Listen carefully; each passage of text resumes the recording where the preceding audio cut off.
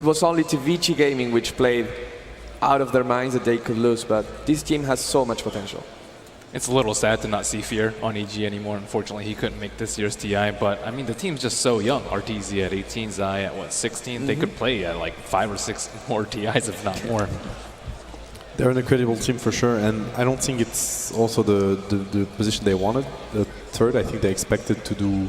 They did well, but they had hopes for obviously the final, and they deserved. I mean, it's completely legit. They're one of the best teams in the tournament. So I think when they were coming in, if you asked them, if would you be happy with third place, they would say yes.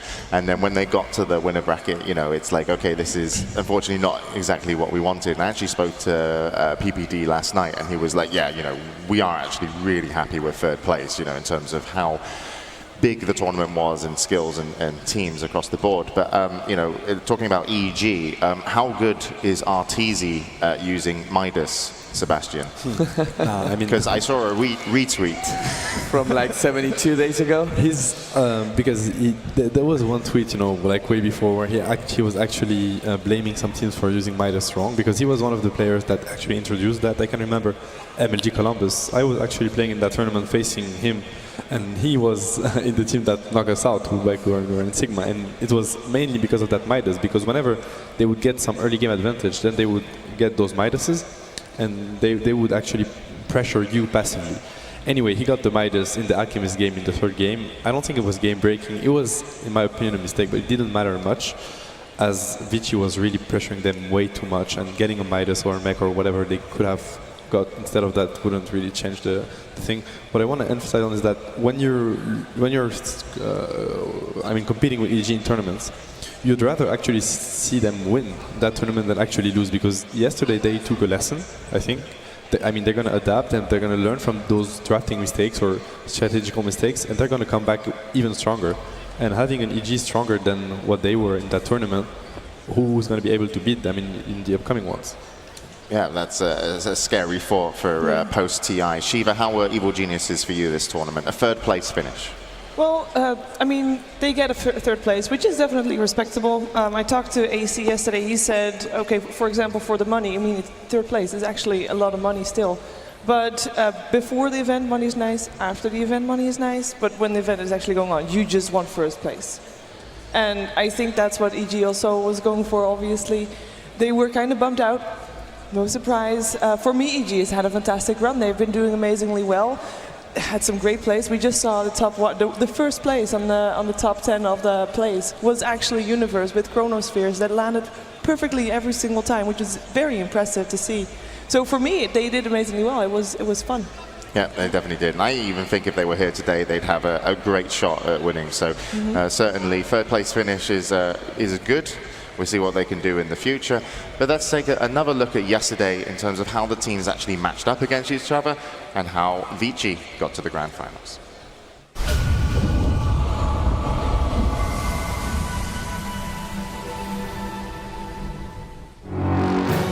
Ladies and gentlemen, welcome to the International Day 3. It's the Brewmaster who's going to go down empty. BKB, he doesn't know the clips. He TP'd in 3 seconds. GG! Cloud9 say no more. Vici Gaming will advance to go into the lower bracket first final here of the International 4. DK looks like a team that came in today to win. The Demolishing King comes roaring in. DK are pushing on with a win here. It's over. DK stay alive and will face Vici Gaming. And they're on their feet here in Seattle.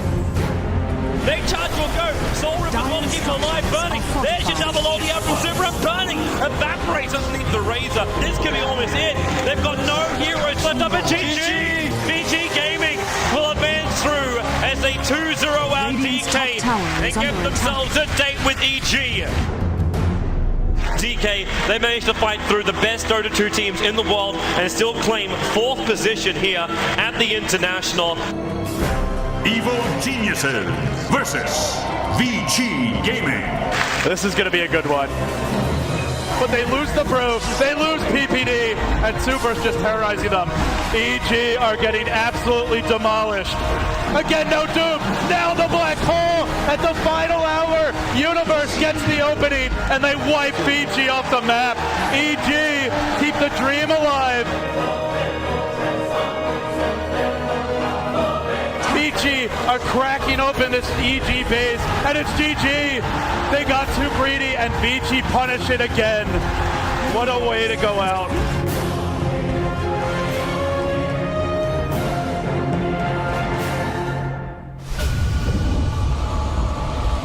And that sets up the grand final today. NewBee versus Vici a little bit later, but Evil Geniuses, still amazing performance, and we gave them a send off yesterday, but certainly we can spend a little bit more time talking about them because they did so well. But what for you guys did they do right? What did EG bring to the international or Dota 2 that made them so successful and unique as a team? I think they had great lineups for team fight. Zai and Universe over and over in the Enigma and Faceless Void respectively show that they're the great or the best in the world probably at these kind of lineups that can fight as five. RTZ Mason always finding farm, and PPD with the draft. He's still, if not the best, one of the best drafters in the scene, and these guys have to remember this because in future tournaments they can take it. I think it's impressive how they redefine two of the roles. Position 4 and Zai, when he plays like Enigma and Ursa, they aren't true 4s, and he takes jungling to the next level, and as well as RTZ playing mid, way different than any of the other mids in the tournament. I think that they were the team with the most solid game plan in the whole tournament. They always had this perfect balance between early, mid, and late? Yeah, okay. Not really early game because it was their weakness, but the mid game and the late game potential, the team fight potential and the carry potential, and they were able to do that not only with the draft but with the plays, how they move on the map, the items they get, the Midas especially, that comes after they secure the late game, etc. But they faced one team that actually found their biggest weakness, which is the laning phase. It's not that they're bad at laning, but just the game plan they have, the weakness is there. And Vici was going over-aggressive on them early on and not letting them actually play their game. It hurt them a lot, so I feel like if EG had to face that kind of problem in the group stage, and then they had time to adapt before the main event, they probably would have won TI, and that's what I think. But unfortunately for them, they had to face that in a elimination game, and they got knocked out because of that. Yeah, they bring an enormous fan base, of course, as well. And for me also, one of the things is that EG has constantly been able to just renew everything they do. Even if they execute something and they lose with it, they try it again and then tweak something, and boom, it works just like that. And it's been amazing. They've had amazing timings on their pushes, on their fights, been able to just make sure that everything works out smoothly after the laning phase, then that is. But they keep growing, they keep getting better and better, and that's for me is the most amazing thing. I'm wondering where they're going to end up. Yeah, it'll be interesting to see certainly where they go. So there we have it, Evil Geniuses. That's our final goodbye to them, and to do so, here's the team. In the world of competitive Dota, North American players are few and far between, and many have yet to reach their potential. This perception suits Evil Geniuses just fine. They are used to having a lot to prove. I think just because we are North American, people seem to undermine us because of the past results. So it's actually a good opportunity for North Americans to just burst into the scene. Following a series of defeats last year, EG placed itself under the expert leadership of longtime veteran Fear. When I joined this team, I hope to learn a lot from Fear and carry on his legacy, I guess, as one of the best carry players in the world. I started out playing in SSD with my captain PPD. We met up with RTC and Universe primarily. I guess they liked how we played. What I brought to the table was a strong support, and that was something that most NA teams lacked, and maybe the reason why they haven't seen any success. The new squad exploded onto the scene in 2014, claiming victory after victory and an invite to this year's tournament. Then, the unthinkable happened. Fear was lost to an injury. None of the doctors really were able to tell me exactly what I had. It's something similar to tennis elbow, and every time I do click for extended periods of time, it does hurt. We couldn't square him that much, we couldn't play that many games. He had to ice his arm in between games, and we actually realized it was pretty serious. It's an injury. Following a difficult search, Evil Geniuses chose Mason to take Fear's place. We found Mason when he was playing with us in like NEL games and stuff like that. He just started ringing when Fear couldn't play for us, and he fit the team. So Fear was the team. Fear's experience really helped them. So when I came on board, things were a little rough at the start, but kind of picked it up. But while Mason is certainly talented, he is relatively inexperienced.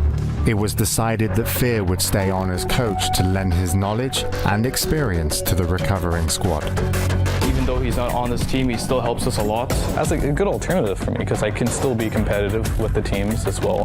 The team's biggest obstacle is probably our lack of experience. Mason is inexperienced in LANs. That's something I definitely am going to have to adjust to.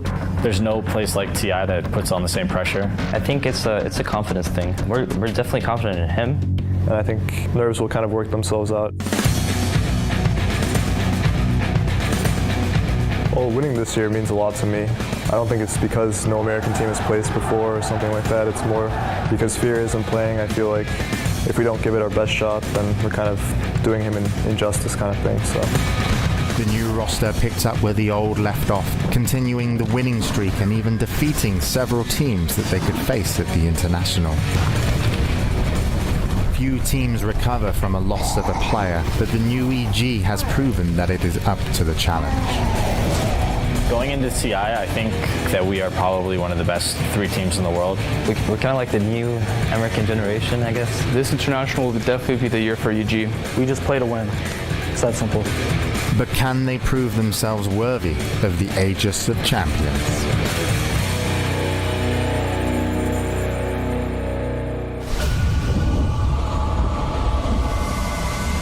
Ladies and gentlemen, give it up for EG. They're going to be here today watching the grand finals. They leave in third, and really they've given me some of my favorite moments in terms of the team fights. It's just amazing to see when it all comes together how powerful they are as a team. But you know, we're getting closer to the grand finals. We've got a little way to go, but EG have given me some of my favorite moments. Any favorite moments for you guys so far at the International? So many. It's whenever I think of the Universe Chronospheres. We saw them at the top 10 yesterday, but it was not only yesterday, it was during the group stage as well. That guy, and as a person as well, because I have to say Sahil is one of the nicest guys in the scene. He's very level-headed, super smart guy. Huge shout out to him for me. That's my moment. Yeah, Universe is just so humble of a guy. And it's easy to look over him when you look at EG, because he just always hides in the background. But I mean, he's just such an amazing player. And most amazing thing for me is just simply the good Dota games. I love watching every single one of these. Yeah, for me, it would like be they were the team to pick Abaddon, they were the team to try Necrophos, they were the team to try Omni Knight, they were the team to try Ursa support.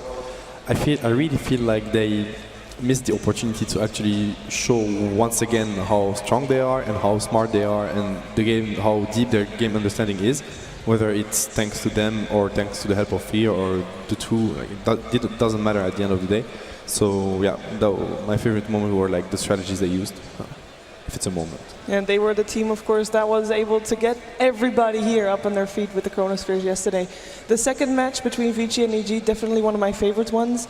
I mean, everything that happened inside the game and also here in the crowd, it was just amazing to witness, and they have created those kind of moments, and that is impressive to do. Yeah, and I also think Mason should be particularly proud of some of his performances. That Weaver game, in terms of his farm and even taking that Midas risk, he actually played pretty solid for a new player to the stage, and even the tournament scene as a whole. So well done to Mason and the rest of the team, and certainly they did Fear proud, as they say. So we're going to check into Casey. We've had some great moments watching EG, but also you guys have had some fantastic moments here, we hope, and we're going to go to Casey to find out what they were. I'm going to try something that I wasn't planning. Can I get everybody to show how much caffeine you've had? Can you just start screaming for us, please?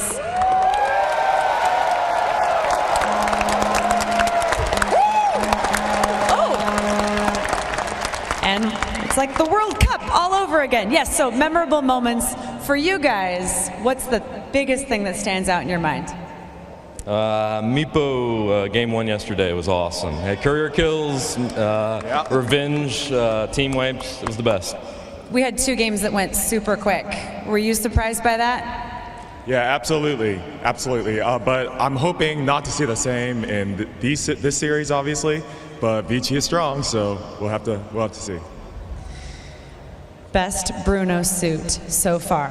Definitely yesterday. The amount of colors going on there, amazing. What about today? He's got half-naked ladies on his suit. Come on. Ow, ow! I'll be honest, I thought they were fish. Bruno, it looks really good from back here. We can see the ladies shimmying from all the way back. All right, we're going to send it back to you guys, but as you can see, already a lot of memorable moments so far, so who knows what will happen today. Creepy look, creepy look. Excellent. Okay, yeah, some great moments from this tournament, but also the international as a whole has given us some amazing moments. You know, everyone really remembers the kind of the grand finals where we are with coming up to with NewBee and Vici, but going back, we've had some amazing past champions, but none of them able to make it to the grand finals this time round, so we won't have a repeat winner. But to talk about some of the old winners, the first international was won by Navi. That was, you know, that came out. I was in Germany. I think you were there as well. We didn't know each other, but we were stood somewhere around the tournament, and Navi claimed the first title of the international champions. So. Yeah, and it was such a different times, right? Some of the teams got the beta 1 month before the international. People, of course, they were playing Dota 1 for a long time, but it was this new game with 40-something heroes. Navi was way ahead of the competitions. The teams like eHome were there as well. A lot of the players that we see now, they were still playing there. Navi showed that they were the first to adapt, and they were a team to be feared. You guys, I'm sure you watched that. Oh yeah, I didn't miss a second. All those international finals, and the first one especially, the first one was actually, it was the first international, so the first international final, and it was the start of, you know, there's always some magic going on when it's a TI final. I don't know why, but it just always happens, and as Bruno said, the first international was just Navi dominating everyone. They were the most prepared team, and they just had the better plays, you know. As for the, yeah, I mean... Yeah, that's what they do. That's what they're famous for. It's always been their thing anyway. Yeah. So. But unfortunately, they weren't able to go into the later stages of this tournament. But we can take a look at, I hope, Navi. We might get Alliance. I'm not sure. Okay, maybe it's Alliance. Okay, never mind Navi. Alliance won't say it. I'm being led really well this morning because they know I lack coffee. But yeah, Alliance ended up being our last winners. And that was probably the most epic, not because it was the last, but the most epic TI finals. I mean, I was in the player lounge for that one, and I remember people almost crying during the game, just because how intense it was. They didn't even know why they was crying, because you're cheering for a team, but you know, and it's like it was that intense that seeing actually Navi lose or Alliance win, it was just some, you know, magical moment. Yeah. So let's take a look at our last year's champions, Alliance. Winning this year's international, it's everything. We've been doing extremely well this past year, and it would just be a proof that we were the best team this year, and no one can take that from us. Alliance will take the win here. Ryder and Bulldog in through the rear. Styler, he drives.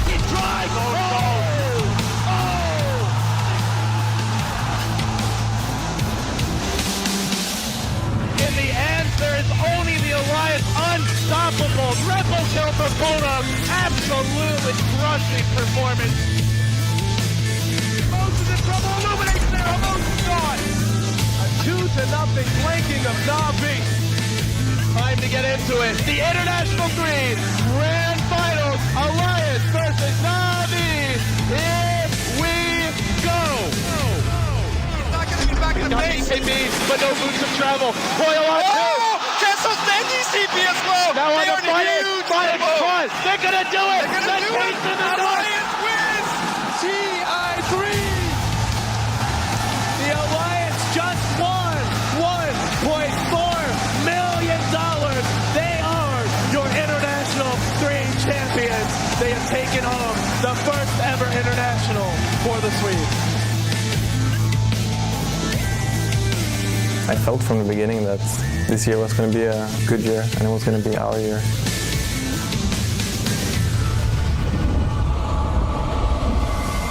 Last year's champions, Alliance, certainly going to be in the stadium today to watch the Grand Finals. And from here on out, let's talk about the Grand Finals, because it's NewBee versus Vici that we await for. And how do you think these teams are going into the Grand Finals in terms of preparation, in terms of just everything from skill to plan to their mental kind of capacity, I could say, to kind of keep it together. It's a best of 5. It's going to be tough, and you need to get a good start. Well, Vici Gaming, they have an advantage. They've been playing the last couple of days. NewBee, they won day 1. They pretty much took 2 days off. I say it's an advantage because most teams would rather prefer keep playing, just keep the momentum. Even though NewBee had the chance to watch Vici Gaming and analyzing, coming into the first game, they might be a little bit cold. And if they don't get it there, they might lose the momentum they need to take the best of 5. I think both of these teams, their playstyles are actually relatively similar. Vici, they have slightly better execution, and NewBee, they're a little bit more versatile. So it's going to be very interesting to see what's going to go down in the first 20 minutes of the game. Well, can I? Yes. Do you think they're more versatile, Vici? No, I think NewBee's more, yeah. I mean, Vici have been using a lot of push to win their games, and actually last time Vici and NewBee met was in the winner bracket, and the team that ended up winning every game was playing Radiant and pushed. Are we going to see something similar here, Seb?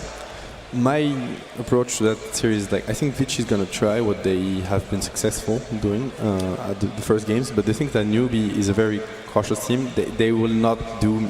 When you go very aggressive early on, like Vici does, and you try to take down towers, you actually force your opponents to do mistakes. It's not because you're necessarily going to win the 5-2. We could see versus EG, right? They were pushing mid, and the Universe got the chrono, and 3 of them actually died, and they actually ended up losing the game because EG did play well and did no mistake. Although they were, when NewBee rush things, it's really hard to defend and not do any mistake because they're one step ahead, so they always track, and you just play the reactive game. Yeah. And that's not good. But I don't think NewBee is going to fall into that trap just because of how disciplined they are. So Vici might have to adapt during the grand final. But they have Sylar. They have one of the best carries in the world. He's one of the best players at using Morphling, Anti-Mage. So I'm sure they can adapt. So it's all about how versatile actually Vici will have to be. Yeah. Do you think we're going to be seeing the Nature's Prophet on Sylar? I think Nature's Sylar or Zawade, because we have Zawade with 100% win rate, Sylar with 75-ish% win rate, I think even higher, 85. I want to say, yeah. So we're going to see Nature's Prophet, I think, actually banned out, because you don't want to give it to either team. So yeah, well, we'll see if it comes into effect. But let's also have a little recap, because Vici, they were amazing to get to the finals. They had the best group stage, but unfortunately dropped in the winner bracket and then came all the way back. Let's take a little recap of how they made it to the grand finals.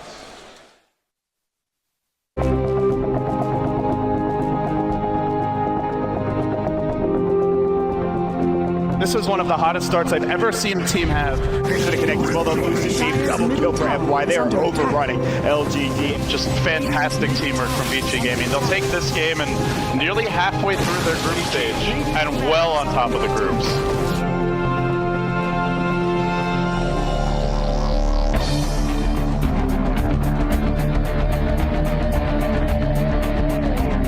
Vici Gaming versus NewBee. We're already getting aggressive. It's all the way to bottom. What a move! What a play! Bang! Knife! Boom! Shakalaka! Who will fall? They swap in a third, make it a 3-0. Vici strike back. Now the Hellfire rate's on. He just melts. No chance. And the mid, it's all over, Red Rover. Say goodbye to Vici Gaming. Eliminated, and who advances to the lower bracket first final?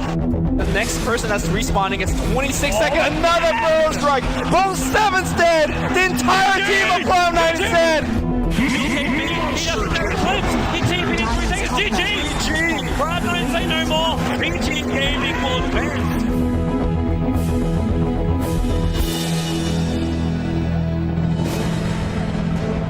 Game number 1 of this best of 3.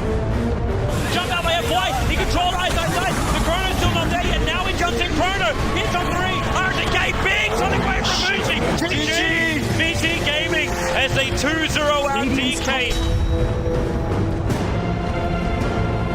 We're live here from Key Arena. This game, it will be about momentum.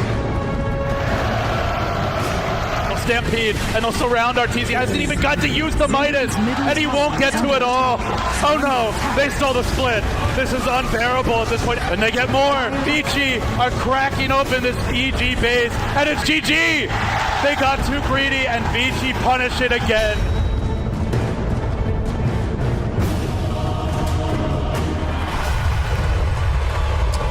Vici, an interesting road to the finals. Really one of the comeback teams here, making it all the way through the lower bracket, taking a victory over Evil Geniuses at the end to make it there. But of course, their opponents had a similar story, NewBee, and here it is. Greetings and welcome in. We're ready to kick off our playoffs here leading up to the main event at Key Arena, the International 2014. It's a triple kill for Shadow Shaman. That's it. This group stage, day number 1, day of surprises. And NewBee, their fate is not secure, Lumi. One of the favorites coming into TI4. They might not even make it to the main event. They might not even make it to phase 3. They know how much is on the line here, man. You lose this game, and you're completely out of the International. And actually, Pycat can be jumping in, holding on to 2. Ward's being dropped out, Meteor doing a huge amount of damage, though. And I think that spells the end of Mouse. Mouse go down. NewBee, man, they set an example with that one. Loser of this best of 3. They'll be the last team eliminated before the main event. And they get more. They get Yamate here too. Titan are being overrun. Not even 20 minutes into this game. Tron driven back. NewBee feeling confident. And Chrono number 2 with the Ember over the top. It prompts the GG.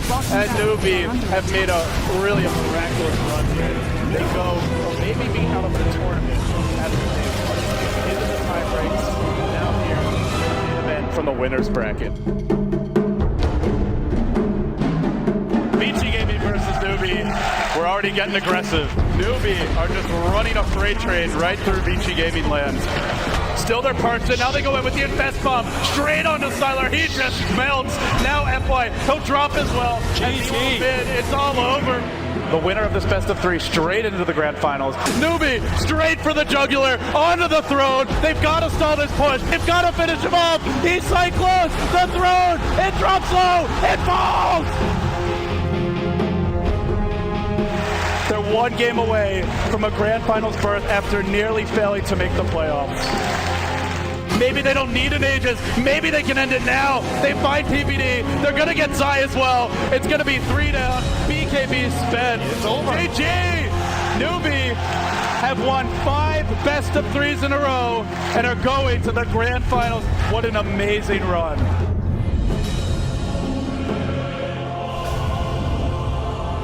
NewBee, our second grand finalist.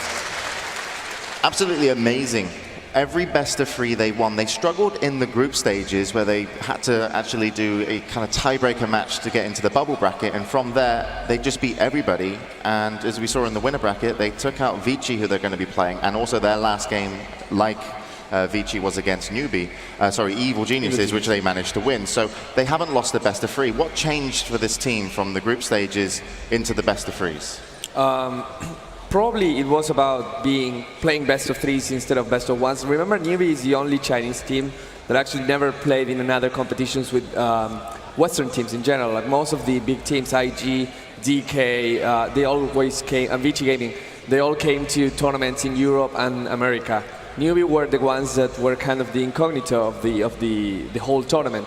So coming into best of 1s, you don't know the people, so you might lose some games, but coming into the best of 3s, they showed that they were really, really the solid team. I just think it's simply a matter of preparation time. During the group stage, they had to play 15 other teams, and they just didn't have that much time to prepare. And they didn't play much of the Western teams, sure, but at the same time, they 2-0'd EG. So they just knew exactly what they were going to do. Same with Vici. They just completely dominated them. You could tell from the draft, from their gameplay, from the hero choices, that they just came completely prepared.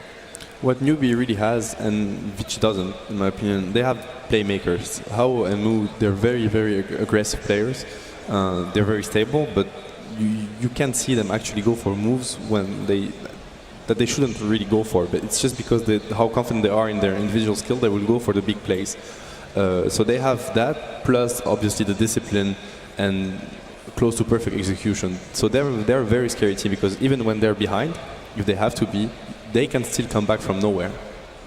What do you think of their strats and stuff, though, in terms of how they're able to adapt? Because sure, you've got like Hao and Mu, as you mentioned, that can make the plays, and then you've got the experience of kind of like Zhao Wei. How do they compare when it actually comes to the strategy of the game? Because certainly that's something, if you looked at Vici yesterday, the ROTK was fantastic in getting his team on the same page. So how do you think they compare?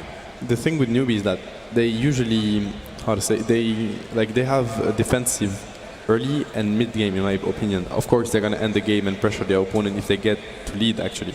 But it's like they go for what they drafted versus EG, for example, the Shaker, the Lich plus Spectre. That's not something that can actually apply pressure. So they're going to be looking to defend versus Vici, in my opinion, or at least from what we saw before, that's how it should be.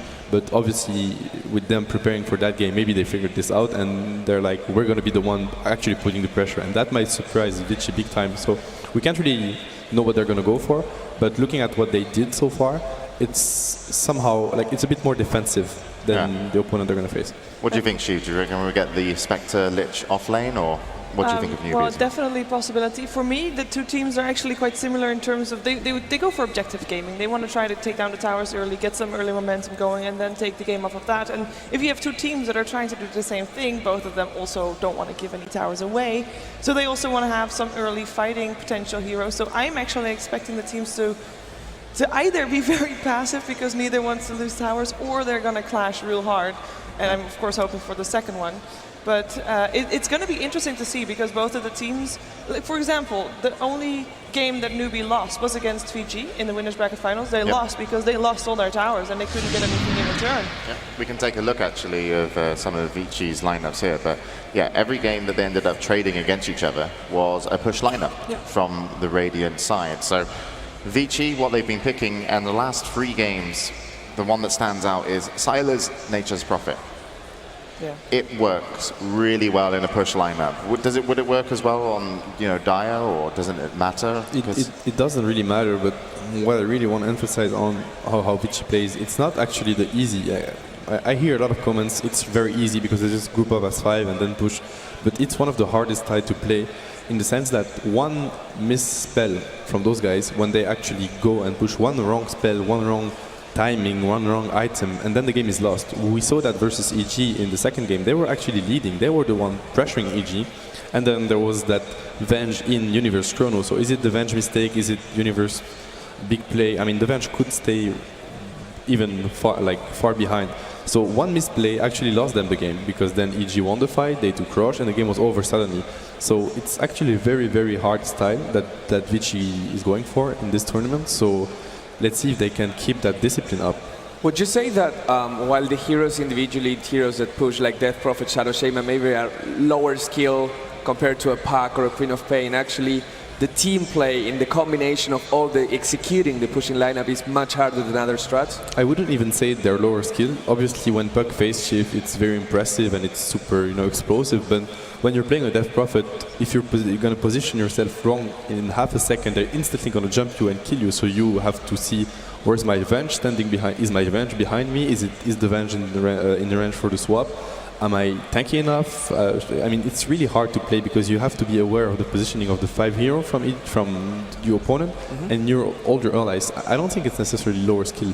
I would say it's minimum same skill, and the way they play, how aggressive they are, I think it's even way harder actually to play that way. Yeah, I think I agree with you. It's certainly less flashy and maybe not as exciting to the viewers, but the level of execution that Vici has is, I'm always really, really impressed. And everyone, I'm just like, oh my gosh, these supports are just in the perfect positioning, getting their spells off, and you never feel like anyone's like really useless or not really carrying their weight, and they just know each other so well. And the positioning is just of utmost importance, as you said. Exactly. I mean, in late game, for example, in a late game fight where you have like 5 big items, using the magic stick, for example, is really, I mean, it's almost irrelevant. In those games, maybe one magic stick usage wrong, or right, then they survive, then they get a spell off. It's every item is important, every spell is important. So I would say it's actually it's the hardest style in my opinion. And I mean, I favored that style when I was playing. So I can say it's actually really, really hard to play that way. Everyone in this tournament has a great individual skill, probably very similar across all the teams. But what really defines the team is their teamwork, their chemistry, and how they pull it all together. Yeah. I mean, something that we've all been really impressed by is FY and Fenrir. For the team of Vici, they've been solid throughout the whole tournament. Is it safe to say, going into the grand finals, that maybe Vici hold the stronger supports in their team, Fenrir and FY versus Sansheng and Banana? I don't know. I wouldn't necessarily say that they have a very different style of playing. Indeed, FY and Fenrir maybe more oriented to helping their teammates, while Banana and Sansheng actually orientating for ganking mostly mid, most of the time anyways. and actually just getting also a lot of farm for themselves. So they have just a very different style of playing. Personally, I like Banana and Sunshine a little bit more, but I guess it's just personal flavor a little bit as well. What do you guys think about the support duos for both teams? I think it's really just how they're all directed around the map. I think like they play very similarly, and the thing I like about NewBee too is that they didn't really change too much after the post-TI shuffle last year. They just brought in Xiao 8 from LGD China, and it's very hard for a player like Xiao 8 to command the team and play well on an individual level. Last year, if you asked who the best mid was, no one would say Xiao 8. He's not that greatly skilled individually, mechanically in the lane, but in terms of his game plan, you can't compare. I want to mention that when we talk about Fenrir and FY and how good they are, and especially in the case of FY, it's not only about him, it's also about Super, and knowing the team knows really well when Super has to rotate out to get that quick level 6 on FY. Whenever he plays a Shadow Shaman or a hero that really needs the quick level 6, you're going to find him in the middle lane, solo farming whenever the action starts moving. And that's all about how Vici Gaming dictates the tempo as well. It's like, okay, now it's your time to farm. Super is level 6. He's going to find something else, either in the jungle, ganking some heroes, securing Ocean, getting the runes. But the supports can shine because the team runs around them. It's also amazing to see how much the cores, for example, from Vici, they trust their supports. You could see yesterday Super, they were pushing in with the Death Prophet. He was actually standing in front of a full 5 hero. And he is going to die if the Vengeful doesn't get her spell right. So they trust each other. I mean, obviously FY and Fenrir have been really impressive in this tournament. I think that, I don't want to say they're better, but Vici relies more on FY and Fenrir than NewBee relies on Sancheng and Banana. One thing though that's going to be key in my opinion is that FY and Fenrir, they go for those early rotations, right? And I don't think they play Enchantress, or they didn't play that hero, junglers in general. And the NewBee likes to play Enchantress on Sancheng, if I'm not wrong. And then that's going to be key, because having to face a jungler when you play double roaming, it's really difficult because you don't know where the jungle is. And if he's actually where you're going to strike, then it backfires really hard. All right, well, yeah, certainly it'd be interesting to see how these supports are going to do in the best of 5 and rotate around the map. But also, you mentioned, how good Xiao 8 is, leading. But that's the same as I feel like ROTK was amazing yesterday. So, if you put these guys, kind of on a chessboard of Dota, which is really what they play a lot of the times on the off lane, who do you favor in terms of their styles, or what's the difference between Xiao 8 and ROTK leading their teams, do you think? I think ROTK is the most aggressive player of the two. He will always, it's kind of like, you can compare him to Ice as well. One of those guys that will get the most out of the lane. Xiao 8, he plays the patient game. If you want to compare him, he's more like Universe. The guy that will not make a mistake, will just get the most out of the lane without putting himself in danger.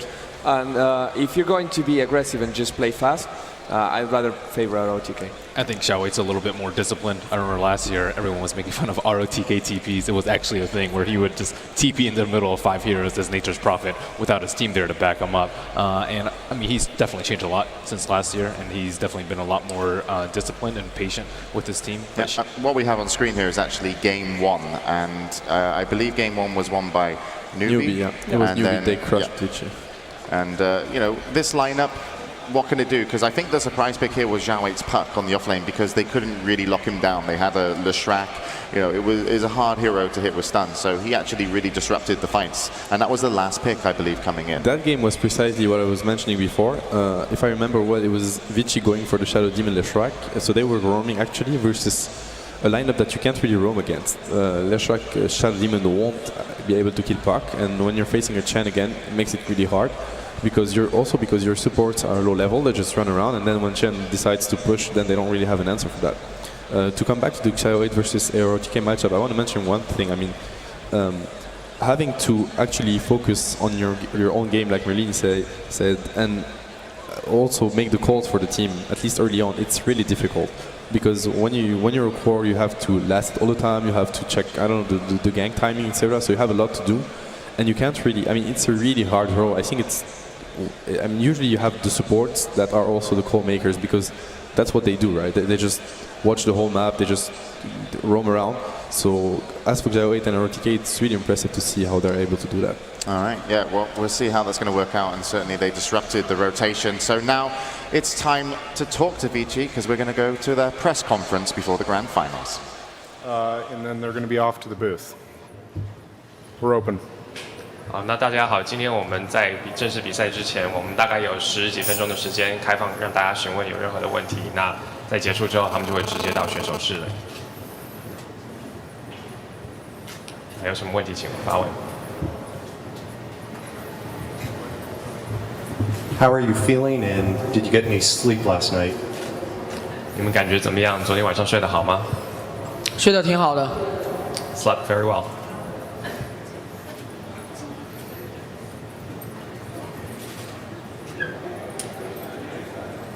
In the back.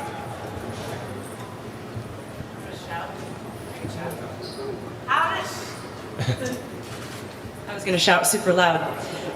How does it feel to be playing for potentially $1 million each today? 就是100万奖金的这个100万美金的奖金比赛，你们感受如何？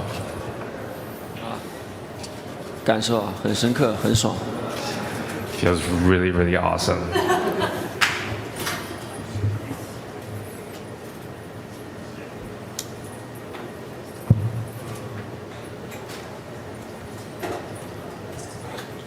老队长你好，我想问一下，昨天你们赢了3场比赛，你觉得哪支队伍你最难打 Hello, RTK. Yesterday, out of the 3 matches, which one was the toughest for you guys? 我觉得应该是EG吧，因为这里毕竟是EG的主场 ，USA 大家都懂的。It must be EG because this is EG's home court, USA. 今天的你觉得胜率有多少？ What do you think of your win rate for today is like? 50%吧，我们2支队伍都互相比较了解，然后打比赛真的就是看发挥。 Probably around 50% because we know each other very well. So it's going to come down to how you perform real time.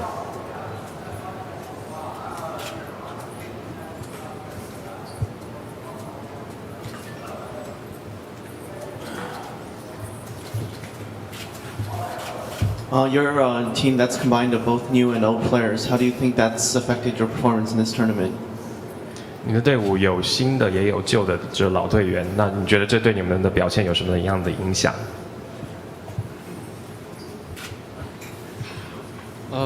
作为新人来说，需要老人来带吧，我觉得是这样。I think as a newcomer, it doesn't really matter if it's old or new.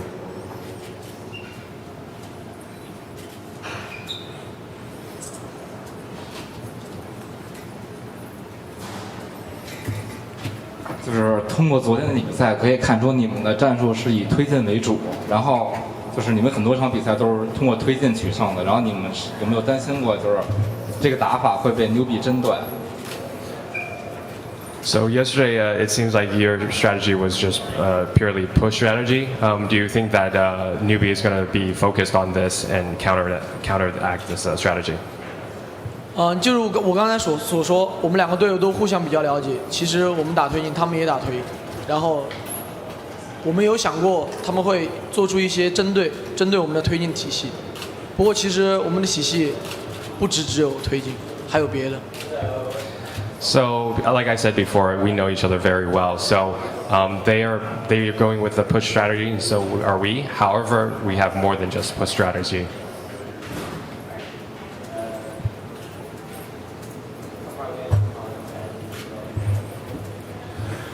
Historically, the Eastern and Western scene is kind of blown up after an international event, and with a lot of players retiring potentially after this year, who do you expect to stay stable in the scene, and how big do you expect the fallout to be? I'm sorry, I missed out the middle part of your question. Can you repeat that? Basically, the Eastern and Western scene after an international event kind of blows up. A lot of teams shuffle players. How big do you expect the fallout to be in your scene back home? 那今天我们今年看到就是不管是东方或者西方的战队都有很大的变动。那而且由于这一次的比赛，大家我们看到传统的强队都不在了。那你觉得在这一次回去之后，在你们中国会有什么样子的变化？会有什么样子的变化？我觉得会有很多老的职业选手应该会选择退役，或者重新选择队友吧。I think a lot of the old players are going to go straight to retirement, or they're going to switch to a new team.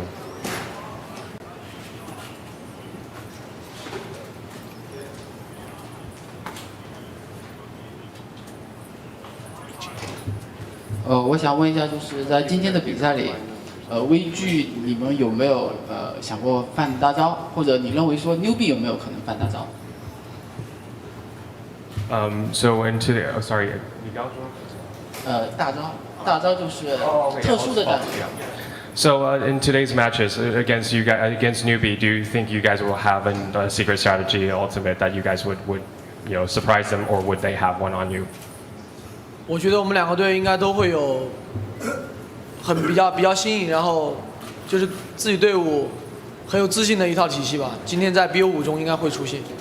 I think both of our teams have a very confident strategy, and I think today you guys will see what we have in our pockets.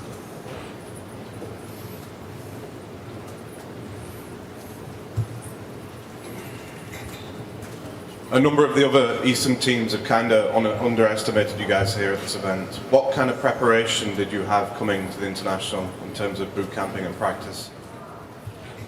外界对你们都就是没有那么的看好。那你们在为了这一次 TI 的准备，你们做了什么样特别的训练吗？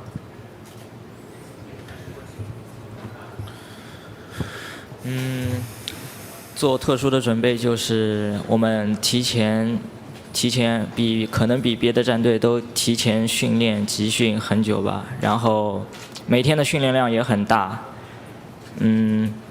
因为这次 TI 可以说给我们的压力是很大的，因为我们来 TI 之前的成绩并不是很好。然后就是教练给我们的方向就是练得多一点，可能能吸取到更多的经验吧，对这次 TI 会有帮助。So different from other teams, we probably practice much more than they have. Coming to this year's TI, there has been a lot of pressure on us because we didn't perform quite well leading up to the games. The strategy that the coach gave us was to practice and practice and practice. Okay, let's get one more question. 最后一个问题。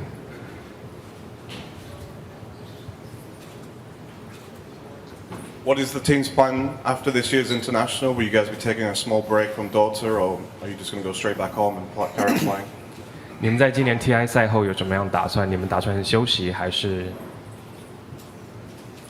就是这次 TI 结束后，我们肯定会先休息一段时间，然后再决定以后的计划吧。就是先不会有太多的计划，就是先休息。After this year's TI, we plan to take a break. We're not going to plan ahead of it. We're just going to, take a break from the scene. Okay, thank you. 谢谢大家。Vici Gaming in their press conference, and we'll be hearing a little bit later from NewBee, but ROTK, you can tell he's a fantastic leader. He's like, okay, I'm doing a press conference, but he's really sat there going, I'm ready to go to battle, because he kind of sits in the middle, and he, even outside of the game, he's in charge of his team, and he looks ready. Like that, it's a scary opponent to go against. That kind of mentality, that determination. Yeah, at the same time, these two teams know each other so well. Every single tournament that happens in China, or actually most of them, are LAN tournaments, meaning that more than any other scene in the world, these guys see each other pretty much week after week. They know each other, and I think that while ROTK might seem intimidating for us, NewBee is like, okay, yes, this is this guy, we can take him. Well, we'll have to see, and the things I got from the press conference is, they slept well, which is impressive to do when you're going into such a big tournament in terms of the grand finals, but also they say they've got more than just push strats. But if we go into the second game that they played and take a look at what happened there, it was still push strats. So we'll see if Vici are going to bring something new to the table. ROTK said he is going to, maybe just playing mind games. Well, it but was maybe a push, they would need sorry, to. It was a push strat, but they also had the Ember Spirit as a kind of like safety for the late game, which is what happened. Super got really fat here, and even though Hao had the Luna, and the Luna can get really scary, because if you make a mistake 30-40 minutes into the game, she can push all of your towers. The super there was fantastic. And of course, giving Sylar the Nature's Prophet, that's something that probably NewBee learned they have to not make happen. Yeah, for me, when these two teams first faced each other, it was Vici. They beat NewBee in 17 minutes, so very fast. And then they came into the winners bracket semi-finals, and NewBee was an entirely different team. We saw them grow over the group stages, over the bubble bracket, and then they faced it again. And then it was 14 minutes, and NewBee was able to take out VG. And so the second game for me is really the first time where VG thought, okay, you know what? Let's prepare for this one. They gave Sylar that Nature's Prophet. They made sure that Luna that you're talking about, taking fast towers, they didn't get any towers until very later on. I don't even think they took an entire tower that game. So it's really, I think they really learned from that first two games that they've played, and that I think that VG is looking very strong. They definitely have done their research, and I think also that they can do something different than push, but we yet have to see that. And in the final game of the series in the winner bracket, in game number 3, it was NewBee who, of course, took the victory. Again, on the Radiant side, and they got to push. And this time we saw How on the Lifestealer. And this has been a pretty big hero for the NewBee lineup. With the aggressive play that you mentioned that they have, it works. It can be a hero.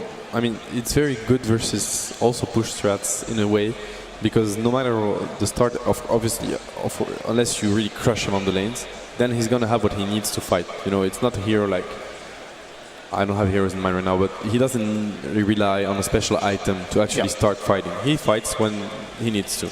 So it's decent versus Vici's playstyle. I'm not quite sure why they favor the next that high, to be honest, because it didn't always make sense. It was not like the pick to get when they got it. So we'll have to see if they want to use that next again. And in between these two teams, Shadow Shaman is probably more contested than any other support, unsurprisingly, given how much they like to push. And in that last game too, Vici also opted for a Luna, and Sylar actually had to go for a casual Bracer because he was so underfarmed. It was like a 30-plus minute game. He just ended with Tread's BKB, so I think Sylar's going to be the one to shut down. Yeah, and the surprising thing about NewBee is that even though they played a lot of games and they play 45 heroes total, they're unbeaten with 16 of them. And this is not just like one. Yes. Well, I mean, that's kind of unheard of to be unbeaten with 16 different heroes. And it's not like just one-off. It's like 7-0 Nature's Prophet and Earthshaker, and they're 3-0 on Lifestealer, Leech, Alchemist, Death Prophet, Weaver, 2-0 with Pack Spectre. These guys, it feels like... Oh, sorry. I just want to mention, those are non-pushing heroes. Yes. Those are very late-game oriented heroes. And that's the thing. These guys... you see their performance, and they lost 7 games in the group stages, and they also lost a couple games in the phase 3. What it means is that kind of like they found their strides. Like they have these few heroes that work really, really well for them. If I'm Vici Gaming, I'm like, why do I only have 5 bans? I want 10, right? Do you favor then a little bit more NewBee if it goes into late game? Because if we look at Vici's performance, we can say they won every game that they pushed, right? Yeah. But they also, the games that got away from them, because they did drop a game versus Cloud9 and also Evil Geniuses, the games that got away in the series were late game, big team fight orientated, engagements. And NewBee, their late game seems to be really impressive. And as you mentioned, How and Moo are fantastically individually skilled. So if it goes late, who has the kind of fighting potential? Well, looking at these drafts, they used Nature's Prophet as their position 1, which doesn't always work out. It works like for the first 35, 40 minutes, but as you saw in the series with DK, Nature's Prophet does have a limit. He had like 40,000 net worth on Ice Size, and at some point you have too much gold, but until you reach that point, their strategies work very, very well, as opposed to a team like NewBee, who runs something like Spectre in the off lane, something like Ember Spirit often for in the mid lane too, so they have much more late game potential going past 40 minutes plus. So if you're looking to win as NewBee, you want to drag it out. Don't lose early. I wouldn't they have better late game potential because of the draft, but when you think about it, late game comes also a lot to how the supports can actually have an impact, especially when it's a lot of 5 versus 5 fights, and when I would be really scared to go versus Vici in late game. Maybe, if they go in all-in early game, then it's okay. But honestly, looking at how FY and Fenrir actually use their spells and are able to fight in the late game stage, looks very scary. All right, well, we have to see how it works out, because we're going to that game a little bit later. But of course, we need to hear from Vici Oh, sorry, NewBee, as we go into the press conference, we're all waking up here. Hopefully they get ready for the finals as well. So let's go to the press conference with NewBee. So if you have questions for them, we have them for about 10 minutes. Floor's all open for questions. 所以我们有 NewBee 在这边，那大家有什么问题的话，我们有大概10几分钟时间可以发问。Cyborgmax on gamers.com, and this question's for Zoe. Before forming Team NewBee earlier this year, you spent approximately 3 years with LGD. How hard was that decision to leave LGD? 在今年成立 NewBee 之前，小八，您跟这个 LGD 你在 LGD 总共3年的时间，那这个对你来说有什么困难吗？就是成立 NewBee 这个战队。其实，在老干爹的时候，一直就是都跟他们相处的很愉快，不管是赛内还是赛后。但是后面就是我自己慢慢的觉得。对 Dota 慢慢的失去热情，我选择了就是会在 Dota 圈做另一份职业，然后来到 NewBee 的话也是一个偶然吧，就是 NewBee 的老板就邀请我，想让我再试一下，所以我也觉得我还想再冲击一下自己的梦想。So at LGD, I've been at LGD for so long that eventually I ended up losing my passion for the game, and I wanted to do something else within Dota instead of playing. However, with the NewBee owner, he convinced me to stay and play and act as a pro player once more, and so that was very good for me.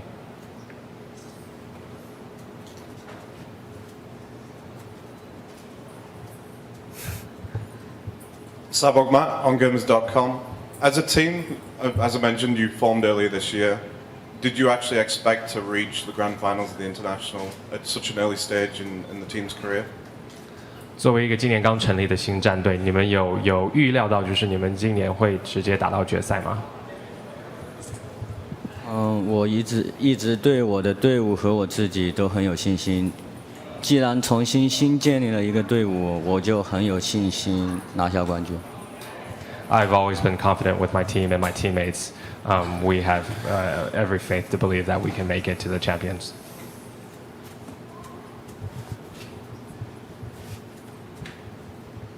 小八你好，我是来自悠久的媒体，我想问一下，就是这2天你们没有进行比赛，但是 VJ 这2天进行了很多比赛，而且状态很好，这个你们觉得对你们会不会有一些不利？ Hi, Shoei. So you guys have an off day for this past 2 days, whereas VG has been playing these past 2 days. Do you think this is at a disadvantage for you, your team? 我觉得影响的话会有那么一点嘛，但是不大，因为我们这2天也一直在现场看比赛，也有研究对手一起讨论。我觉得这些只是一些客观的问题。 I don't think it would affect us very much because the past 2 days we've been at the international and we've been watching and studying our opponents. So I think it's just a matter of perspective.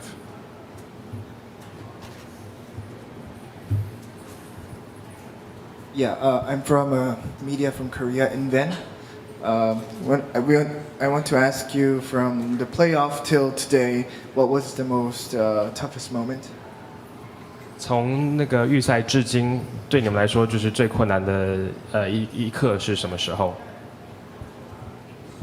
最困难的一刻就是我觉得，当我们得知要打加赛的时候，我们就感觉一下子清醒过来，就感觉我们不能这么怕输，我们一定要赢，我们不能只想着输了会怎么办，我们只能想着怎么去赢。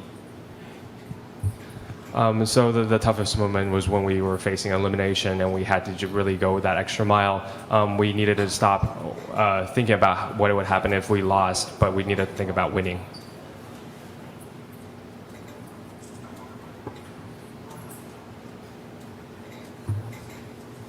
Hector Rosario, Flipside Tactics. This is for Zhao Wei. Are you surprised that DK and EG were beaten so easily by Vici Gaming? 小八，你觉得 DK 跟 EG 被 VG 打败了，你有很意外吗？我觉得不是很意外，因为 EG 跟 DK 的风格他们很像，就是偏刷，然后 VG 的风格就很进攻。我觉得赢了他们，一个是他们本身就是一个实力很强劲、很团结的队伍，我觉得是应该的。I'm not very surprised. EG and DK plays more safe lane and farming, whereas VG is very aggressive. So it just states that VG is a very strong team, and I'm not very surprised by it. Sabok Matt on Gamers.com. Speaking of aggressive Dota, have you guys been studying Vici during this main event, and do you have something in place ready to deal with this kind of lineup if they go for it? 所以面对 VG， 你们在这一次研究他们的战术，你们有什么任何的心得，或者是你们打算要怎么就是阻止他们？我们觉得我们跟他们其实都是属于比较进攻的队伍，但是觉得也是互相比较了解，就是打好自己的，把自己的东西发挥好就行了，也不用太想，就是也不用想太多。So both our team and VG play very aggressively, and we focus on attack. So I think rather than focus on what the other opponent is going to do, we should focus on our own strategies and make sure we do our jobs. Hector Rosario, Flipside Tactics. This is for Mao. Can you explain the differences between you and Siler in particular going into this finals? Sorry, is that for Mu or How? How? Okay, sorry about that. 所以这是问好的问题，就是你可以说明一下你跟 Siler 你们两个人之间的差异，就是目前在这个决赛的时候，你们要怎么对阵？其实我的风格就是比较就是上头，然后比较冲动的一个人。然后其实沙拉呢跟 B 神非常的相似，然后就是他们都是偏爱说钱的。然后其实我们就是其实也是看队友的发挥。如果是我的队友就是在后面就是把局势打顺了的话，我会就是一直往前冲，然后就是反正我是那个就是有了装备，队友在后面保护着我，我就会冲得非常的就是凶狠的那一种吧。然后沙拉就属于就是反正打前就是一直打，然后就是可能就是有些就是打前就是那方面可能会稍微比我好一点点。Okay, I play very much aggressive, much like Burning, but for me it very much relies on my teammates. If my teammates can give me the amount of space that I need, I can go around and do what I need to do. Whereas Siler farms a lot better than me, and so I rely more on my teammates than he does.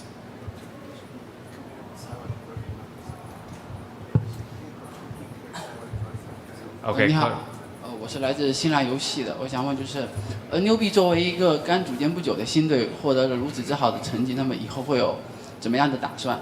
另外就是网友有爆料说小巴在 TI4 之后会有一个惊喜送给大家，在这里可不可以透露一下？ So for a new team to be this far in TI, what are your plans after the TI, the tournament?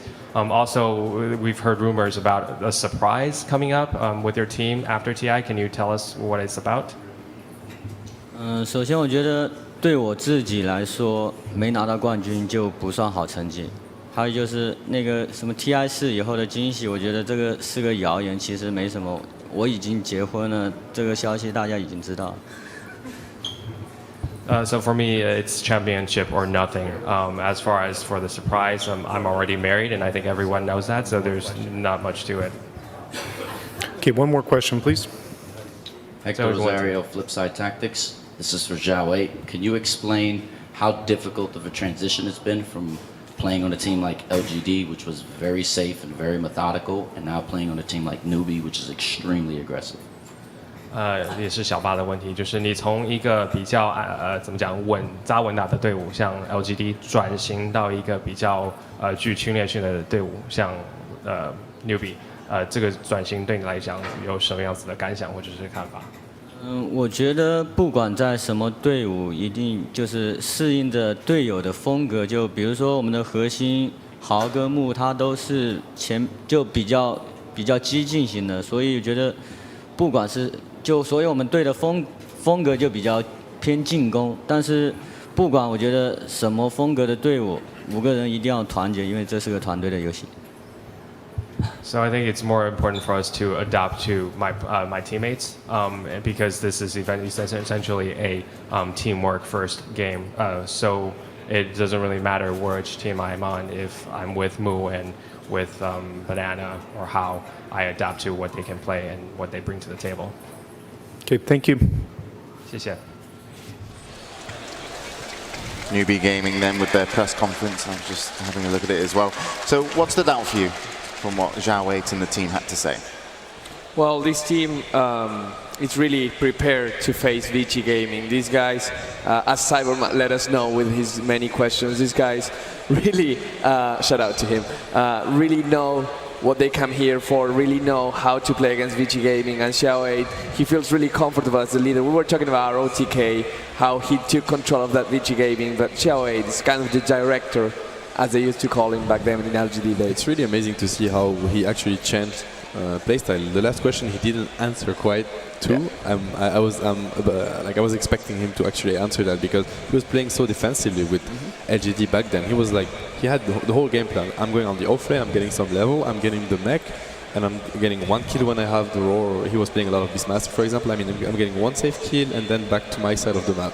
And it was this old, here is way more chaotic, so it's really difficult. He adapted really well. Well, the old LGD still plays like that, right? DD and DDC, they're more passive than the other supports, and they were famous for their like Magnus AM and Alchemist kind of turtle.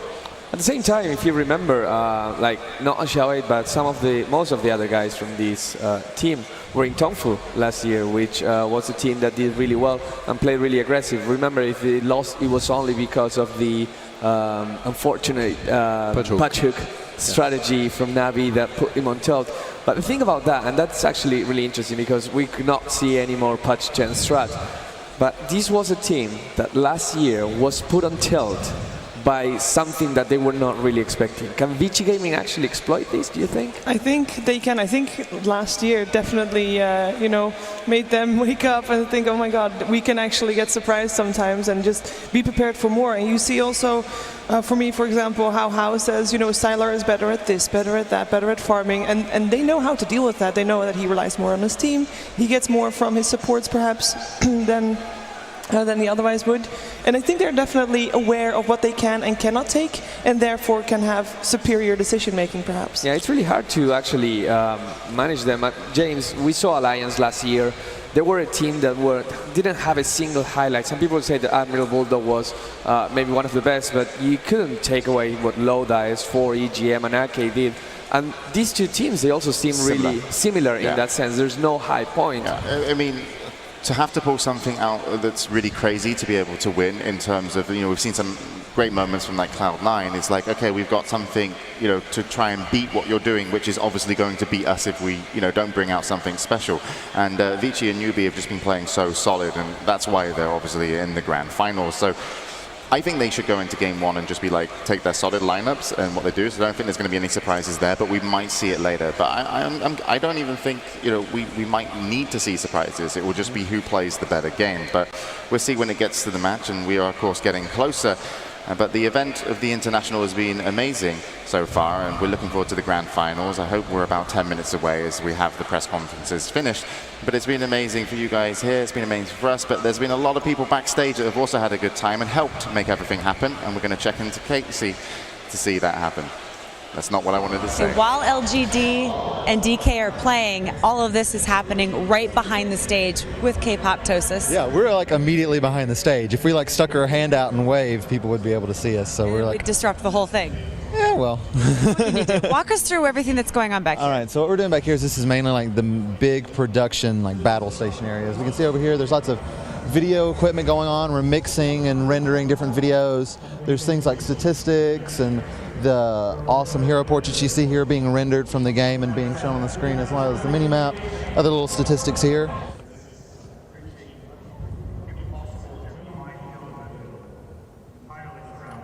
The in-game stats pop-ups that you see for every game. My partner Robin is in charge of translating a lot of the stats, as well as keeping some other things, looking out for other things as well, as he has really good suggestions about what to look up a lot of the times. And we have like a running document going with every statistic being translated into Mandarin over there, which is really neat. And to the right of him is Scriff right now. He is in charge of the camera observing. So unlike last year, we don't have the casters in control of their cameras. This year we have someone back here that is keeping in charge of the action so the casters can pay attention more to what's going on. So he has a pretty high-stress job. He has to be paying attention to every tiny detail. It is the most thankless job I think there is because no one notices what you're doing unless you mess up, basically. Oh, no. But they've been doing a really good job. Him and as well as Weapus have been doing a great job back here. How is it back here? Yeah, really. Exactly. How is it back here this year versus last year? What's changed for you guys? Not a whole lot has changed for me. It's basically the same setup as last year. We didn't have dedicated observers last year, so that's a little different, but I don't really interface with them as much. I think I've maybe gotten a little bit better at what I do because last year I had maybe been doing like stats for like 3 months, and now I do this full time. I actually have moved from Alabama to California to like join a group, and this is kind of my thing. So hopefully I've improved my craft a little bit. And so does that mean if we put you and Statsman Bruno in a room together, it would be like the stat kings of the world? Yes, we have this big long document that we've compiled together and we go over and stuff. A lot of the things he talks about on the analyst panel are stuff we've went back and forth and discussed and talked about. So yeah, we have our little powwows. I love it. Thank you for all your hard work back here. No problem. It's a lot of fun. I really enjoy it. This is my favorite time of the year. He's too kind, actually. You know, he made the document himself. He just like shared it with me. You just got to look over it. I just like, nice. And that, of course, was Casey yesterday. Sorry about Casey. Some of my comments I'll be checking out of the international stream. But we've had the horn, which means we're 10 minutes away from the game. And the players hopefully will be getting ready on stage shortly. Scriff, Weppers observing. They've been great as well. We saw that in the preview. Another Backstage. thankless job. Yeah. Everything seems to be going well. Thanking them, no longer thankless. Oh, Thank you, Scriff and Weapons. You just ruined the only thing that they could say. Our job is thankless, not anymore. Sorry, ruined it. Yeah. So they'll be coming on stage soon. Anything else that you got from the press conference of NewBee?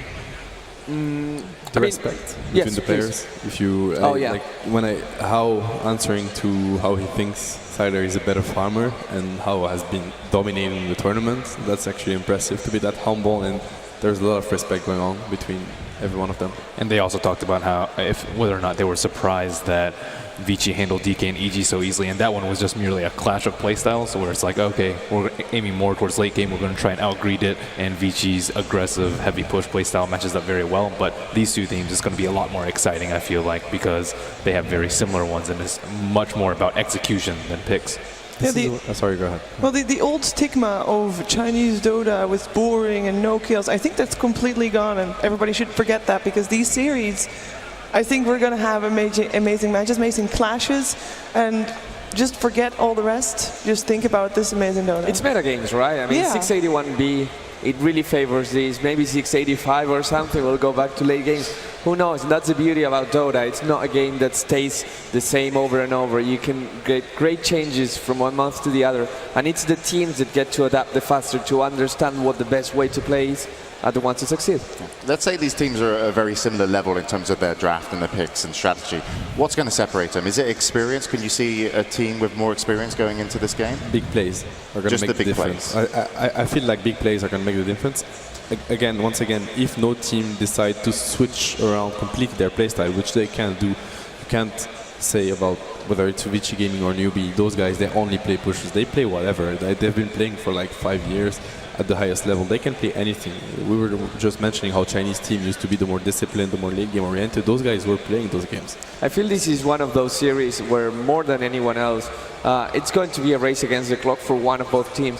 Like it depends on the draft, but both teams will know how to go for these 30 minutes to win, and if it goes later, it's kind of not so good. And it's going to be this very back and forth kind of games. But surely that means that the big plays are going to be those kind of little big plays, if you know what I mean, in terms of the early game. It's going to be that small difference, that small rotation. That's really what's going to set the pace, do you think? I definitely think so. In one of the games, I think Leshrac ended level 4 at the end of the game, and that was with the Shadow Demon and Leshrac versus Xiao 8's Puck, and it's all about the supports. Can they infiltrate the enemy side of the base? Can they assassinate some of the heroes and just get off to a good early game? If they don't get any kills in the first 10 minutes, especially with an aggressive duo, like SD Lesh, it's not going to happen. Yeah, it's so punishable. They'll be so low level that they don't have any time to catch up, and by that time the other team will have taken their advantages and will win the game. I could really see junglers being key in that matchup. That normally goes in favor of NewBee, because it's Banana that normally picks up the Enchantress. But again, when you see FY being able to solo-handedly win a game with an Ancient Apparition, he must be able to play Enigma or Enchantress or whatever they decide to get. So I think Vici can. Actually, the thing is that NewBee had to show more than Vici in that tournament. That's how I feel. Vici only showed the pushing, aggressive, and they got to the finals with that. So but at the same time, they did a lot of novel things, like the Leshrac with Midas into Pipe, and then the Ag Scepter rush too. So we had to see how they adapt in-game as well as to the picks. I'm really glad someone's brought Leshrac back in terms of the metagame, just because it's a strong hero in terms of being able to just get the early push going if you can get up to a tower, but it also can transition really well, and that Midas allows it to get the items, and it scales great with items, Leshrac. So it's even kind of safe when you go into the mid-game. But, you know, Leshrac, Sebastian, what do you think of it? You're a support player. And it's an awesome hero, and to be honest, he got reworked like the lightning, his third spell. Oh yeah, slow because of the slow. It's actually a really strong spell, and they're not playing that way. They're playing the Bully Eddy Leshrac because they're looking to push with it. I think that, for example, Leshrac solo mid is actually viable, and I know some teams in this tournament actually practice that prior to the event. They didn't get to show it, but the solo mid Leshrac, I'd like to see that. The thing is that with the Vici Gaming, there's one thing about those teams, and especially about Vici, they don't switch lanes that much. I mean, Super is going to be mid most of the time. We saw him playing a Death Prophet with Rasta on this off lane. They can switch if they're forced to, but I feel like NewBee can switch around the lanes more than Vici does. So that might be key, especially with the Leshrac, because he's good at rotating, but you know, you don't. If you're able to switch lanes, then the whole dual roaming thing isn't quite good, because they predicted the lanes, and if they can't do that, then they're going to be unaffected. Well, we saw the $1 million coil last year. Maybe we'll see the $5 million Earth split. Oh. I mean, who knows, right? Wait, is Split Earth. Split Earth. Sorry, flip them. Yeah, and also like another thing that I want to see, and I think both How and Sylar might potentially bring this, is remember that 5th game with Hobos on the Alchemy safe lane, just creating amazing plays against 3 heroes. I mean, these are, all of the cores in this game that's going to happen here have the potential to create those kind of amazing plays. And even if it didn't work so well for Navi at the end of that game, in this kind of metagame, an early game advantage, a core getting more than they should, can definitely win a game. Yeah, we haven't seen the full kind of power of Sylar really, as just for the fact that he's been playing that Nature's Prophet quite a few times, right? But we know he can play everything. You know, we haven't seen him on like Lone Druid for a little while, and he's an absolutely amazing Lone Druid player.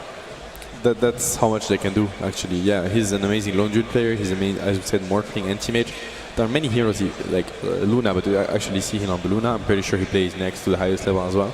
Vici with Sylar, it's actually amazing to see that he's one of the players that actually gives them that versatility with his play, being one of the best late gamers, and one of, like, his Nature's Prophet is not only about farming and pushing, he's about finding openings. He's playing very aggressive with that one, so. How would you go up against the Nature's Prophet of Sylar if you were NewBee? Ban him. Just ban him? Yeah. Because they picked him first phase quite a few times. Both teams are really, really good with him. And Sylar is, let me find it for you. He's 8-1, and NewBee is actually 7-0 with him. So both teams have so much success with this hero that I don't think either of those will want to give that to the other team. Just let Sylar pick something else. Worry about, if you're NewBee, ban that. You don't need to ban the Razor against Vici Gaming, I think, because it doesn't really matter that much. But yeah, just take that away from Sylar. That's the way to deal with it. Okay, but you don't think Razor's going to be a big deal in the grand finals here? Because it's been doing wonders with the Aghanims if you're able to get an early game advantage. I think Lycan and Razor will be banned. I think Nature's Prophet is actually manageable. We've seen like ROTK's Clockwork, especially since Nature's Prophets don't go for 4-step anymore. They go for like a Face Orchid kind of thing. This is, by the way, this is my favorite timer. I'm so happy this is here. I want to see some Dota. I want to go into the grand finals. So, yeah, Vici versus NewBee, they're going to be getting out on stage. The only problem is, I mean, okay, so the game starts in 30 seconds, but I don't see any players. We have a wave. Everybody's crazy already. That's pretty awesome. The game. Is that our first wave? I've not seen it wave before. It's actually going That's a really well. nice one. Yeah. Is that Morphling? You guys have got to wait for another 20 seconds. This is the best exercise you'll get. Keep going, keep going. And there it goes again. That's the longest waveform I've ever seen. Oh, this is a quick camera shot. Look at that. Here we go, into the grand finals. 4, 3, 2, 1, go!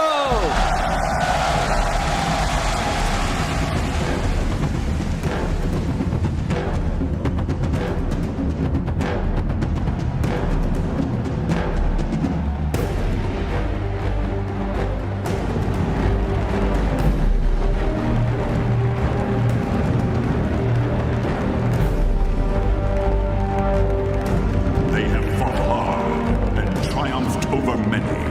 Now, only 2 teams remain, and the Aegis of Champions hangs in the balance.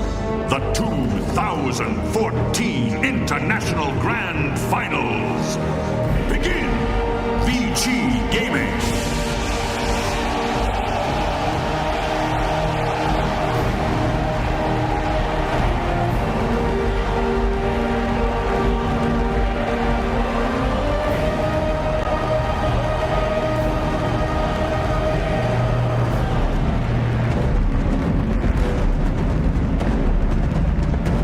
NewBee.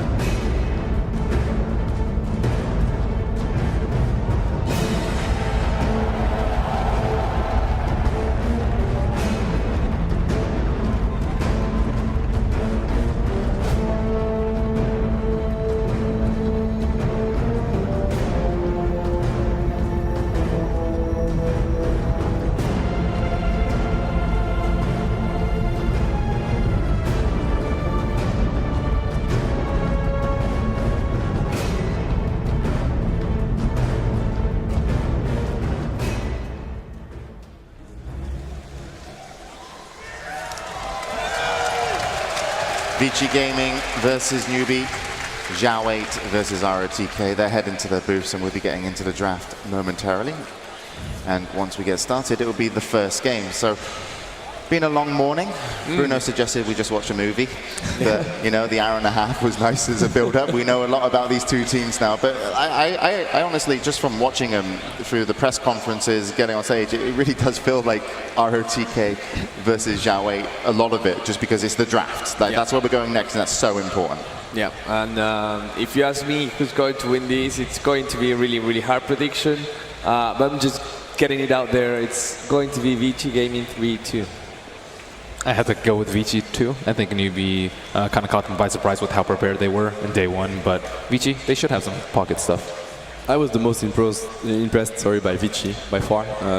So I want to say Vici, but to me, considering the playstyles and the draft, it's got to be NewBee 3-2 or 3-1.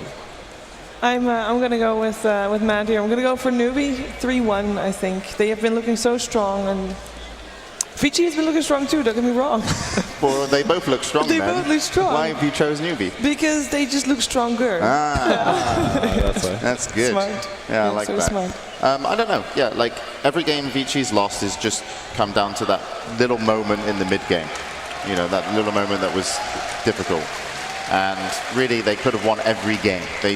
In terms of not even dropping a game in a whole series of a best of 3. But we haven't seen that much from NewBee recently because they haven't had to play. They went straight into the grand finals. So they've had plenty of time to prepare for this. They got to watch Vici, they watched everyone else, and you can learn, and they've had their practice area as well. So I think it's too hard to make a prediction. It's really hard, but one thing that's sure is that NewBee will be ready for what Vici has to show if they want to use the same. So to me, it's all gonna. The first games might be decided. NewBee might be like, we're ready, and then they're not. They're gonna get surprised, and they will get ready again. But if Vici can adapt, I think they have a good shot at actually winning it. But the thing is that NewBee will give them a really tough time. That's for sure. But the other thing with Vici is like, even though ROTK said like, yeah, we've got some surprises. It's like, how do you find a surprise overnight? Surely you've used everything that you needed to use to get to the grand finals. And what's a surprise? Is a surprise a Meeple pick or a Luna pick? I mean, their surprise is surprise.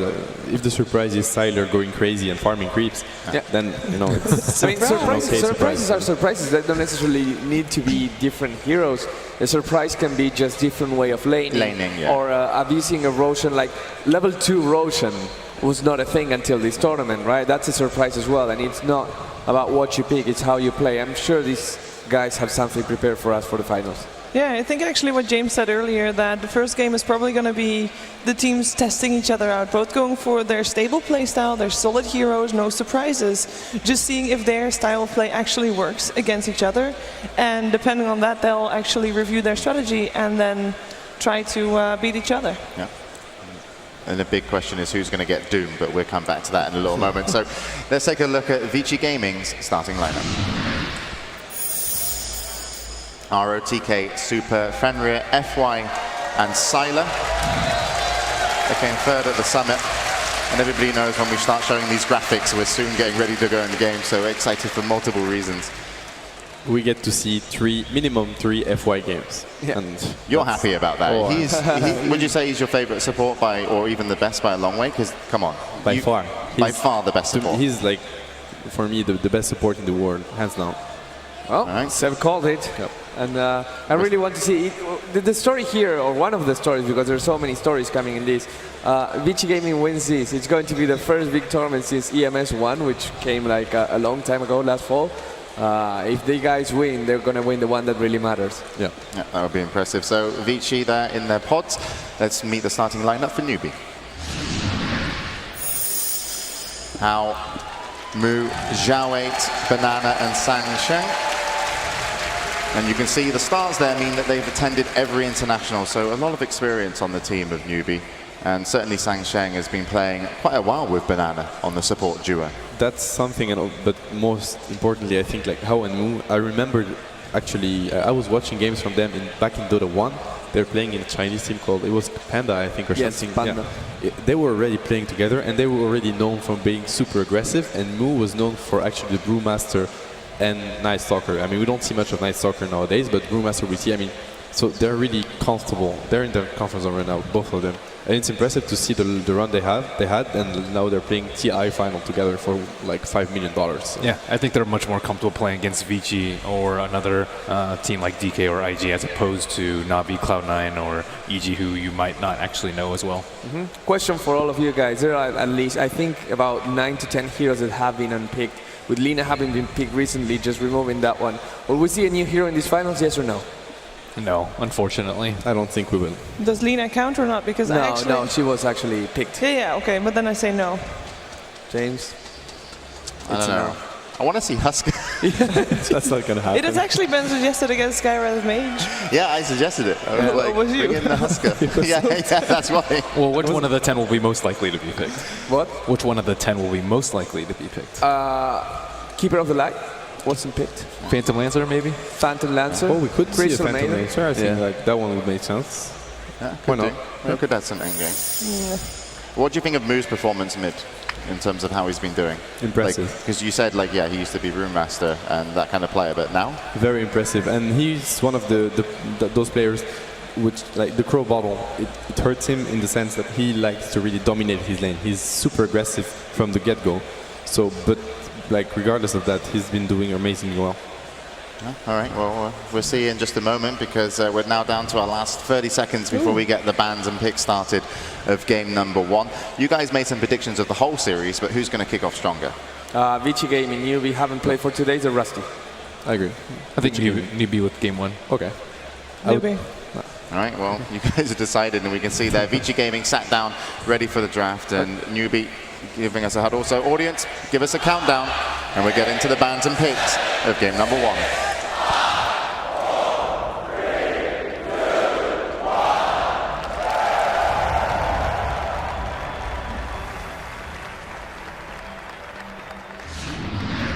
Vici Gaming versus NewBee. Game 1. So here we are. Now the most important bans and picks of their life, and already in the grand finals, NewBee. 7-0 for that hero on NewBee. They haven't lost a single match in the whole competition. The mind game begins. Yeah, and take it away from Vici Gaming. One thing that's actually awesome, like to me, is the Enchantress ban. We discussed it before. Yeah. With Vici's like game style, the junglers will be really important. We haven't seen an Enchantress ban the whole tournament, but now it comes. So that means that both teams are really, really ready for each other's. And we get the Shadow Shaman and the Air Shaker. Again, no surprises here. These teams are picking whatever actually fit their playstyle, and they've been picking so far. A little bit of information which we haven't talked about. NewBee and Vici Gaming, they face each other 20 times. The score favors Vici Gaming 12-8, but the last 9 were 6-3 to NewBee. So Vici Gaming had the early advantage in terms of the previous duels. NewBee seems to have the numbers recently. I think I probably would have gone for the Shadow Shaman over Nature's Prophet. The thing is, if they lose with the first pick Nature's Prophet, they're going to have to ban it out. Probably for like game 2 or take it themselves. 3. Or take it themselves again, but typically teams don't do that. You can already see the fighting power from NewBee. I mean, they have a global presence with A Ultimate plus Nature's Prophet. This sets up perfectly for a Spectre pick, by the way, if they want to get that. We've seen how play Spectre against EG. And also Void. We've actually seen this kind of combo with DK a little bit. You know, just being able to snipe someone off very quickly can shut down someone's push, you know, even when you're just level 6. Those are heroes that are really good at defending towers.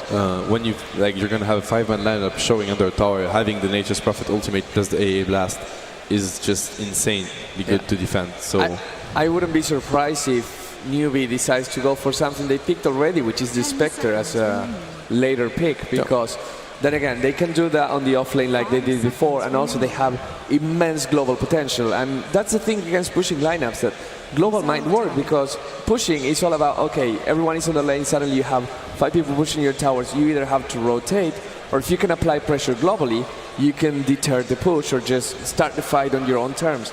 And bringing all that might be a strat that NewBee can say, okay, this is the way we stop the global push. And the thing when you push is like, one thing about push, what makes pushing that good is that you don't let your opponent farm, because they have to, as you said, to TP, etc. Nature's Prophet and AA, they don't have the TP. Right. They can just keep on farming and just land their spells and open whenever they're going to crush the fight. So really good approach. Like, so far so good for NewBee. Yeah, at the same time, they might not want to pick Spectre because Vici can't end a game in 15 minutes, and at that point, he might not even have his drums completed, or she rather. And they don't have that much wave clear right now, which is always a concern facing Vici. Yeah, that's a good point. I do think that Spectre is actually a good fighter in a sense. I mean, obviously we always see the late game rage in Spectre, but a Spectre with early drums and phase boots, he hits really hard. And yeah, you max Desolate, yeah, and suddenly in a team fight you can do immense amount of damage. He's a really good fighter, even early on. Yeah. I'm also a fan of the Orb of Venom there, because you can, essentially, the radius of Desolate seems bigger than it is, but when you're in a team fight, you just move a little bit away from your allies, and you're taking a lot of damage. We do see the Ember Spirit ban for Vici for NewBee, so Vici Gaming is not going to get that hero. If I'm Vici Gaming, I'm going to say okay to that. I don't care that much, I guess. The thing, Ember counters Prophet in many ways. He can solo kill Prophet anytime if Prophet is split pushing. And also, we've seen only, I think, Battle Fury's Ember. I don't think we've seen okay, Sing went for Luscari, but besides that, it's mainly the Battle Fury build Ember, and that's really good versus Prophet when he pushes the summons. So. We've been talking about how important positioning is in the early game for both teams if you want to push. A hero like both Wraith King and Vengeful Spirit Both of those supports are supports that NewBee actually went for in combination with the Asian Declaration before. Which one of those two would you say is most likely, or neither maybe? It's difficult to call them right now. I think Vengeful would work really well with NewBee. It's really good with AA, and just the auras would work. But I think it's a bit early for them to get that. They might want to get something against the Brewmaster because they really have nothing to fight that Brewmaster right now. It's an awesome pick for Vici Gaming. Well, Doom is still in. Doom is still in, Skyras is still in, yeah. I mean, if it was on the other side and Vici Gaming were playing the Nature's Prophet, I'd expect an Orchid coming out, because that's how Silo ends up playing that. But because the NewBee have the Nature's Prophet, you normally have seen Nature's Prophet kind of get into the Necro book, and you want that silence versus Brewmaster. So Vici Gaming are probably going to change some of the ideas that NewBee have, and we'll see what they're going to pick up to handle the Brew. Whenever I see Vici Gaming going for these kind of lineups with you have a lot of tankiness out in the front, they bring the Brewmaster, they bring the Death Prophet, they create this wall of heroes that can tank pretty much everything and just push your towers. I kind of wish the Storm Spirit could come back, because he's one of those heroes that can jump through that line and get to the weak support. The Shaker will want to be separated for the team, and that might be his doom. If you can jump on the Earthshaker and remove him from the equation, suddenly they don't have that backup plan if things go wrong. The same with the Rasta. If you can stop him because before he pops the wards, you want a team fight. At the same time, Storm Spirit is just so vulnerable to early rotations, which can be punished by FY and Fenrir, and his team can't necessarily follow up. Maybe with Global Ultimates like AA and Nature's Prophet, but you can pretty much dump any hero into that mix. Well, if you get a blink on Lion, he can also jump to the back and perhaps make something happen. But it's a Lion pickup. A little bit unexpected, but a lot of disable coming with that hero, of course. This is the answer they needed to the Brewmaster, but it's gonna come to the timings. We've seen MMY yesterday. Awesome timings on the Hex.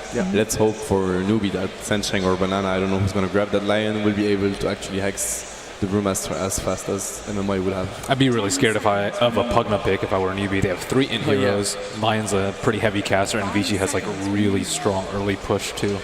Oh yeah, the Pugna pick is actually awesome right now for Vici Gaming.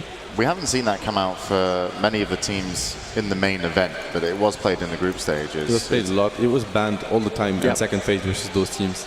So, especially versus Vici Gaming actually. Well, we'll see if they take it. And how would you respond if you were a NewBee if they ended up getting that? Would you just be like, oh dear?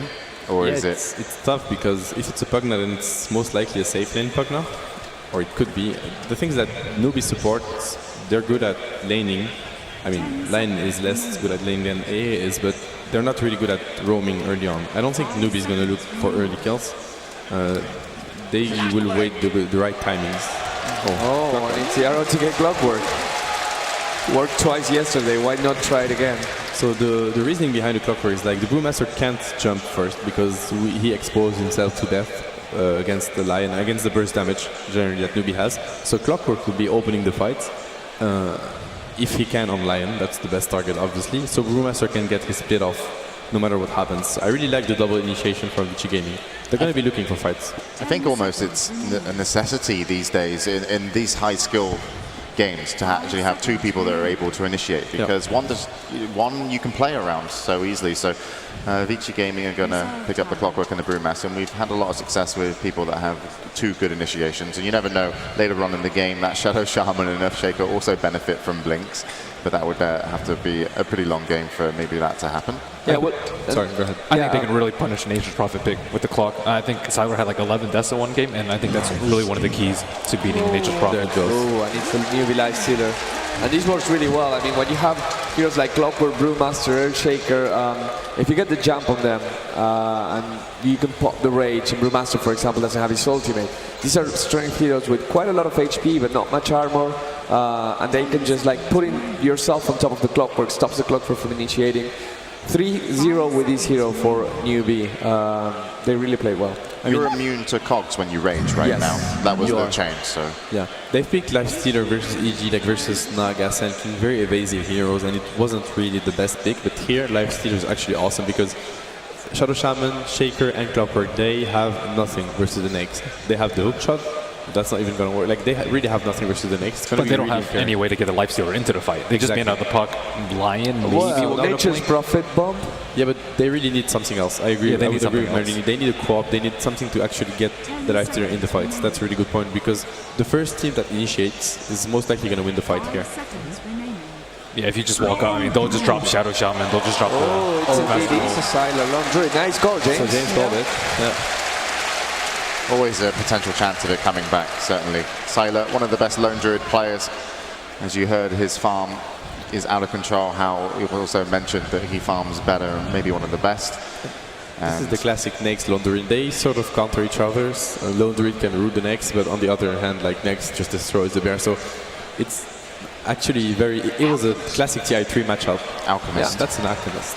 Wow, and we don't see any straight up super aggressive pushing lineups out of either of these teams. They both can do some pushing, especially Vici, but I don't think we're going to see a 15-minute game today. No, most likely not. Whose lineup do you prefer? I like Vici's. It has just a stronger push, and NewBee just don't have the AoE clear to deal with it. I like NewBee. I think they can move around the map, and just the global potential is too strong. I think a lot of it is on the Lifestealer and the Alchemist, Hawamu, their combo being able to get the initiation. But we'll find out. So let's send it over to the commentators who are going to introduce the first match of the grand finals. Over to Toby and Lumi. Thank you very much. It is wonderful to be here for a TI4 Grand Final here in Key Arena, Seattle. I'm Toby One and Lumi. We'll be taking you through the entire best of 5 series for this Grand Final. Lumi, I'm looking forward to some amazing games. Yeah, game one, I expected a lot of push like the analyst says, but it looks like we're going to see a much more balance of a game. We're going to see some push. We're going to see a ton of team fights. We might even go to a 50-minute late game. So I think we have it all, and that's a great game one, right? You want to see it all, and I think this is going to be it. Yeah. Looks like nobody's do any level 1 smoke. The only aggressive move is ROTK. Looks like he's straight up TP to the bottom. This is going to be a very expensive ward, but he's going to get one down without the enemy team having any vision. This I think is really important for it. I was actually looking at the Lone Druid pickup as the last one and thinking, okay, you look at the lineup from NewBee now. They could run easily an aggro trial lane with the Life Steal on the front lines, Ancient Apparition as well as Lion right behind him. They could cause a lot of havoc up on that top lane. So the Bear becomes a bit of a filter up on that top lane, then combining it up with FY as well as Fenrir's control power. They should be able to survive that top lane. If you had any other hero which has to come to the front lines to farm or be involved, you'd be finding yourselves in a really, really risky position where you could give away first blood. So they basically have the top lane as far as like balance goes, as long as they don't get caught out of position. They look towards the bottom lane. You get this nice, really aggressive ward. It blocks the pull point, so there's no secondary option if the top lane goes bad for NewBee, unless they come down here with sentry wards. But more importantly, it keeps an eye out for what Zhao Wei's got planned with his little treants as well. So ROTK or Super. It actually looks like they're switching around their... Are they switching? No. They're actually just handing over some sentry wards. There will be ROTK on the off lane, trying to get a good start, and Super will be there in the middle lane. Toby, sounds like you like Vici's lanes. I'm loving Vici's lanes. I really think the Lone Druid pickup as the last one was a really smart idea. The only thing that could bite him in the butt is when the Life Stealer gets really, really big. As Mad was saying, the Bear is just going to get devoured by that Life Stealer. They cannot let that Life Stealer have room. They got to look at early Maelstrom Basher on that Bear and really get up in the face there of NewBee. Yeah, I think farming on the top lane is going to be quite difficult for Vici Gaming. With that said, though, Sylar is working with essentially 2 heroes, so his last hit damage is very high. Should he get out of position, the Earthshaker Fissure is going to bail him out. So let's see who's going to actually get the first kill here. I imagine it's going to go towards the side of NewBee, but how defensive can Vici get? Man, they're going to be so defensive. The problem is they've got no camps to pull. They need to get rid of these sentry wards, but to do that, they have to basically contest up against Sunshine as well as Banana, and that's not going to be an easy thing. FY, surprisingly for his first ability, he goes in for the shock, so he's just going to try and push Hal out of the lane and the Fissure spam as well. I get a feeling they're burning through a lot of clarities just to try and get these NewBee supports to burn through consumables, because what they really bring towards this top lane, everyone's got a set of tangos and there's a salve there, but that's basically all she wrote. So if you get these guys low enough, then it's going to be really risky for NewBee to try and dive underneath, either be it a tier 1 tower or go deeper inside the Vici Gaming jungle. What's worth, they're actually farming quite okay on the top lane. Sylar is getting up to the creeps, and that's kind of what you're looking for. The trap from the Fissure, not going to be there. Yeah, they're just completely throwing out nukes left and right and trying to out-harass them. There is a smoke of deceit for Vici Gaming support, and with the Earthshaker, you always have a shot to actually go gank mid. And I think the key thing right now is they finally found that sentry. They will be able to deward it. They will be able to pull at minute 2. and that should help Vici's defensive trialing a little bit better.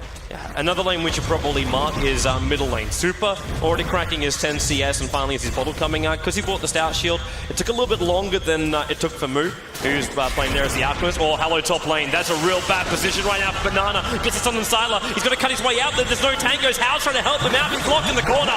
First blood goes away of Vici Gaming. Not over yet. FY still in the tree line. Profit. He's actually going to come into this fight. Zhao Wei wants to turn the tides of this fight. And Fenrir now on the run. Chilling Touch on cooldown. Cold Feet is available now, but we will see Sylar and Fenrir back up. So it's a 1-1 trade, but Zhao Wei has to TP in and then uses a scroll to get back straight to bottom lane. They don't want to miss any CS down here. Very surprised that Zhao Wei actually TP in without having access to Sprout.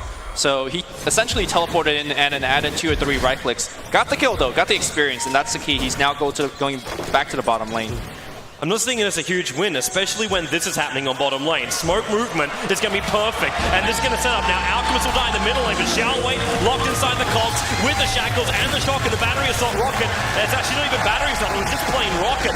They get themselves the kill. And the Alchemist, in the meantime, he's actually soloed up by a DD Brewmaster in the middle lane. So Vici Gaming are now sitting at a 3-1 advantage 3 minutes in.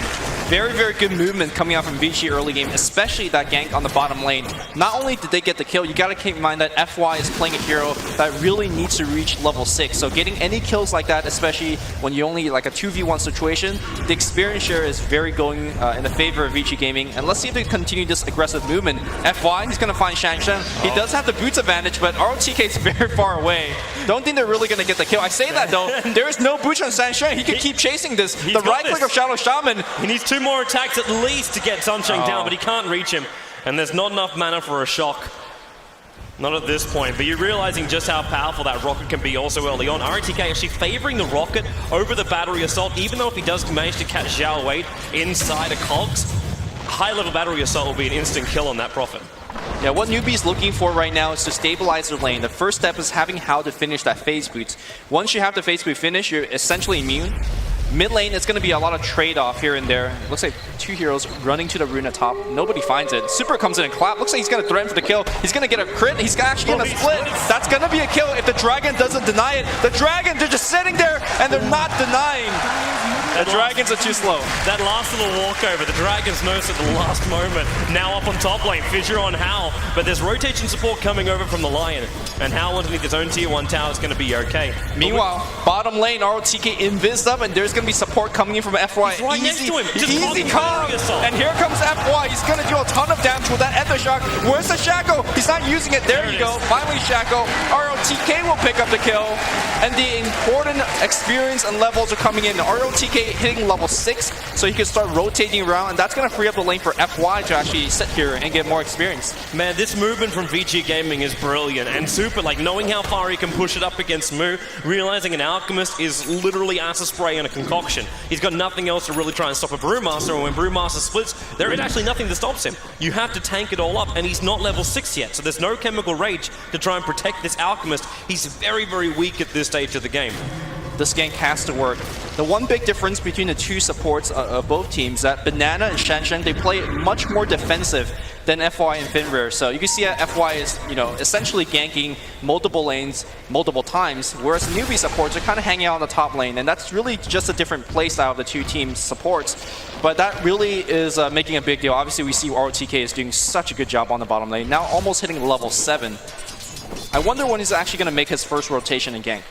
Well, I got a feeling he'll TP top in just a couple of moments' time, because Sylar, well, he actually just resummoned his best. This would be a big kill if they can claim it, but the Vortex goes down, which means Sylar knows the Sunshine and Banana are hanging inside the tree line, while in middle lane, Mu, he's actually popped off his Chemical Rage right now, but FY, the Fissure, he needs to get in range for the Shackles, and here it comes. FY, he's still up there, now Mu throws out the stun, double stun with a rocket from ROTK, comes all the way from the bottom lane to get the kill, super diving in deep, there is no split, 20 seconds on cooldown for Sunshine, Helm's out the Shackles as well, Totem Stomp, there's enough with the clap for Super, caught inside the Sprout, taking a large amount of damage from the tier 1 tower, but he will back up to his side of the river, and not only that, he's going to pick up the Illusion Rune. Top lane though, Sylar in a lot of trouble, trying to run away really quickly. There's favor on how. One more hit, the Wrath of Nature is going to come through and get the kill.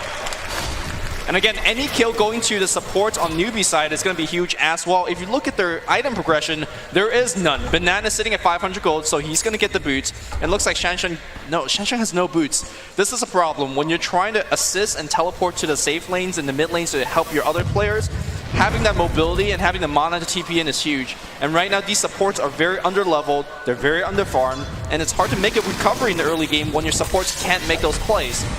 Super, he's not going to go again. He does have a split available, and he's watching Moo here in the middle lane, but needs more damage, especially going up against a Chemical Rage Alchemist, not that great. Fenrir is also watching the top lane. Sylar, he's still fighting without a bear. This is his massive problem right now. 50 seconds until he can have the potential entangle back up again. So Fenrir has to sit here and basically babysit Sylar, so Sylar doesn't fall behind in the farm. This is the most important thing for him right now. If this was a boxing fight, I feel like it's NewBee that's really cowering. They took a really big right hook. Look at Moo on the mid lane. He has a Bracer and Alchemist. He's simply afraid. The hook's going to come in right now. The Cog's going to be ready. Moo's going to charge up his stun, but I'm not sure it's going to make it out there. The tower is helping out. Tower aggro gets shifted, and now the split's going to come out. Moo's going to try to run away from the rest of his team. He's going to go down as a result. That Bracer did not save him. You do not get Bracers on Alchemist simply because you don't really need it in normal games. It seems like he's just really afraid of the rotation of Vici, and rightfully so, because they are 8-2 in a big lead. What also really hurt him was the fact that Banana, you could only get one person on that Impale, and because of that, we still saw RTK freely move around. Another rotation from Vici Gaming, and RTK coming from the angle, which you'd be least expecting. He literally just hooked in from like the ancient area on the top lane for a hero who's been on the bottom lane the entire time. Now how? He got entangled up, and that may be enough time holding him there. If they get another entangle here, he's going to actually infest out already. Yes, he may rage be TP. regretting Rage that one TP. right now. He's already used his rage, but no TP coming off the back of it. He's still got 4-1 charger super. While he's looking for some kind of extra crit. Diving under here, he's got haste rune available, so Open Wound's not going to stop him here. Clamp 1 second away, and that'll be the kill, but the Clamp how's out of range, and now Super, he's in too deep. The creep wave is blocking him in the corner. He's trying to find a way out, but no amount of movement speed is going to save him from that. Can't hide inside the tree line. Xiao Wei again TPing in to help out for another kill to try and get NewBee back in advantage of this game. Great bait from Hao and great rotation. They got a lot out of that fight. Experience is going to be the key. But speaking of experience, look at the bottom lane. FY hits level 6, and that means your towers are going to go down if it's NewBee. So I imagine FY is either going to just push bottom straight up, or he's going to go for a gank on another lane and then push afterwards. Mass Serpent Wards is going to be the name of this entire series. Look towards Shadow Shaman doing a lot of work for both teams. He might be in a little bit of trouble right now, though. Yeah, Sunshine's coming over, and there's TP coming in from Hal. They want to get him out. TP, well, they don't have a stun. There's no stuns. Great TP. It's actually a major problem here from the NewBee lineup. Like on the third pick, they went for the line. I thought, okay, we need stuns, we need hexes, we need something along this line because none of our other heroes really offer this. And until you get like Abyssal Blade over on Hal or something like either Scythe, which actually we're not getting out from Xiao Wei, he's going Fade's Boots into the Necro Book build instead. I mean, you have the Lion, and then you also have the Alchemist. They offer some early game stun, but unfortunately neither of them were there. Normally, you don't see those early games TP too often, because a support hero like FY will just die instantaneously, but he just reacted very quickly, and that's why he made it out there. So great play from FY. And, you know, as Matt said on the analyst booth, one of the best support players in the world, if not the best. VG Gaming. They pushed themselves up towards the top lane. So smoke movement came out from both FY as well as ROTK, but with no one up here, they just forced the tower. Sylar's already got that high-level bear, so Demolish is up on the bear, and they just melt through the towers. While on the bottom lane, Xiao Wei and Hal, they're both looking for the trade-off. So a tier 1 for a tier 1 tower trade. VG Gaming will be happy with this. They obviously won't be ecstatic, but actually, are they going to come back to try and defend this? They are. ROTK is moving into a position for a hook shot, but well, Hal's still here. He's hanging around a little bit longer, but he's out of range of the hook shot, so he's okay for now. Looks like both teams have successfully defended a tower. I think actually Vici Gaming wants to trade, and they will want to keep trading until that Lone Druid hits up to 3,800 gold. And we haven't really looked at his gold count. 2,200 right now. Once Radiance comes online, can you imagine the squishy supports on NewBee side just getting run down by that Radiance Bear? Ancient Apparition as well as Lion. What do they actually do when a Raging Bear charges at you? Do you still actually want to go for the Radiance Bear? Considering, like, okay, Lone Druid's still meant to be there to control up the life stealer. If you go for Radiance, this is going to put you back on your Basher. It's going to put you back on your extra control abilities on that life steal. I think the fact that you could get it so early is a key, because if he wants Hanamidas, he already has a gold and could have bought it for now. And if he wants Maelstrom, he also could buy the parts. So the fact that he's not buying anything, I imagine it's going to be a Radiance.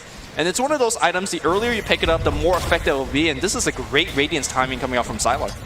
Super's looking for an opening with this fresh Blink Dagger of his. He's looking at Hao on the bottom lane, and with support from ROTK, they could have possibly got a kill, but there's an Observe Ward on this bottom lane that's really working overtime. This guy right here has watched so many rotations from VG Gaming that, well, they just keep getting sprung, and NewBee just back themselves up and they fight in what's the safest place they possibly can.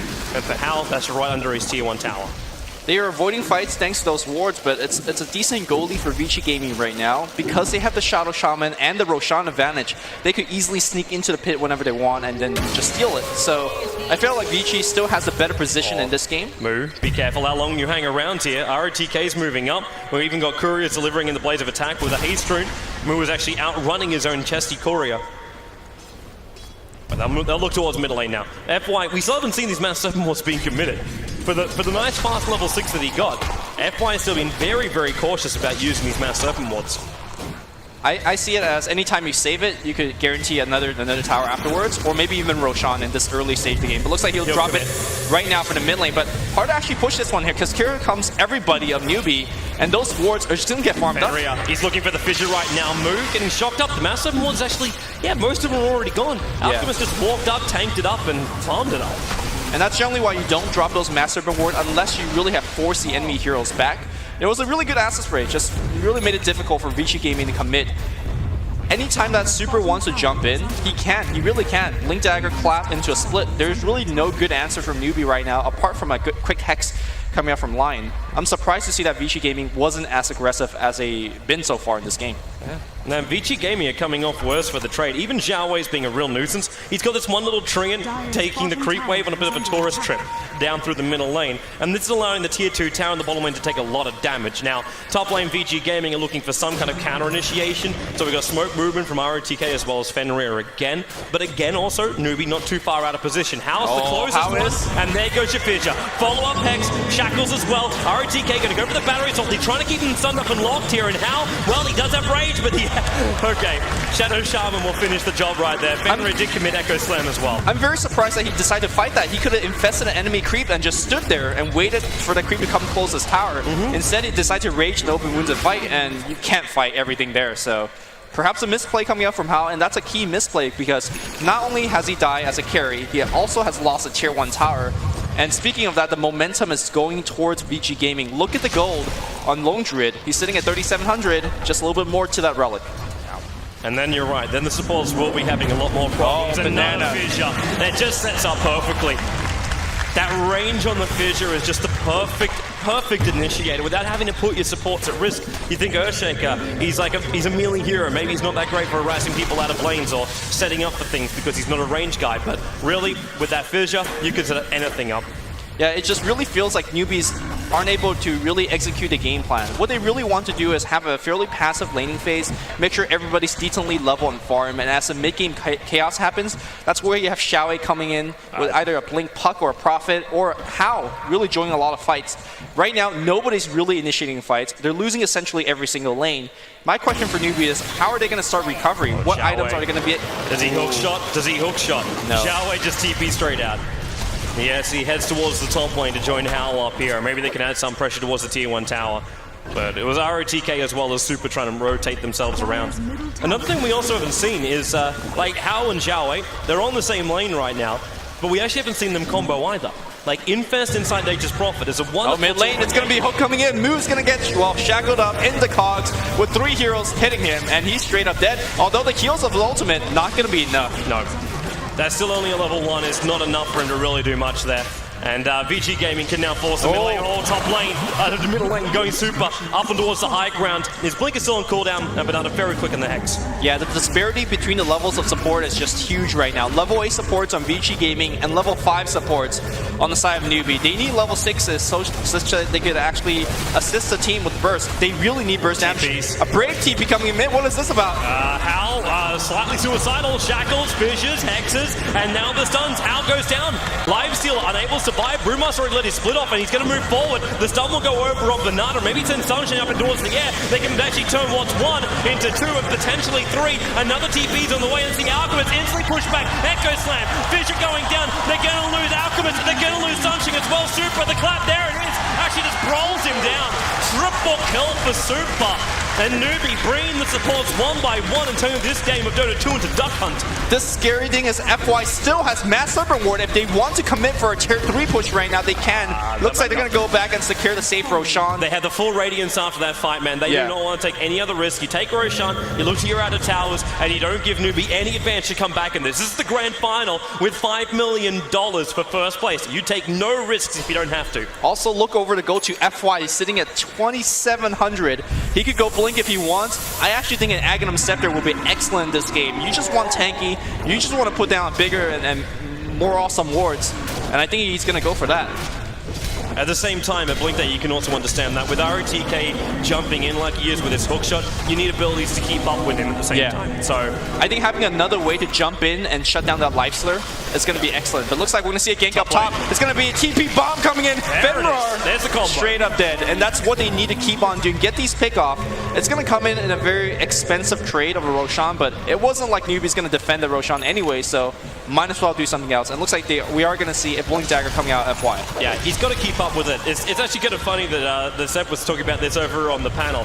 It's the fact that you have Vici Gaming, who was so good at initiating. They know how to play up against Nature's Prophet. When they played that EMS 1 finals, they were using Stormspur as well as the Clockwork in combination, having these long jumps in with just 2 heroes, and they'd always be there to back up each other. So you jump yourself in, and you always got a teammate right behind you to follow up with a Hex, follow up with a Control, follow up with some burst damage, and that's exactly what you get with the Blink Dagger over on the Shadow Shaman, the range from the Earthshaker. Soon Fenrir will also complete his own fissure, so that's another hero that can go with the Clockwork. Brewmaster's already going with him in the Blink Dagger, and Lone Druid, well, he's got his bear on the front line, so he's kind of always there. Yeah, I wonder how NewBee's going to defend the push that's going to be coming their way. They have a couple of tools. They have Acid Spray coming out for Mood. That's going to weaken the push. They have things like Wrath of Nature as well as Ice Blast. I say that though, look at Shansheng's level. He's still at level 6. Where's that level 6? Not there, man. At least Lions managed to crack level 6, but that's all they've really got. They've put everything else they've got into Prophet, Lifestealer, as well as Alchemist, all at level 11. But even then, they're behind the Brewmaster, who's level 13. TPing back towards middle lane, Super, trying to force How as well as this little army of weird triggers to stop them from pushing into that tier 1 tower in the mid lane. But in the meantime too, Vici Gaming, they're forcing the bottom lane out. So all tier 1 towers are gone for NewBee, the tier 2 towers gone, the middle lane, and Vici Gaming are looking to add a lot more pressure towards this bottom lane. And Moo, Chemical Rage will protect him a little bit from the Radiance right now, but that's all she wrote. He needs the mech up and running. Well, ROTK is looking for it. He misses the hook. You fire one, you miss one, but they're going to guarantee themselves a tier 2 tower because it looks like NewBee is not even trying to defend this. Sylar just lost his bear. He didn't want to have that happen. The Ice Blast actually connected on him. He was taking too much damage from the tower, so the bear in the end ended up shattering that. We've got the top tier 2 tower being forced. Hal, Fenrir. He's actually getting mana burn to the back line, so just letting off an easy fissure is not as simple as you'd hope.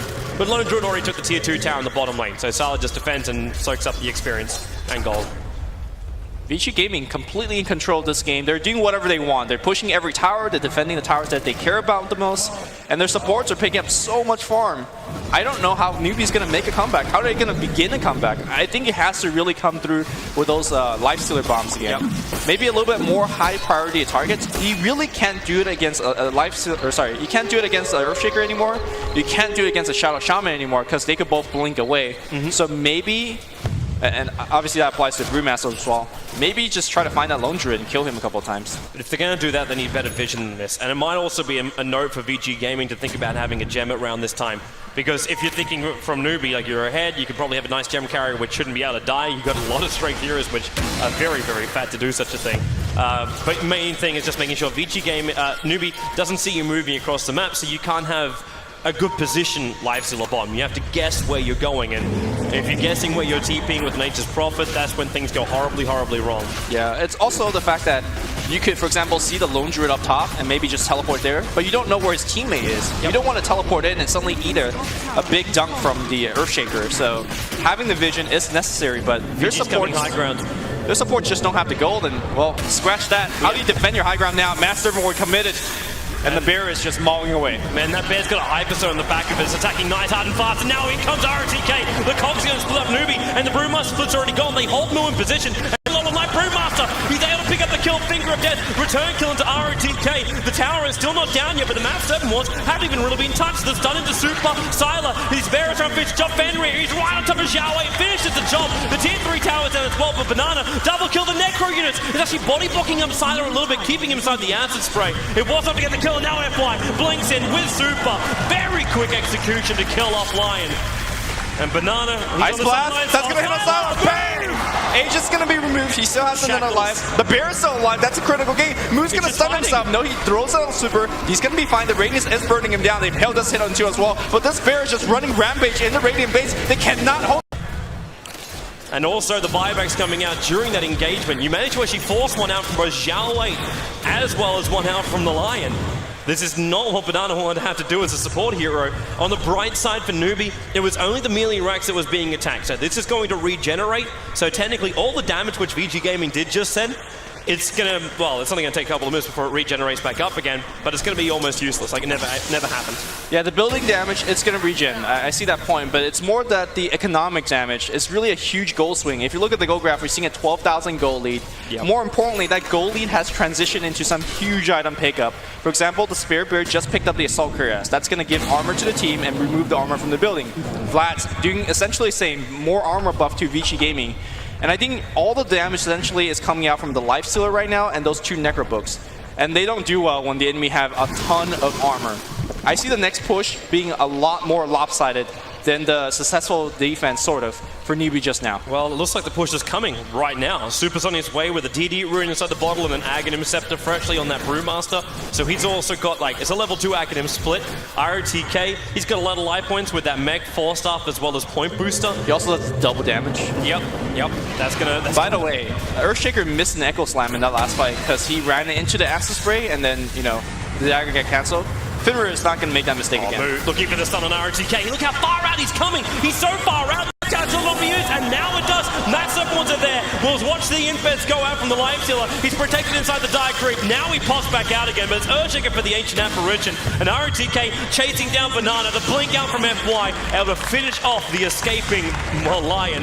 Huge play though coming out from NewBee. They force out the Master Ward outside the base. Smart to take a fight outside because the Master Ward isn't shooting a building, but smart play is one thing, but the raw power of Vici Gaming just too much. The blink initiation, how? He's gonna be dead! Bursted down here by Vici Gaming. The Shackle's gonna come through, moving a ton of damage in him. He traces life for the support Shadow Shaman, but who's gonna stop the bear? Nobody will! GG comes out for Vici. And they take game 1. That was perfect from VG. They realized just how far they could push it. Massive Mords were down here, but that bear watched and stunned, but he got entangled up, locked in position, and all of a sudden they're just losing hero after hero after hero after hero. And it was like NewBee weren't actually fighting as 5. They're fighting as basically 2s, then 1s, then 2s. I think the game was easily decided by the 2 rotation that FY made. He got himself quick level 6, also won the lane, and essentially won every lane for his entire team. But we could talk more about that later. Let's send it back to James and the rest of the analysts. Thank you, Lumi and Toby. So they have it. Vici take game number 1 in the grand finals. 2 more to go. And you, Seb, you were saying, as well as Wagger, who's now joined the panel. Welcome, Wagger. As we were talking about earlier as well. Yeah, especially when they have a Shaker to actually protect the Lone Druid. Yeah. In my opinion, the things that with that game is that when you have Lion, Nyx, and AA, those 3 heroes are really good at shutting down an offlane Clockwork, whereas shutting down an offlane Prophet isn't really possible. So I was expecting actually NewBee to go safe lane. They decided to contest Vici maybe because they were over-respecting that, you know, they were like, if we let them get play their game, they're gonna push us, and they were scared of Sylar's farm on the Lone Druids. So maybe they're actually really scared of Vici, and if it's the case, then I'm worried for NewBee. But right now, that game was really a laning, wrong lanes from them, in my opinion. Yeah, I mean, the mid lane Alchemist died to the Panda that twice. Should never happen. Yeah, twice before Alchemist hit level 6, and then ROTK on the off lane too. He also maxed Rockets too, which is an unusual build, but it's pretty good versus Nature's Prophet. A good Nature's Prophet, especially with Phase Boost, won't let you get in a range for Cog or Battery Assault.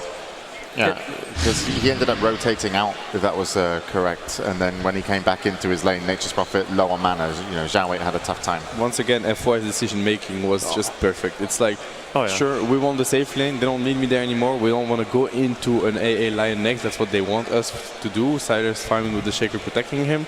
He went bottom, he destroyed the only lane that was actually going decent for NewBee. And then it was just 3 lane lost, push with Rasta plus Lone Druid, GG.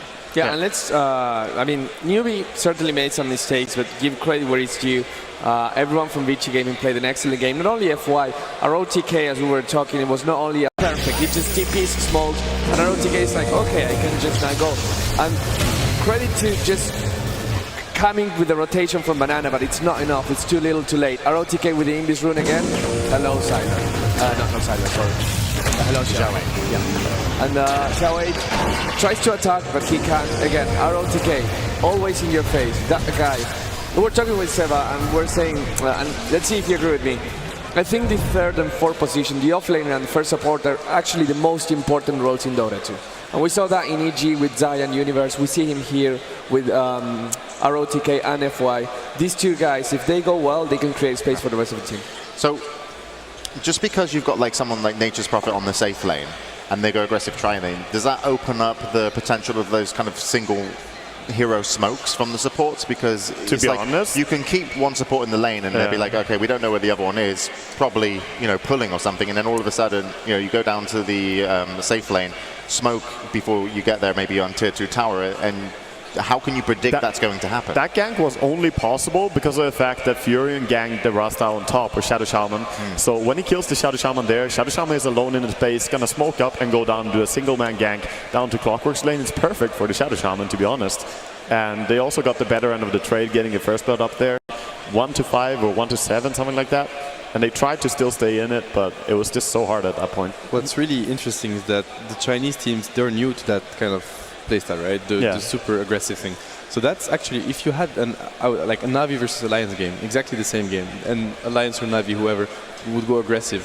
When Rasta dies, I'm pretty sure Admiral Bulldog, for example, on the Prophet bottom, he would know that the Shadow Shaman would go for him. That's really classic European style. We're really used to that kind of. I mean, it's a very good gank, but it's super predictable because the Rasta's not. He won't go back to a lane where he's struggling, right, where he's dying. Yep. So he's gonna pressure somewhere else, and then the other team, it's mind games once again. But it looked to me like they're a bit new to that kind of playstyle. So they actually it was 8, sorry, did not expect that. Maybe he should have, right? Because it's. If a good player, if FY is a good player, he knows that's the right move, then 8 should know as well. Maybe it's going back to what we said before. NewBee haven't played any international competitions. They only kept themselves within China, so they haven't gotten to see much of this aggressive playstyle. But I want to ask you, Waga, as a mid player, do you like Brewmaster? Oh, Brewmaster is so strong. Like, it's also very easy to lane against the Alchemist. So yeah.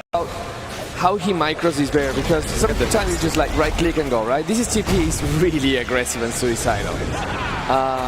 The Brewmaster split cancel. Now normally you just like go and right click and try to get the stun. They get the stun on Banana, but look at the Fire Panda. He gets hit by the tower. He just goes away, loses the tower aggro, and now that was really good at Brewmaster. Yeah.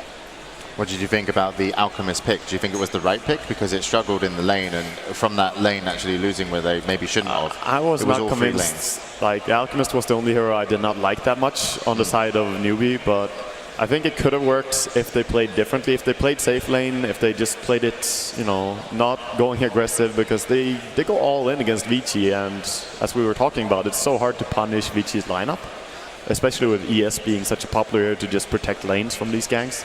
So I don't know about the Alchemist in this game, not when you want to go aggressive like this. Yeah, Panda just matches up so well one-on-one versus most melee heroes, and the AA and the line couldn't do anything. I think it was like a 17-minute level 6 on the AA. It's too slow.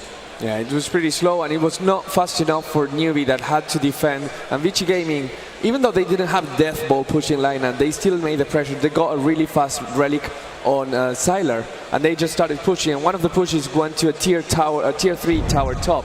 We're gonna see it right now. And at this point, it's 15-4 for Vici Gaming. They're really ahead. I think by this point, the Brewmaster also has his Dark Scepter. Yes, he has it because he had 17 minutes in. And what can you say? Like, at this point, it's just not being outplayed. It's just outmuscled. Oh yeah, everyone is so farmed at this point. Clockwork, the Lone Druid, also even the Brewmaster, as you said, 17-minute Blink Aghanims is so much farm. So yeah, they can just brute force this tower in this fight. That's what they do. Good work at I mean, NewBee did a good work at farming. They had good farm on Nature's Prophet, Nex, and Alchemist, but yeah, like at this point, it just doesn't matter. They're so fat that there's actually nothing to do.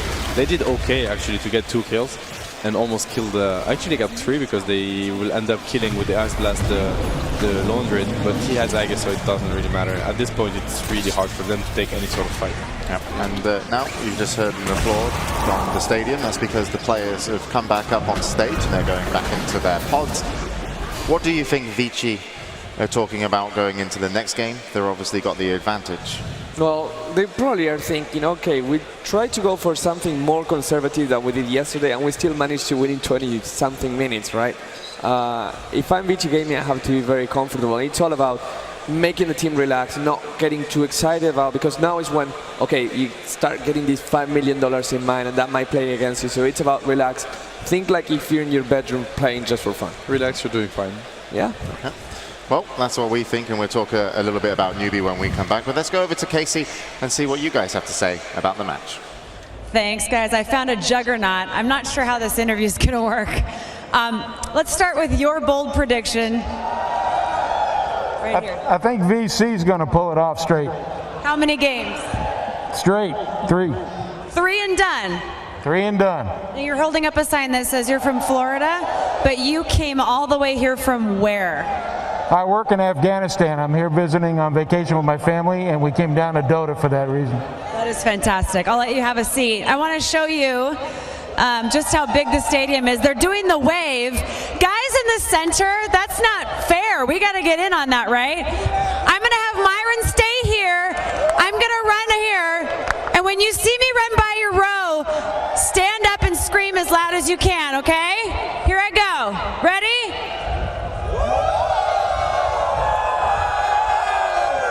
Let's try the other way. I feel like such a rock star. Let's send it back to our analysts who are up there. Thanks, Casey.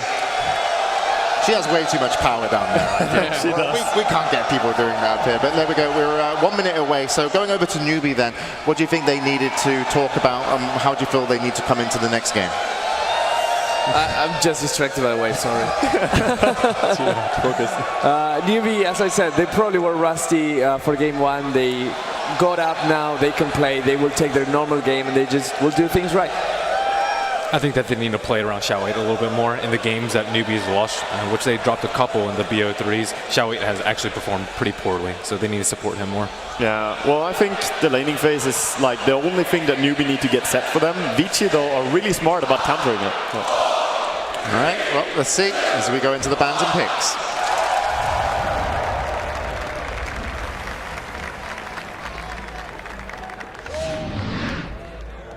NewBee versus Vici Gaming. Grand Finals, Game 2. Fight! Sorry, I love saying Bruno. that. And already our first bans out. Yeah, I agree. NewBee, definitely if they just bring their own game, that's going to be able to help them settle.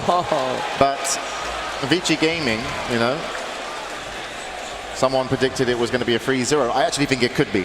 Like, I think they are that good, Vici Gaming, and taking that first win is going to be big. And, wow, NewBee are going to reply to the Nature's Prophet of Sylar, as we'd normally see it, with an Alchemist and Ancient Apparition. I really like the fact that they go for 2 heroes that actually lost a game in 15 minutes. You would be like, I don't want to play the Alchemist in the A again, but they understood it was a bad performance more than a bad draft. It shows confidence. Yeah, that's really, it's really good to see that if you're a NewBee fan, then you're like, okay, it was a bad game. Let's get, you know, to the second game. I agree with you totally, because sometimes you get scared to do the same thing again when you just messed something up. But as we said, I think the aggressive tri-lane hurt them more than the draft did at all. And I was not sure about the Alchemist, but as I said, if they then would go defensive and just get the levels, get some possibilities to start fighting with the ulti and stuff like this, they could probably have pressured a lot with the Alchemist. Yeah, I did not understand the Alchemist neither, but we didn't get to see really what plan they had in mind since they got destroyed and he couldn't do anything in that game. So yes, going with the same opener reminds me of yesterday's game 2 and game 3 of EG versus Vici. They picked like the exact same thing. And Vici knew exactly what they did wrong, and they just corrected like 1 or 2 heroes. They swapped out a Shadow Demon for a Vengeful, and then they just destroyed them. Yeah, and our OTK is not going to have that clockwork this time. It's going to be a... Oh, actually, never mind. He could still have his clockwork. If he wants to, yeah. If he wants to, yeah. Yeah, I'm just so used to see Nature's Prophet offlane that I'm like, no, but this is a Sylar hero. Alchemist and Ancient Apparition creating so much. If you think about that last game, they didn't do too well, but if you think of the potential of these two heroes, if Alchemist Moon, the Alchemist, can get a little bit of farm, then maybe can get a quick neck going and just start helping in the team fights. This hero is so durable that he will enforce team fights around him, and the Ancient Apparition just staying behind, and Ice Blood can turn everything around. So NewBee finding a good start, but Vici Gaming is going to reply with a Viper. Yeah, every hero that they play mid is always some durable hero that is great for team fighting though. I mean, Brewmaster did the same thing with his ulti as we saw in last game. And it's just a matter of how you want to approach it. I think Alchemist is better for sieging and taking a slow fight, where Brewmaster, he starts the fight, causes a lot of rockets just diving in. And Viper with Furion here is already shaping up to be a pretty methodical push from Vici, but we'll see. They're always overrunning their opponents, though. I mean, every time we saw Nature's Prophet first picked from Vici on the Radiant side, it's a push lineup. And we've seen like ROTK, he adapted, I would say, a little bit in terms of his hero pool, and actually ended up picking stuff up like a Venomancer to actually help out with the push. So it'll be interesting to see if NewBee are going to be expecting that to be their whole draft. How do you think Viper fits in here, Ben? And what do you think NewBee are concerned about? They're just concentrating on winning the lanes, just like last game. Brewmaster destroyed the Alchemist. Viper, if they want to match up versus Alchemist again, will have a very easy time. Can farm a very early mech too, and that's really important for both teams to actually have a mech carrier. Alchemist won't be able to do anything about that, and now they're taking the Brewmaster themselves, and this poses a question. NewBee might want to run a support Alchemist. And now a support Alchemist and an Ancient Apparition is a roaming duo that can create more than what they had before, which was a Lion and an Ancient Apparition. Yeah, Alchemist and AA are old ganking friends. Those two heroes worked pretty well together, but I'm more expecting to see him be either mid or carry position, to be honest, because Brewmaster, he can be mid, he can be off lane. We could even see a farming Brewmaster, but I really don't like that unless you have a very specific plan about a key timing for the blink. But I think you might need some early farm in this Brewmaster, because going up against the Viper and Furion, if you wait just a little bit too long, all the towers start rolling, and we will see something similar to what we saw in Cloud9's game when they played against the push strat of Na'Vi, that if you let one tower go, you will let all of them go pretty much when you face something like that. Well, they were definitely concerned about the push NewBee, and they banned out the Shadow Shaman. That wasn't actually banned out in the first phase, and then they took away the Pugner. So Vici Gaming going to show more of their cards, but it's just going to be this Skywrath mage that they pick up. Huge killing potential, and focus is, the Brewmaster as well as the Alp. If that's not an Alchemist support, then I would really love to see a Shadow Demon for NewBee. What they need right now is something to actually save the Brewmaster from the Skywrath silence. It's also great synergy with the Alchemist. Shadow Demon Alchemist was really used before. I think it's a really good pick for them right now. Right now, like Vici Gaming, they have only one spell to counter the Brewmaster, and that's a support spell, which means he's probably not going to get it off all the time. I mean, he's going to need perfect positioning for that. NewBee has a really good draft at dealing with what Vici Gaming does, whereas Vici Gaming, they will not be able to farm, versus NewBee, they won't be able to gank. It's an all-in. I think so the Viper will be able to farm. Yeah, but not as fast maybe as an Alchemist. Or what I mean is that they don't want to go for the late game. I see what you mean. I don't think they want to. With the Viper, Skywrath, those heroes, they don't. They farm kind of slowly. I like the Skywrath pick though. It kind of shores up what they lacked before. They lacked any sort of disable, and they lacked a lot of burst. You need one or the other to deal with Alchemist and Brewmaster. Picking Weaver into the Skywrath, that's surprising to me, but they're still going for it. It is. Because Skywrath is one of the best supports against Weaver. Very easy to come around the corner and just silence him instantly with a slow. But I agree with you. The Shadow Demon could be really nice here. It also works really well against the Skywrath. Yep. So that's if they don't run an Alchemist support, of course. How fast can the Alchemist get online if it's in a carry role with Greevil's Greed? Well, does it help? Like, you don't really go for Greevil's Greed even if you play carry Alchemist, to be honest. You still want to max out the Acid Spray and the Unstable Concoction, because else it takes too long, and teams know how to abuse that. Vici Gaming have changed direction a little bit and going for some more team fight here. So not exactly the towers will be falling with a Sand King and Skywrath Mage on the push, but we'll have to see what their last pick is. But the Sand King is definitely going to help. I think that's respect towards the Brewmaster lineup. I mean, if you want to push against a lineup with Brewmaster, you need to know that you're stronger as well. You can't just have the damage towards the tower. That's not enough. So I like the combination from Sand King and Skywrath. You can burst one hero really fast. And again, the Shadow Demon support looks beautiful if you want to run a core position Alchemist. But then they already picked up the Weaver as well, so we'll see how NewBee want to throw their lanes, to be honest. I think that right now NewBee really has the upper hand because they can do whatever. They can just go for full team fight if they're gonna clash with Vici. Vici decides to push tower, that's for sure. They have a great team fighting potential. Getting the Weaver versus the Skywrath isn't necessarily good, but it's one of those games where they got the Doom versus something that's actually very, very scared by the Doom, and then you get whatever you want because you know that, Skywrath has to silence the Brewmaster, right? So Weaver's going to be able to do whatever. So that's a really good Weaver game, actually. It could be a really good whatever, It's a really good approach to how when they get one single counter like this, you can get whatever and get away with it. That's true. And also Viper and Furion don't really do that much against the Weaver, so split pushing is pretty easy as long as the Sand King is somewhere on the map. If you don't see him and you don't see Skywrath, of course Weaver's going to play safe. But with us already calling that Vici is probably going to go 5-man a lot, Weaver will have a lot of time to just split push. And the Earthshaker is the last pick, but that might be an Alchemist carry, right? It should be. A and Earthshaker are also a really good combination for roaming, and also creates this kind of threat that, okay, you can jump on the Brewmaster, you can jump on our Weaver, but as long as we have the Earthshaker behind us, we have control of the team fight. And I think the Venomancer ban from NewBee is really smart because Vici Gaming, if there's something they have, it's this constant threat of the Sand King jumping on you, the Skywrath Mage catching you, the Viper just being in the front line. And if they had gotten a Venomancer, they could have just slow siege all the towers just by popping wards. And it's a really clever ban from NewBee. But Vici Gaming, they're going all in and they're going with the Morphling. I really don't like the Shaker pick so much. And it's a Xiao 8 Shaker, so that's going to be really interesting, so never mind it. What I mean, they're going to have really weak solos. Maybe not the Brewmaster, but if they wanted... Oh, wow. It is a Xiao 8 or Shaker. Xiao 8 Shaker. That's really surprising. So it's an Alchemist support and an AA support. They're going to be looking to roam quite a lot. They have to help that Shaker somehow because he's not going to get anything. LGD ran this a lot with Yao and the offlane Earthshaker. It actually turned out surprisingly well. Yeah, well, NewBee look like they're going into game 2 with a plan.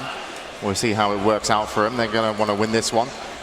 The record that they have against each other so far on the main event is actually 2 games apiece. But of course, in the grand finals, Vici are 1 game up. Can NewBee bring it back all tied? Well, we'll find out. Players have picked their heroes and they'll be loading in. So let's get to our commentators for match number 2.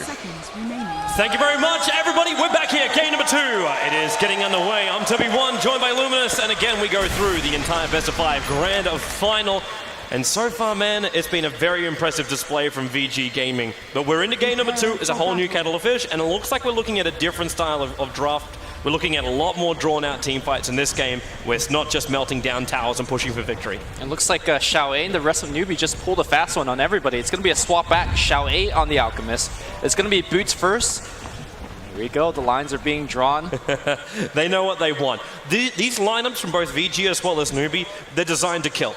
That's what these lineups are meant to do. VG Gaming do it through a high level of control. That's where the Skywrath Mage really comes in with his silence, and that's the reason why they also picked up that Sand King. Fenrir's going to be looking for those double to triple stuns on the Burrow Strikes and really making big problems for NewBee, and especially having that epicenter down. Heroes like Earthshaker who have to run into the middle of the fight, get their stuff off, and then get back out again. Having that slow as well as the high amount of damage, it may just force out a premature Echo or premature Fissure when you're not really wanting to do it. And heroes like Ancient Apparition, if they get caught in the front lines, which they will when the Blink Dagger comes up for an SK, you're going to find the Ancient Apparition just exploding. So there's only, what, 1 Ice Blast, Cold Feet, and Chilling Touch, and he's basically spent for the fight. Yeah, my concern isn't the mid game for NewBee. I think it's much so for the early game of NewBee. Last time we saw the offensive trialing fail, NewBee really never actually played Dota. I mean, they're physically in the game, they're hitting buttons and everything, but it wasn't their executed game plan. So I want to see NewBee doing what their lineup is designed to do. Early game roam into essentially mid game push. And let's see if NewBee is able to accomplish that against Vici Gaming, who is up 1 game and feeling pretty good about themselves. Well, you're going to find out soon, man. First rune got picked up, so it's going to be Xiao 8, who gets to have his Invis rune. So he'll be doing some scouting to see what he can achieve on this offlane. And Super, well, he'll be the safe lane Viper in this game. FY, the roaming man, he's looking for the first rune, and they're going to find absolutely nothing. And there's no Observer Ward for that position either. But FY, he's bringing a Sentry Ward in, and yeah, the ping's coming out to basically block up the Ancient stack. So this won't be an option for Xiao 8 to just use Acid Spray and farm it up. But at the same time, that ward was watched, so they know it's been placed, so it won't be too difficult to de-ward it out, even though they are running around with a lot of melee heroes and not the range heroes. Yeah, They probably just wait it out. It's only a 3-minute duration, and you can stack a little bit later if you want. But meanwhile, it's going to be Radiant that's going to be stacking. We actually see a Titan doing a lot of this. The early game roaming of the Sand King as well as the Skywrath Mage. You stack a little bit, and then you go for a smoke gank. Wasn't that successful for Titan, but let's see how Vici Gaming is going to take their spin. Maybe they're actually going to go for less roaming and more laning instead. Well, considering Fenrir doesn't have a smoke on him, we can go with that. Sylar, May doesn't want to buy bottles. He looks like he's feeling it. He's taking too much damage. He's actually purchased an extra set of tangos that came out in the courier before he sent his bottle out. So he's trying to get up in the face here of Mu, who is going for the straight, not a full straight bottle rush, because again we're seeing this Doubt Shield build on the mid solo, just so he can buff off a little bit of that extra damage that's coming his way. And combine that with Drunken Brawler, you have yourself a little bit more of a safer time.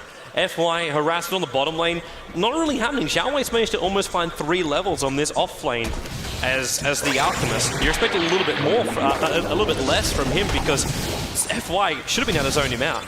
Yeah, I think as the lane progresses more and more, where Viper gets, for example, a Boots, gets a little bit more level, you could just have a Viper zoning out an Alchemist by himself. And I think Xiaowei recognized that. He's just going around, checking for runes. He knows that once he gets in the lane, he is just going to get harassed out.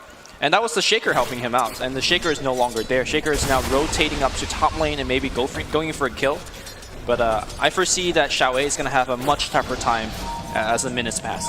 This ward that's up on the top lane, if Sunshine tries to go up on that top lane and anyway, actually, even if Banana moves aggressively over to ROTK, it's going to get spotted out. And ROTK actually has even another ward sitting on that top ward. Wait, he's not responding. He's not responding. The ward, he had perfect vision. He's going to try and TP out, but there's not enough time. First blood goes the way of NewBee. The big punch of Shanshan will grab the first blood, and first blood on supports, that's key, man. You pick up the support, that's going to be a big deal for Earthshaker to keep on landing those fissures.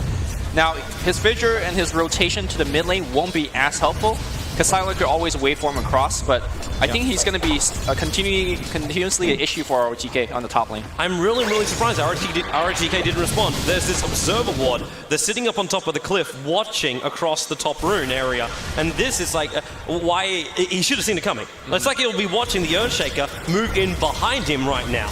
So ROTK again is going to get pincered up, and now he will back himself up. Yeah, this time I think he saw it, although, yeah, he's running back. Yeah. Now, I do want to say that ROTK and Xiaowei, they're a similar breed of captain, such that they may not be the best mechanic player themselves. For example, missing that gank coming his way. But ROTK is getting dove upon. The bugs are coming out. They need that fissure, but the trees are blocking him, sort of. Yeah. It started with a semi-block, and they just walked over and saw the Earthshaker moving. Never actually attacked him either, so he didn't actually cancel the clarity that was going on the Earthshaker as well.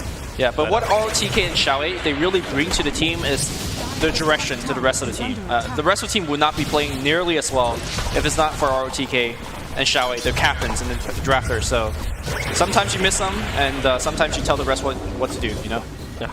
At that point, maybe you're too busy delegating. Either way, Super's getting himself some nice farm on that bottom lane. 18-12 is his CS, so really controlling this bottom lane nicely. Sylar as well in the middle lane, the highest CS on the board at 21 for 3, but Mu is right behind him at 20 for 4.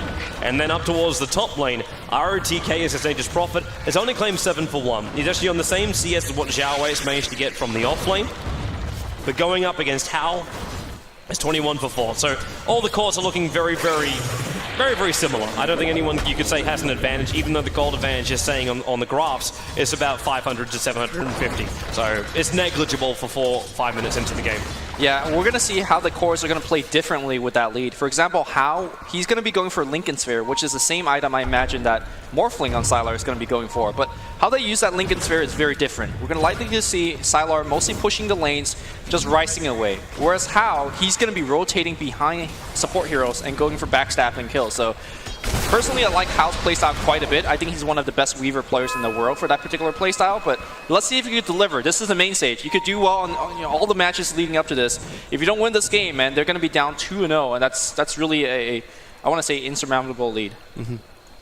I'm watching Fenrir as well as FY right now. They moved past the Dire Observer ward, and very luckily they didn't use that smoke, which is currently over on the Skywrath Mage. But they're moving in very close towards the mid, and there goes the smoke. That was out of range of the Dire Observer ward, so that this isn't known by NewBee. At least not straight away, but if they walk over towards the right, they're going to find Xiaowei. Now, Observer wards are in the river, and Xiaowei, well, he's actually just a little bit too far away, so the smoke, it won't break just yet. And they're waiting for Zhao Wei to show himself underneath the tier 1 tower. Super will just throw the Viper Strike out the second he's too close because they know he's not level 6. And Prophet is a TP. Oh, did you see the TP? They're fully committing in right now. And Zhao Wei, they got enough damage with the Barra Strike. He's trying to get the stun off and it won't get off enough time. Fenrir, though, underneath the tier 2 tower, he'll go down and move, looking to actually find off. If he doesn't have enough mana for a split, he's too low. But how? Picking up RTK, he got it! He just got the mana. Super's going to go down with the overruling stone. Skyrat dies in the corner. It's a catastrophe for VG Gaming on the bottom lane. The Brewmaster survives barely. And Sylar, he's looking for a pick-off here with the Invis rune? He's not going to find anything. This is a waste of time as well for a Morphling. Is he coming to solo kill Shang-Sheng? He's way too tanky for that. And yeah, Sylar just essentially wasted about 45 seconds running between mid and then the bottom. But that Brewmaster made a huge mistake. He teleported and clapped and then was like, wait, I don't have any mana. And then he just slowly regen his way up. Too close for comfort, but hey man, it worked out just fine. And like I said, it's the Weaver that teleports in and starts to rotate. You can see how it's now skidding his way back up. But, you know, it's Banana that's getting a little bit of experience as a result. Last game, he did not even find level 6 15 minutes in the game. This one, he's going to find it 7 minutes in the game. That's going to be a big change of how NewBee decides to play this mid-game. Yeah, this basically allows NewBee to be very, very aggressive. When Moo picks up the Blink Dagger as well, they got so much going their way. And Hal can be over-aggressive as well with his Shikuchi, because he's got his level 6, so Time Lapse is already available as well. So NewBee have so many different things to keep them alive during the team fights if the initial combination of VG Gaming doesn't work. And VG Gaming always knew this was going to be a problem. Maybe the reason why we might be looking at RTK going into an Orchid. Sylar, gotta be careful here. Fidget, clap, AA ulti. He'll wait for himself away, but he's very low in life and shatters the Ancient Apparition. Very, very simple combo, but perfectly executed from NewBee. Look at how effective it is. Once Ancient Apparition turns that level 6, you begin the kind of early game sniping, and that's only going to get better once Moo picks up that Blink Dagger, which is very, very close to... Oh, Fenrir, he's taking a ton of the fissure. Sunshine doesn't have mana for it right now. He was also doing a bit of dewarding, so we just see the Sand King walk himself out. But that's a big Ancient stack as well for Zhao Wei. By the looks of it, that's actually a quad stack he's managed to achieve here. At the same time, if you're looking towards the Radiant jungle, there's also some double stacks in here. So, a lot to play with. And Sunshine, well, is he going to help out? Hello, Moo. Also running away from the Morphling Replicate. And Fenrir trying to chase him down. But look at Fenrir's gold. Like I was talking about Blink Daggers for initiations from VG Gaming, catching out heroes like Ancient Apparition. This SK, he needs to go to his own jungle and start to farm up because he doesn't have Arcane Boots and he's nowhere near his Blink Dagger. Yeah, I think he's going to skip Arcane. That's generally the standard thing to do. He does have a couple of healthy stacks like you mentioned earlier, but he needs to clear them out. He needs to reach level 6, level 7, and more importantly, needs to find that Blink because a lot of the team's initiation really comes through him. If he doesn't get an early Blink, how does Vici actually take a fight? They really can't, at least not with a lot of confidence. So we'll see if Sand King is going to get it anytime soon. Looks like he's going to go for yet another stack. And imagine this is where he starts sandstorming away. RTK's got a lot of money up in this top lane, which he's refusing to spend. I got a funny feeling he's also worried about having to go like Recovery Minus, catch up to, well, the rest of NewBee, because they are stretching themselves in front. But I'm very, very concerned if he goes down this line, that NewBee will be able to hit him before he's able to hit them back. Especially with the 2300 gold on the Brewmaster. Yeah, you know it's a Blink Dagger he's picking up from that side shot. With the AA Ultimate also available, How having Treads as well as Ring of Aquila and Full Magic Wand.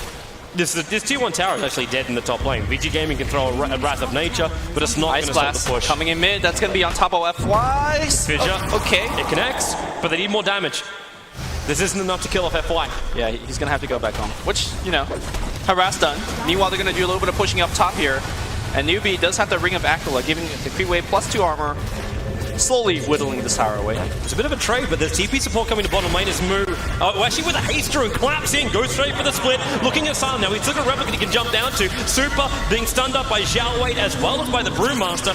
While, well, Nature's Prophet, he arrived and got set up and towards the edge. Zhao Wei needs the OP, does finally go down. Viper with enough damage, and maybe he can escape up the Meg Charge. No, it won't be enough. Weaver, last attack's able to connect, and again RTK spinning himself up and towards the air. I say himself, it actually came from Moo. Clam Shikuchi as well.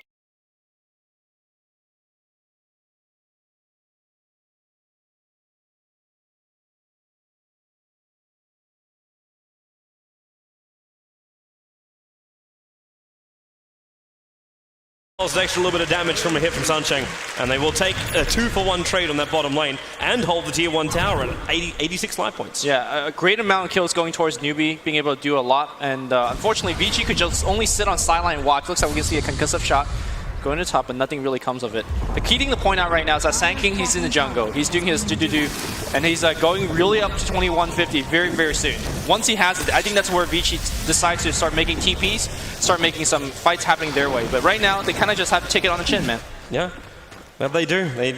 It's acceptable casualties at this point because you realize if you try and fight earlier on than this, you're just going to give away even more. So you just try and get the best things you can and then look for a timing attack. So Fenrir's got to be ready to go once he's got all of this up and running. And I'm wondering if NewBee should try and find some extra advantage at this point. Like how, okay, this is a little bit of a nuisance. Stealing experience, stealing gold, 1 more hit. Got it. He got one of them. He got one of the small Hellbears. But Sand King still takes out the large portion of the money for it. And that's what he's searching for. Experience is one thing, but the money is the rest of it. Now, stop I think he's asking for Ice Blast. Yeah, the Ice Blast is going to come. It's going to come through the tier 1 tower, and Fenrir is going to be out of there. I don't think this is going to work the way they... Yeah, Fenrir's already back out to safety. If they walk through the tree line, then maybe they could have been caught out just then, but not going to happen. And Sunshine leaves a nice aggressive Observer Ward behind. But with the smoke movement coming out from NewBee, now they look towards the bottom lane, but Super knows. Hides in the tree lines, realize everyone from Vici Gaming is currently missing, apart from that top lane Banana. And even then, they don't care about him because they know he's an Ice Blast from the opposite side of the map, which is a really big radius. Super. Wow, you're up a long way here, man. The Xiao Wei looking for the extra stun. The Viper Strike going out here from Super 2. It's a large amount of damage into Xiao Wei, but Moog comes in. ROTK looking for extra damage, but there goes Yamek. Super is not enough. He cannot bring down Xiao Wei. Will lose its own life. And it's a 4-man gang squad coming out there from NewBee. Yep. Meanwhile, though, it looks like Vici Gaming is going to reply by pushing a little bit of tier 1. Don't think they will bring it down, though. Hao comes in. He's got to be careful of that Burrow Strike. Blink Dagger is picked up. They could actually straight up kill him with FY's burst damage and silence. Yep. Here we go. Initiation. Ancient Steel's going to be following up, and Hao, he is straight up. Oh, okay. Bridger was good. The clock's going to follow up. Here comes the split. They're going to get Finroar. The Sandstorm's going to keep it in place a little bit. Shangstrike's coming in. Burrow Strike. It looks like Finroar is going to be fine. He's going to be able to blink away. Meanwhile, the Silent not having as good of a luck. He has bursted down. No way for him. Man, Sunshine came in and he was just able to get enough mana to get that stomp off. And by doing so, it was able to bring the SK back out of the Sandstorm because Sandstorm, SK was able to keep the Invis walk out. Teleportation coming against Banana, trying to TP out, no such luck, man. Too much damage. Especially with ROTK throwing out the ultimate. Actually taking a bit of a risk with that ultimate as well. He threw that in the bottom lane to get it to bounce all the way up towards the top to get the bonus damage. Because that means there's a lot more travel time for it. But they're trying to capitalize on this kill. Push in towards the tier 1 tower. I know we said at the very start of the draft that this lineup isn't really designed to force down towers, but it's a nature's prophet. He's going to get it anyway. Super. They're trying to find Hero on Hao. He's still got his ultimate. Nice. 3 TPs coming up. Super just waits it out. The tower actually got denied up by Hao as well. And the Smooth, well, he's sealed up. There is no ultimate. Echo Slam. ROTK goes down with a big ultimate. The missing flare from FY and the Burrow Strike from Fenrir. Follows up with the epicenter. Timeline's already Ice Blast, but the Ice Blast is coming in. Smooth turns into the club. FY's going to go down. Fenrir hiding inside the Sandstorm. The only thing he can do. Super. No mech. He just has 5 stick targets available to himself. And is there any support coming up from Fenrir? He can't do anything for his team. Super looking for a kill on Hao. Now Moo jumps back in again. He doesn't have mech available. Super will go down, taking a while to kill him off. But they do kill him nonetheless. A lot of these trades really going in the way of NewBee. The score is 5-13 right now, and this is the NewBee game plan. Get a little bit of hurt in the early game laning stage, and then have your cores to join the fight. Look at how active Hao's been throughout the game. Look at how active Xiao Wei's going to be. And of course, the supports are playing extremely well. Tier 1 is going to get destroyed, so they're even on that front. I think NewBee's shown what they can do in this game too. They're even as far as that trade-off goes, but you still got to remember, NewBee is starting to lose a little bit of map control here. All their tier 1 towers have gone down. Be it denied or not, they're still giving more space for a Nature's Prophet to make that kind of space. And ROTK is going for the build I hope he was going to go for, and that's the Orca build coming out here from Nature's Prophet. He needs that bonus silence. He can't rely on the Skywrath Mage to do all the heavy lifting for the team. As you saw before in the last fight, he threw out the Mystic Flare and he could seal up the Brewmaster, but the funny thing is Brewmaster couldn't split anyway because he didn't have the mana for it. A bit of a problem when you got a Brewmaster running around with Strength Treads. Yeah, I think having the tier 1 towers down, like you mentioned, for NewBee is a big play for Vici, simply because they could do what they're trying to do right now. They could gather up, use a smoke, and then just go into the enemy jungle. Between the Sand King as well as a Skywrath Mage, you essentially burst anybody down on NewBee side. Between a Burrow Strike, Ancient Steel, and Mystic Flare, it doesn't matter who you are. Oh, they smoked underneath the Observer Ward. The Dire Observer Ward would have caught the edge of that.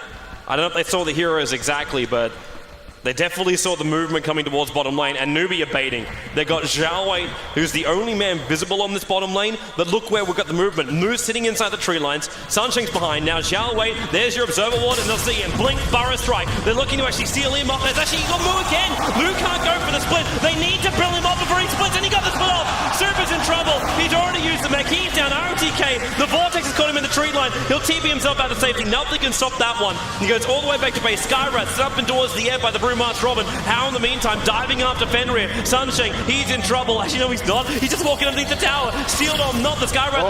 Fire strike from Fenrir. The Concoction will follow him. The stun as well from the Fidget pulls him out of the Sandstorm. Move. Waveform out from Sylar. Picks up the Brewmaster. Fenrir still going to die for the cause. 10 life. Fire strike. He turns in for it. The Prophet Ultimate picked up the Ancient Apparition as well. Sylar's still alive. He's got the waveform shit. He needs it, but he's kind of surrounded from all sides. He needs teleport support from the rest of his team. Skyrage Mage is back in 1 second. Prophet could TP very soon as well. He's coming. Is he going to go for the kill? They're going for Xiao Wei. Xiao Wei, well, they know they can't kill off Hal because he's just going to move around them. But then again, Hal is really, really low as far as mana goes. And now the waveform. They waited until he came down to seal. It's not enough damage. Time lapse. He comes straight back into it though. FY, he's trying to run away, but the big dog! Shanshan! This is problematic. Waveform, Sunshine's in a little bit of trouble. Sylar actually being stomped up for the moment. Not enough. He's got 11 Mon charges. He just needs 3 seconds, but Super snipes him from inside the tree line. It's about the objective. NewBee are diving the enemy jungle, but the tier 1 tower was for the picking. Yep. Both teams, or actually when I say both teams, I just mean NewBees. NewBee, they don't really push that well without items. They don't have right-click heroes too much. I mean, how in theory right-clicks, but you know, for what, 100 damage? They need better push, and I like to see them focus more on these tier 1 towers. It's nice to get kills. Oh, Prophet, RTK. Easy courier. Chesty knows it's there, but then again, he flinched. Move, Is he dead? in. Where's the stop? Oh! He's gonna die! He shatters in base! No regen. Not when the Ice Blast is on your face. Great play. How quick was that response from NewBee? The second they realized he was there, it looked like Chesty kind of like, he wasn't sure if he wanted to move in or out. And then he's just like, well, they just proper stuck around just a fraction too long because he's like, oh, maybe I can still get this guy. And that is where the downfall comes. Looks like we're going to see a big deviation in terms of items. Sylar normally loves that Lincoln Sphere this game, going straight for a Black King bar. We haven't seen this build from, I want to say, Morphlings for quite a while. It was a very popular build 1 or 2 years ago. Basically, you get the BKB and you just fight 25 minutes in the game, and it seems like he's forced to get this item. There's so much burst damage on the enemy side that, you know, you just have to take that fight. NewBee, though, looking at different objectives, straight to Roche. Yeah, and they can do this one pretty quickly. You've got the Medallion from the Alchemist.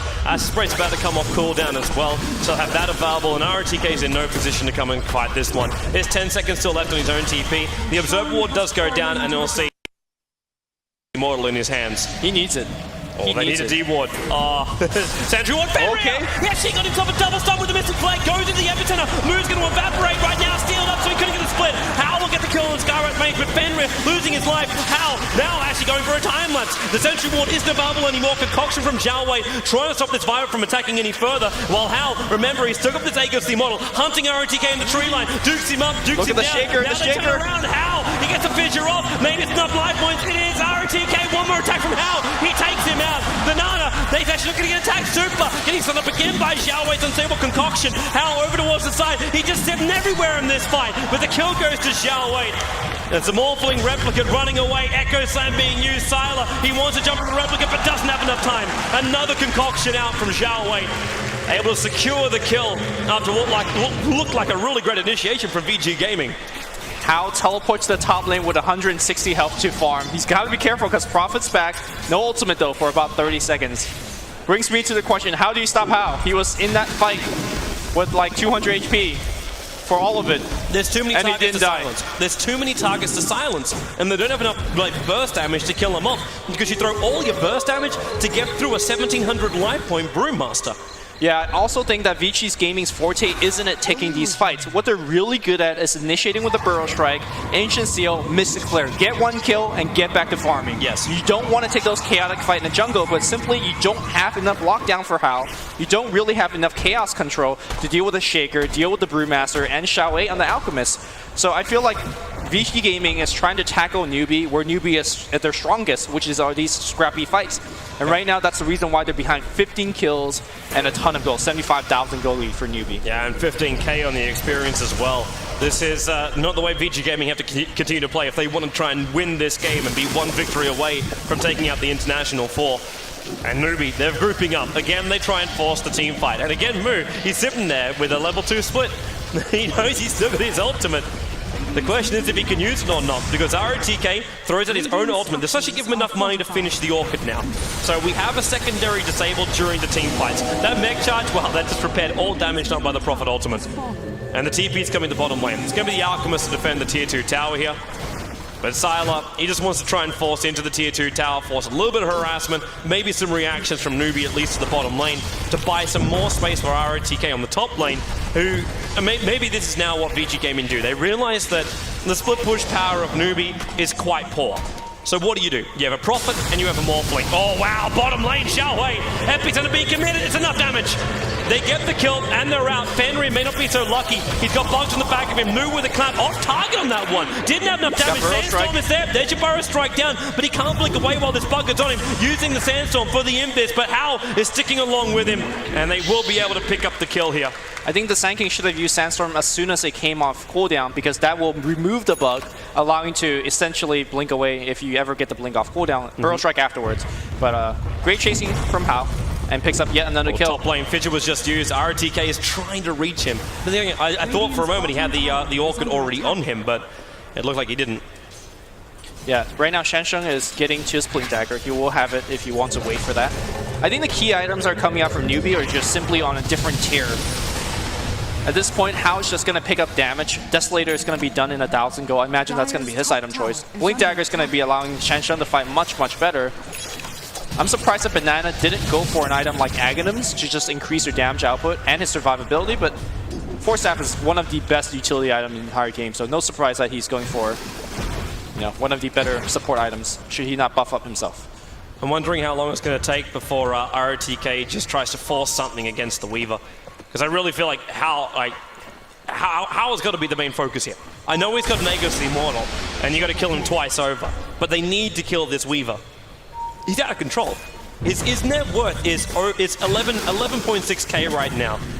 Compared to the highest over on VG Gaming, that's only 8,000. Hello, top lane. Blink in, Sunshine. Down Fenrir. The Skywrath made over Fenrir. Nice double Burrow Strike. He's still going to go down right now because the Ice Blast has already done its massive work.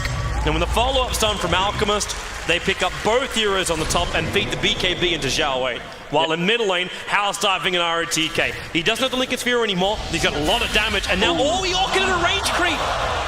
Hound's got he's got a ticket to farm now, and maybe even farming up the hero. He's going for kill, coming in for ROTK, and he wants him. There goes your bugs up on top of the hill. It won't be able to latch on ROTK, diving in so deep to the tier 3 tower. He can't see in. Has to time up himself back in towards the middle lane. It's very low risk when the fact that you already used the Orchid. You could just go in, make that dive. Who's actually going to stop you? Skywrath Mage was dead just then, so. Courier Snipe moves on it, and he got it. Bang. Easily picked up. Vici Gaming can't be affording to make these type of mistakes. They don't have too much room for mistake. What I said earlier about Hao's inability to really push and punch towers, he'll soon be able to do so once Desolators. Once he's got Deso, he pushed towers very fast. Should also be flagging too. That's the second courier death for the Radiant side within the last 10 minutes. Yep. Which is a surprising stat, and especially against a team that has a Nature's Prophet. Generally, Nature's Prophet is the one that's killing couriers left and right. Well, he tried. He definitely tried, and he definitely failed. And Hao steals a pretty important stack, I want to say, away from Vici Gaming. This is the advantage you get by playing this type of carry. You could go on the enemy side, not really worry about dying. Looks like his age has just run out, so maybe he shouldn't play as aggressive anymore. He just got himself a Desolator. I'm pretty sure he can still play aggressive. the amount of damage he's going to be pumping out up against his VG Gaming lineup is more than enough to rip him apart.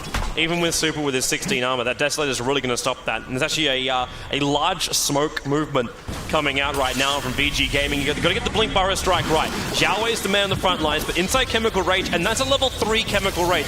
Keep this in mind that Zhao Wei is already so high up on the levels that he has that huge amount of regeneration. And there's no one on VG Gaming that has a high enough amount of damage output to do that. In the meantime, Nature's Prophet actually dies on the top lane to Sunshade. Yeah. And I'm still waiting for this initiation on bottom lane. Sentry wards are down, but the SK, he's too far back.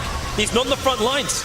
They will not be able to catch out NewBee, and Prophet dead in the top lane to an Earthshaker. Something what we saw last game is that Acid Spray cancels Blink Daggers, and Fenrir wasn't able to get nearly close enough to Blink Burrow Strike, which again is their initiation. In fact, it's NewBee coming back in. They want to fight. He has to BKB himself up right now. No, he's looking for FY. They want to take away this seal while he's under the cover of BKB. The Bug should be able to finish the job right now, while Sylar getting torn apart by Hal. He moves up to GG. 26 minutes in.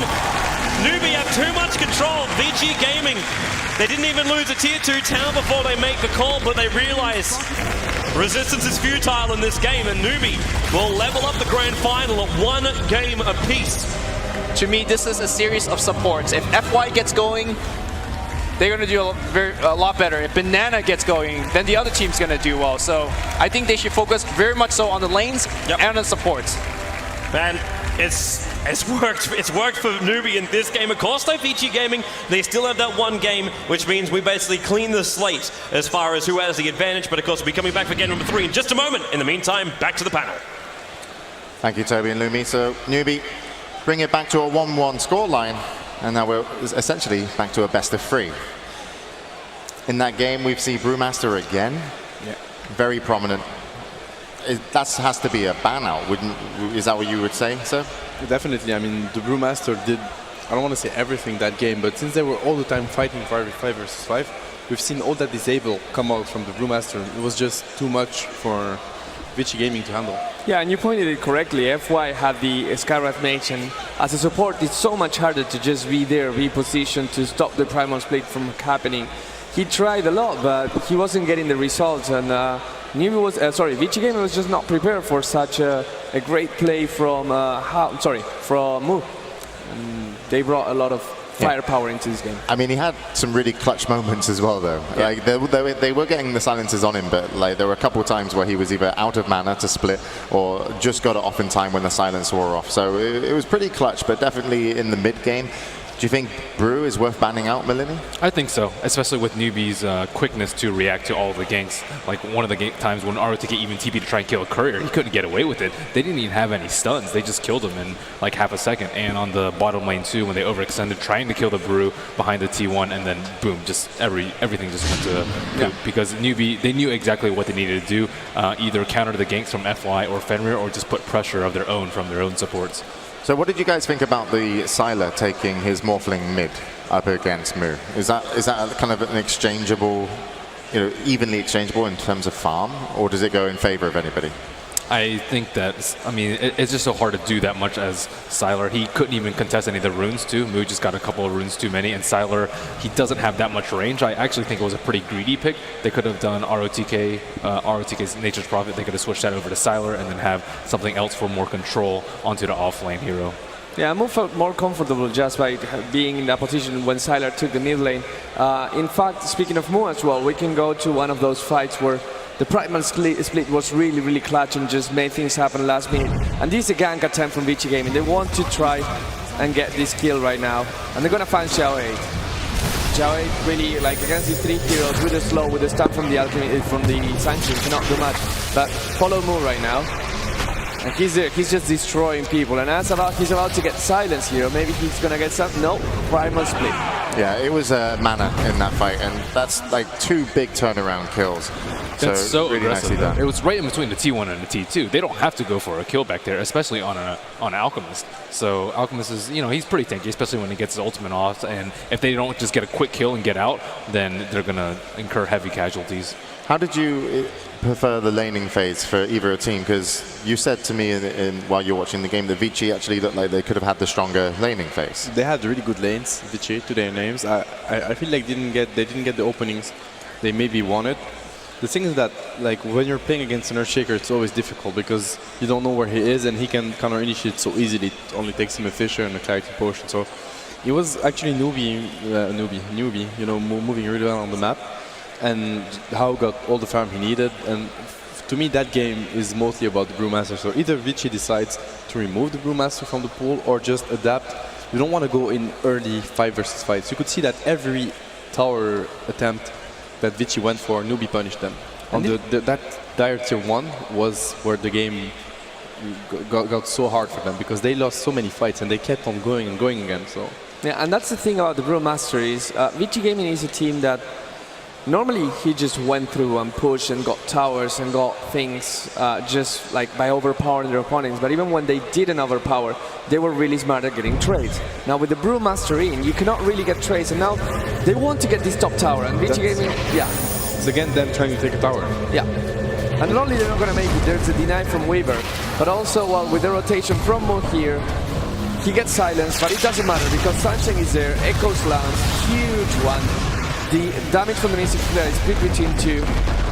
They just can run away here, and they're going to take the AA Blast, and now it's a turn. Yeah, and big turn off the AA Blast, and despite a nice Burrow Strike by FY, that AA Blast and also the Brew having that blink, it's just such a nice follow-up, and Slit wasn't even used, and they'll be able to take out Super as well. Yeah, Vici just seemed like they needed to take the towers. Is that what they did need to do? Because they kept pressuring for it. Couldn't they have played a little bit more passive with Sylar on the Morphling? They definitely could have, but then what does the Viper do exactly in that game, you know? Like, if it wasn't for the Viper, if they had something different, I didn't really like the Viper pick to begin with. If they had something different, then maybe they could rely on just farming, because the Prophet plus the Morphling, that was actually a really good game plan. Just the day game potential and the split push potential from those two heroes is actually really good, and it's just Vici trying to force the issue, which is okay. I mean, they got a lot of confidence because of game 1. They need to be careful now because NewBee did what they were actually expected to do, which is really punish Vici on every push attempt they go for. Do you think it's fair to say that Vici, if they want to kind of put this amount of pressure up there, they get some pretty good initiators for their lineup? I mean, we saw the clockwork and it was really nice. It could actually help them, but once again, I mean, if you can't lock down the Panda, I think the draft from Vici was a bit weak that game because they only relied on the Skyrath to actually get his spell off, but he was facing an Earthshaker. It wasn't really easy, and then the Weaver could do whatever. I just think that in that game, their game plan was actually not the right one. You cannot try to go for early towers versus a Shaker and AA. Banana got level 6 really fast. That helped them a lot. I don't know how he got all those levels. He ended up staying top lane for a little while, I believe. Yeah. And then they got some kills on ROTK, I believe, with the Shaker plus the AA. That helped him a lot. The Shaker was just roaming, and then they gave the AA level 6. It was really interesting to see that they were focusing. They just need the Fisher. They don't need anything else. And then the AA got 6, and then it was actually easy to defend the towers. I think that Vici needed more heroes with solo kill potential. Last game we saw them almost get solo kills in each of their solo lanes. This game it was like Nature's Prophet or Morphling, who can't really do that much. They're really relying on both of their supports to come around and help them, and they're not self-sufficient in that regard. Also, we talked a lot about Nature's Prophet before the draft, how each of them had like ridiculously high win weights, but it's already 0 and 2. Do you think they're overemphasizing it, or is it other areas of the draft that need work on? It's not like Nature's Prophet lost them that game, but it didn't do much. The Nature's Prophet is not kind of snowball hero, at least the way those teams play it. When it's Bulldog and someone else playing it, then he can, just split push and everything. But how they play Nature's Prophet, he doesn't do much in fights. Like the summons, he's just auto-attacking. It's a snowball hero because he makes you able to actually go and take the towers. But besides that, he doesn't do much. I mean, later on, he catches up, but for that, you need to win fights. He doesn't bring any team fighting power early on. But if there's a testament to how Vici Gaming plays, they were just taking team fights and they wanted to just keep fighting there, even when they were at disadvantage. We're going to see a last replay when NewBee just took the Aegis right now. And look at this, Vici Gaming wants to take a fight after the Aegis. They're going to try and do the best, and actually they get to kill Mo really fast. But it doesn't matter anymore because he has the Aegis. And not only he has the Aegis, he's going to stay very low health for most of the fight here. And because of his threat of just there, you don't want to kill him because he still has the Aegis. You kind of want to get rid of everyone else and just Hao does whatever he wants. Yeah, ROTK unfortunately ended up running away to the right, so his teammates weren't able to assist if they maybe wanted to get one hit off onto Hao on the Weaver to help. But Definitely, as you can see, NewBee, they felt confident in this game, and this is what they needed. Like, look at the way Hao's playing. He's playing on very low light, sure. You know, he had Jaegers, but it didn't really matter. It's just like, once you get in that rhythm, if you're that good of a team, sometimes it almost doesn't matter who your opponents are in terms of their skill. It's like that advantage that you can have. You should never give up if you can play top-notch. So you really have to admire Vici for continually trying to fight and fight and fight. A lot of teams would just, okay, we're just going to get Midases and sit back and farm and then eventually get starved out. But Vici, they played at their strength. Their strength is 5-man team fight, and they will, even when they're behind, that's how they get back in the game. So is it just Brew? Ban Brewmaster, or is it Brew Bandmaster? Don't go too greedy. Like none of these games have gone very late just because of the early game. So focus more on the early game with your heroes and focus more on aggressive heroes in the lanes. What happens though if you end up banning like the Brewmaster, say first phase, or you know, what does that open up for NewBee? Could open up for Doom pick. Could open up the Lycan. I don't think they're going to ban the Lycan regardless. Of what it's more, I don't think they're going to first ban the Brewmaster. Second. I think they're just going to adapt to how they need to play against him, because you can kite the Brewmaster, but in that game they just couldn't, right? They have the Prophet that just stands, the Viper stands. Yeah, they need heroes like Ember or Weaver, something like that. Well, they need heroes that are evasive or, The other hero that we haven't seen from NewBee this time, but they picked a lot through the tournament, actually 8 times, is the Tide Hunter, and in a different way he also provides something similar to the Brewmaster, which is a big team fight spell that will create space and will allow the carry to just like starting to get pick off, and maybe the supports to get the better positioning to use all of their spells. So if the Brewmaster isn't there, they have the possibility of the Tide Hunter as well. Yeah, it will be interesting definitely to see what Vici want to do if they want to adapt and not kind of just put that amount of pressure into the game in terms of under the tier 1 towers, because if it doesn't work out, it can go pretty bad pretty quickly, and it did versus NewBee. So the teams are backstage, they'll be coming out on stage soon, so we don't know exactly what Vici and NewBee are talking about. So for the moment, let's go check in on Casey. I have found Dendy. Hi, Dendy. Hello.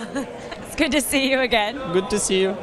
I came out and I thought, where's Dendy? How am I going to find him? And then I found a line that I thought, oh, this must be for the secret shop. No, it's not. All of these people are in line for Dendy. How does it feel to have so many people that's excited to meet you? It's really great. I actually thought it's to secret shop also, so I was also staying for secret shop. You're still standing there going, where is it? Yeah, where is it? I know you've been watching a little bit of the game so far. I want a bold prediction. Who is going to win? Well, with my knowledge, well, to be honest, I have really huge respect to both teams, to NewBee and Vici Gaming. Both of them were doing like amazingly. Vici Gaming were crushing group stage, and when they fall to loser bracket in the first round, and when they smashed everyone to the way back to the finals, I have huge respect to them. Same with NewBee, they were almost out like from in group stage. They had like scores 7-8. They were almost out. They were fighting to get into top 8, and when they made it to finals, so now they both like 1-1. I have huge respect to all players. I know them for a long time. They're all legends to me. So, but to be honest, like me and Goblok, our coach, we're in fan club of FY. FY support, crazy guy. He's insane. So you're a fan of people as well? Yeah. I really like players, but so I can't choose who's gonna win. I don't know, and I'm cheering for the best. Before we send it back, I would love it if you would take a selfie with myself and Myron, my camera guy, and the whole line. Let's do it. Let's see if we can do it. So you and I are going to pose. Yeah, okay. Let's see if this is going to work. Will you hold the microphone? Yeah. There we go. You ready? Oh, I got to switch it around. You ready? Yeah. Okay, everybody wave. 1, 2, 3. Yeah. That was crazy. Back to you guys. Thanks, Casey. Certainly, it's hard to predict where this game is going to go. Even Dendy said himself, it's about who's going to play the best. But certainly, FY has performed very well in the first game. On the second game, not so well, but maybe he didn't have the opportunity because of the Brewmaster. But joining us at the panel now are 2 of the workshop contributors. We've got with us Anuxi and Tiago. Welcome to the panel. Thanks, James. Thank you. How are you guys doing? Amazing. Really good. We're just watching Dota. Yeah. It's been fun. You've been following esports for quite some time in terms of Dota, haven't you, Anuxi? Yeah, since DreamHack Winter 2012. Yeah. And what about you, Tiago?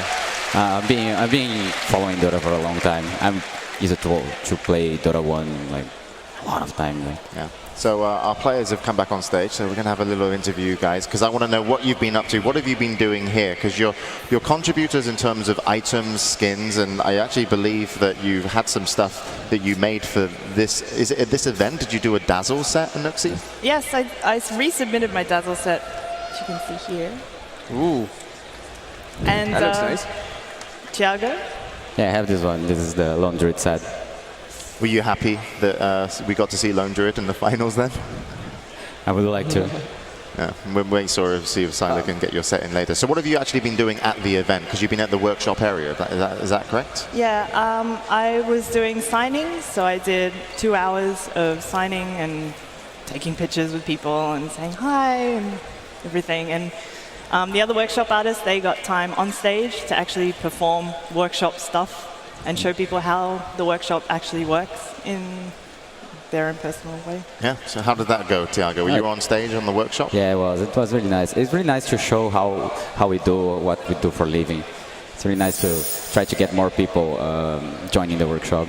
Did you get a lot of questions about how to get into making items that can go into Dota 2? Is this something that is very doable for a lot of people if they know how? Yeah, if you know how to make art or you have an interest in game art, by all means, the Dota 2 workshop is one of the greatest things they start getting into. So I have a question for you. I'm sure that you got a lot of fans and people came to talk to you, and more than one was like, oh man, what if you make and they give you ideas? Did you hear any idea that caught your attention? I mean, maybe not some that you make so that no one steals it, but any good ideas or any fun ideas that someone told you about? Wisp with a top hat and a monocle. That's the number one suggested idea. That is really good. Scriff wants a Wisp with who's a Rubik's Cube, but we'll talk more about that later. Thanks for coming, Anuxi and Thiago, and we look forward to seeing your sets in game. We're going back into the match. It's going to be game number 2. 3. We did 2.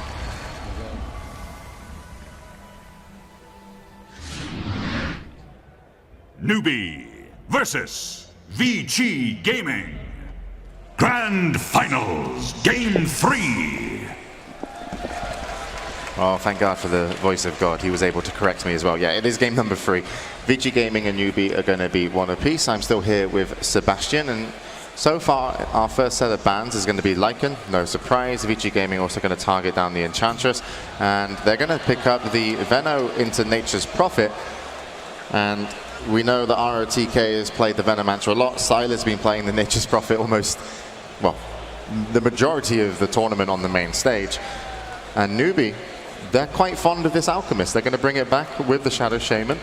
And that was Zhao 8 last time on the Alchemist offlane. How did that work out for you, Sebastian? I wasn't convinced at all by the Alchemist offlane, even though they won really fast. I don't think it was because of the Alchemist. His impact in the game wasn't really that high. I mean, he played well. That's not what I'm saying, but just I don't think it's a key pick. At least not so far. They look to do well with it. Maybe they have some backup plan with that Alchemist, but early on it's just a hero that just brings a stun to the table and some disable, some good outpush with the spray, but nothing more. This is really surprising to me because not only neither of these teams have picked Brewmaster, but also no one has banned the Brewmaster at all. So we'll see. Maybe it's the 4th ban for Vici Gaming. Well, they don't see it as a threat right now, but maybe it is going to be that 4th ban. Welcome to the ban and pick phase. Gods joining us here. Hey. And how's it going, and what do you make of the bans and picks so far for both teams? I think the Alchemist has been the big pick that's suddenly a first 2 pick for NewBee. Vici Gaming happy to run it themselves as well from time to time, and that really has just kind of come out of nowhere. And I think the fact it's a first 2 pick is partly because it's versatile. We saw Zhao 8 in the offlane. The teams also will run it mid. Teams have run it as a support, and that's where it doesn't really reveal too much about your draft when you're picking it up early, which is probably one of the hero's strengths. But for me, I think Brewmaster is definitely going to be a hot pick coming into the 2nd pick stage if it's not banged out. Yeah, they should definitely ban the Brewmaster, in my opinion. Unless they want to pick it, they may just be picking it themselves. Yeah, because they have the pick after the ban. Yeah. So that's something huge. We don't talk about it too much, but when you're the 2nd phase and you're going to pick the first, when you're not first pick, it's when you're 2nd pick. It's huge. The 2nd phase is so important for the 2nd pick because you get to deny 3 heroes. You get to ban 2 and get the 3rd one. It's really huge. So that's why sometimes when you're first pick, you don't want to reveal too much to your opponent of your strategy. Rasta, Alchemist, as you said, not for Rasta, but Alchemist can go anywhere. So they don't want to reveal too much because Vici can actually shut them down really hard if they're going to deny 3 heroes from NewBee. So. And Vici is taking a long time to decide this ban. He's like, well, do we really want to give away the Brewmaster? Are we okay with taking it ourselves? I mean, the way it looks right now with the Venomancer and the Nature's Prophet, yeah, they decide to ban it, get away from it, get to the Ancient Apparition. And again, a lot of global potential with the AA and the Nature's Prophet. And this time the Venomancer, the pick that NewBee denied them in the 5th pick in the game 1, it's actually going to create a lot of pressure for NewBee. It also opens up, if they want to go for that Silo Morphling and put RTK again on the Prophet, it's a lot safer picking a Morphling when you know your opponents aren't going to have the Ancient Apparition. Ancient Apparition, Shadow Shaman, really strong support duo. That's a really, really good pick for NewBee. It's actually awesome with the Alchemist. Puck with Alchemist is really, really strong. The Alchemist support, whenever he comes to Puck's lane's mid, then that's a kill. If Puck is going to be mid, obviously we saw Xiao 8 use that Puck on the off lane already, but it's also incredibly good versus AA Venomancer. Just jump, silence them, and burst them down before they get any spell off. So great pickup for NewBee here. Yeah. The way Vici Gaming normally run the Veno is like as a core though. So if RTK gets the fast mech, tanks up, I don't think he's going to get burst down by a Puck alone without much, unless there's a lot of follow-up. So. But what certainly will be interesting is who's going to match up versus Puck in the mid lane, because that can somewhat decide, how good of a game that Puck They've will also get, run the also off-lane Puck. Yeah. So Xiao Wei, that's true. Yeah, Xiao Wei. Against this very team, there was that Puck versus Duke matchup 1v1. You're right. So. And it's really AA, and I love those drafts. We saw this support duo yesterday, and I think it was DK playing it, or EG, one of the teams that lost to Vici Gaming and didn't actually create much of an impact. But this time it's Vici Gaming taking these two, and granted, if you get a good cold feet into TK, it's going to be a lot of time of stuns. And while Nature's Prophet and Venomancer by themselves do not provide a lot of right click, even in any of those lanes, just because you have the Sprout or because you have the Gale, you can secure a kill. These two supports are going to do a lot of roaming, and we see Fenrir and FY can bring us what they always bring, which is amazing plays. Vici Gaming's laning phase is just like the strongest you could ever pick. Like I can't think of any 4 picks. Like it's harder to make the laning stage better from here. They're gonna have a very, very good laning phase for sure, unless NewBee go for the really big plays. But that's a classic Vici Gaming game. They're gonna win the lanes and go for early push, and it's gonna be really hard. And it's all gonna come down to their spell usage and execution, because they have very squishy heroes. If you want to push with that, it's not the the DK Abaddon EG style of push that we saw. You can position however you want, because you have really good defensive pelt here. If the Rubik's out of position, if the A is out of position, they're gonna die instantly.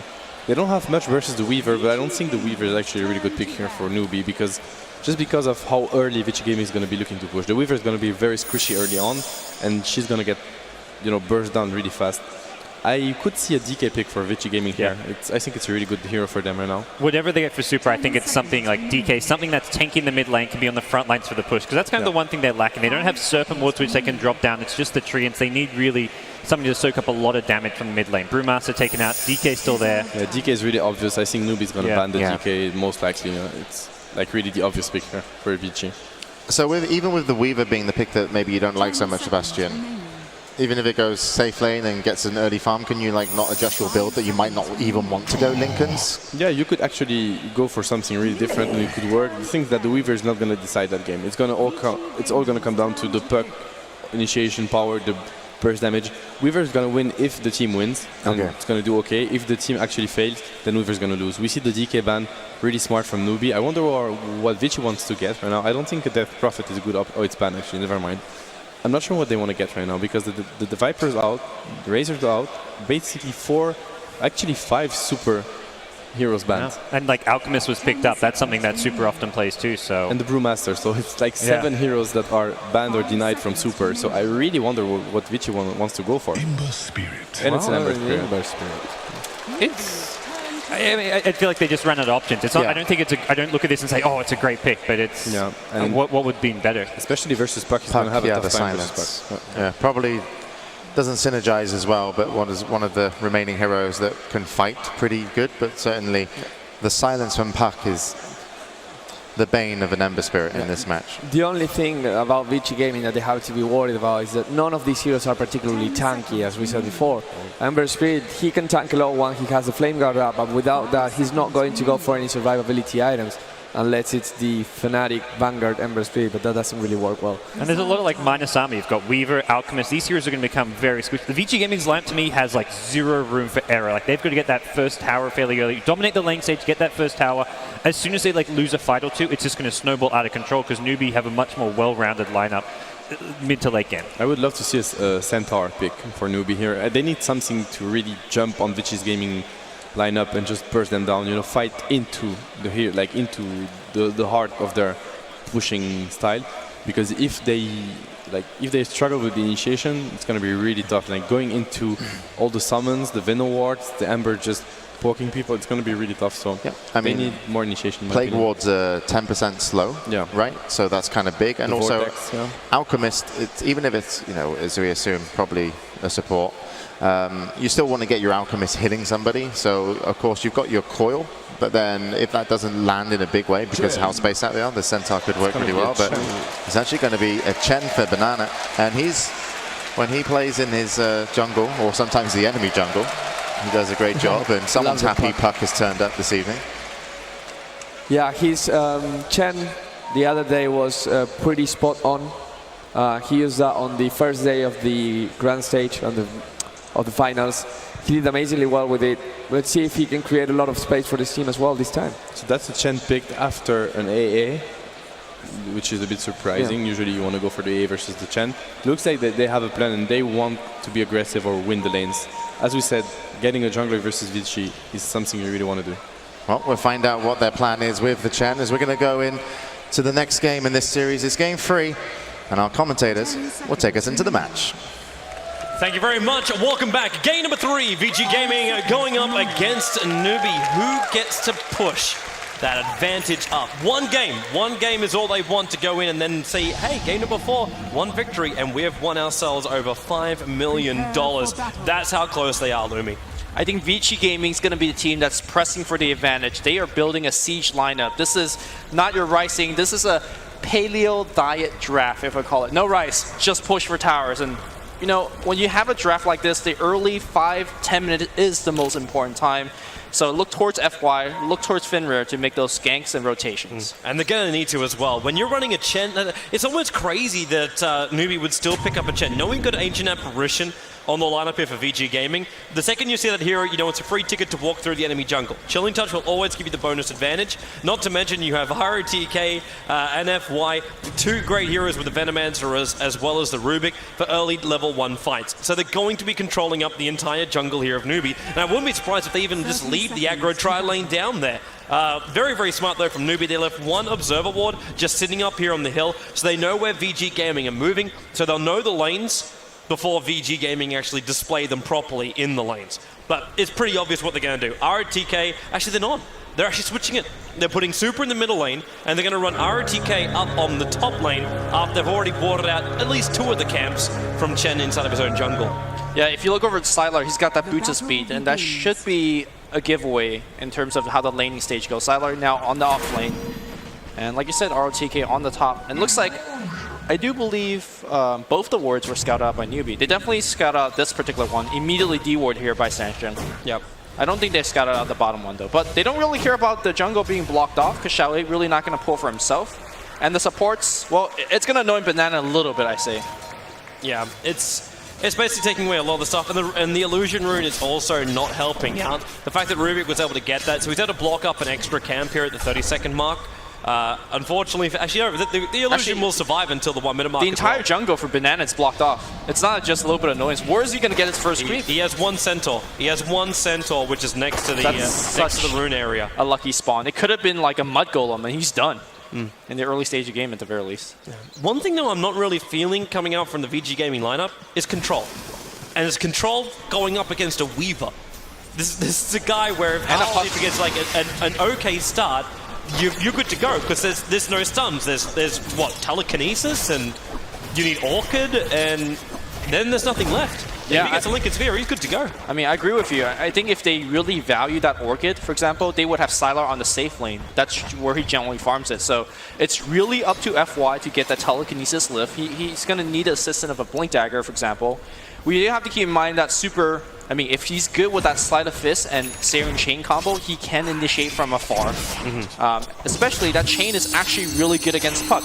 When you're Searing Chain, you cannot phase shift, so that will allow Vici to combo into other follow-up initiations and whatnot. But a lot of work on the shoulder of Super as well as FY. Interesting to see ROTK's build as well. We've got 1 point up in Poison, in the Venomous Gale, and 1 point up in the Poison Sting. So with 1 point neither of these, we're not looking at any massive wall of wards. And what you get is... Not yet. Is slow up against a hero who has Shikuchi. So it doesn't really have that much of effect. If it's Sunshine, it's fantastic because the base movement speed of 335, well, it's not base because he's got boots on him. But if you can slow him down, then you get a lot of potential for an easy kill, an easy first blood. And then extra money, you get a mech up early, and that means tier 1 towers go down the top lane. But you still need to have those high level of wards, which NewBee can't repel, or he comes down to defend when the Chen is ready to push out. I think on paper, the Gale isn't really good against Sakuchi because, obviously he moves at maximum movement speed. But you got to keep in mind that the early levels of Sakuchi, has a fairly long cooldown. It doesn't last nearly as long. So if you could catch out how, after he has used Sakuchi with the Gale on top, chances are he is going to die. But how, he knows about this. Bottom lane, this could be the death of Sylar right now. Sunshine with the end of the Invis rune starts off with the Shackles. Follow-up Concoction. He's got Acid Spray leveled up as well, but didn't actually get it off in time, but it doesn't matter. Sylar, the Wolf is too higher range. He tried to sprout himself up and then TP out, but it's not possible. And NewBee will claim first blood here on the bottom lane. This is not what Vici Gaming needed to have happen if they were going to get any kind of early momentum. And they're going to go for top lane too. Hal, Sentry Ward, they got him. Gale. Lift him up. Where is his Gale? It will connect, and they got him slowed down. Prophet, Sylar will TP in. Instant rebuttal kill coming out from Vici Gaming. That's why you get the Gale. Sakuchi at the early game, once you disrupt it, he is straight up dead. Great rotation here coming out from the Vici supports. And let's see if they can actually strike a little bit. Super middle lane move. He got the Searing Chain spaceship down. Where's your attack? One more hit. Super's gonna die. Overcommittal there by Super. He had one more attack to kill off Mu, but Banana was coming in. He was there for mana burn as well, having that little set of Mind Stealer on the sidelines. But that's actually following the Ember all the way up the lane. That rotation from Banana to secure the kill was absolutely huge. Anytime that you get a single kill advantage on the mid lane and get a huge swing in experience, that's absolutely huge in winning the lane continuously throughout much of the mid and later stage of the game. But for now, it looks like we're going to have a little bit of trouble up top here as NewBee sustaining a little bit of push. Hilarious thing is, the third level Acid Spray stops the push in its tracks. Yeah. Everyone is backed up. They know the Tree Army can't stand alive in that one. And the Plague Wards are at least nice. You can set them up, but they're not high enough level yet. There's only level 2 Plague Wards and easily dealt with by Zhao Wei. So he can hold this top lane pretty much by himself. While on bottom lane, Hal, again, he's searching for another pickoff. Sylar is down here. He can afford phase boost but doesn't have them, so he's got no extra movement speed. He'll need TP support if he's going to survive this. Sunshine's on the front lines. Actually doesn't have a point up in Hex, but he's got to Shackle and Hal. Well, he's underneath the tower. Very visible, obviously, doing this. And Sylar will just back himself out. Yeah, they needed Shanshan to be there, and Tower is actually doing a lot more damage to Hal than what he actually did to the Prophet. But there you go, back in the mid lane here. Looks like we're going to see yet another go. Mu is locked up a little bit, but he'll warp back out. This is just harassment off the lane. Yeah, despite the death, actually Super is able to kind of bully Mu around a little bit, but obviously Mu is enjoying quite a bit of gold lead here. Nice wall being placed down by Mu too. It's looking over the river, so we can see what's on the high ground, especially looking for someone like FY. Because if FY comes in and is able to get a follow-up telekinesis after the initial Searing Chains, that may just be enough time for Super to finish the job. Yeah, Vici right now is playing a fairly defensive game, but they gotta be worried because NewBee is up 1,000 gold, really without any tower advantage, and that's really coming down to the better farming of the supports, and the kills are happening their way. So I think what both team, again, I've said it at the end of the last game, is all about the rotation, all about the early game. The support that does better for the team will win the game. We'll see if the support rotation is going to come through. Looks like we're going to smoke on the mid lane. Yeah, they're going to loop themselves around. They've actually got to go all the way around, up through basically up through this little region here. But Super's about to hit level 6. Once he does, he could have a 5 Remnant. They've gone opposite direction. They're going all the way up to top lane. So they're going to look for Fenrir or for ROTK. It could be even a double kill. Both of these heroes are quite squishy. They don't have a good escape mechanism. Here we go. It's going to be a flank on the side, and Fenrir, well, he's going to get hit by a truck. ROTK is taking a lot of damage here inside the Acid Spray. He knows he can't help out Fenrir here. Maybe he can look for, he can't even denial. Gale will fly out, but well, Chen's already got the kill. Ancient Apparition, Sylar and TP, but ROTK, it's a lot of damage, and now ROTK, He's alive on 26 life points, and Banana's actually going to be the sacrificial lamb. Super came in, no sleight of fist. They have so chain. actually follow up, and well, there's your chain. Sunshine will just burn from the immolation of Super, and he wants to go further. Remember, this is a DD over on Super, but Mu is now arrived in the fight. Dream Call over on him, holding Super in position. There's nothing he's got left. He'll go down on this top lane, and maybe is there collateral? ROTK is backing himself up. Oh, how? Zhao Wei preps the stump, running under the tower. ROTK juking in the tree line. They got the vision, so he'll die in the tree line. How? Not enough mana actually to go for a time lapse, but there's no one alive for Vici Gaming to punish him. Over-aggression here by Vici. They had an Observer Ward. In fact, both teams have Observer on the mid lane. So you should have seen the rotation from the puck. And that once that coil came down, the Ember Spirit was dead. ROTK overstays welcome, like you said, and died as a result as well. Again, Vici is playing that some sort of... Oh, what a play. Well, That's actually going to have huge rebuttal right now, because Sylar and Sunshine. Sunshine was ready to gank over on Sylar. That TP was meant to bring him down to the bottom lane. And ended up getting cancelled, so no kill. Sunshine has to walk himself back out again. Yeah, whenever you're losing kill and you're playing some sort of like pushing or kind of just playing a strategy revolving around sieging towers for a long time, level is going to be key. In fact, playing a lot of strategy, level is going to be the key, but you can't really give away all these kills. Once mech comes up, for example, for NewBee, that's where your push gets much, much harder, as well as Chen's level 6. And Seb earlier talked about the interaction between Ice Blast and Chen. I feel like NewBee's going to have a fairly easier time dodging these Ice Blasts, considering the fact that it's mostly Vici that's going to be sieging. Smoke's broken. Plague Walk right around the corner. That's going to slow Chen down a little bit, but not enough. So they'll just pick up the Satyr instead. So a foul smoke gate coming out from F1 ROTK. Well, how?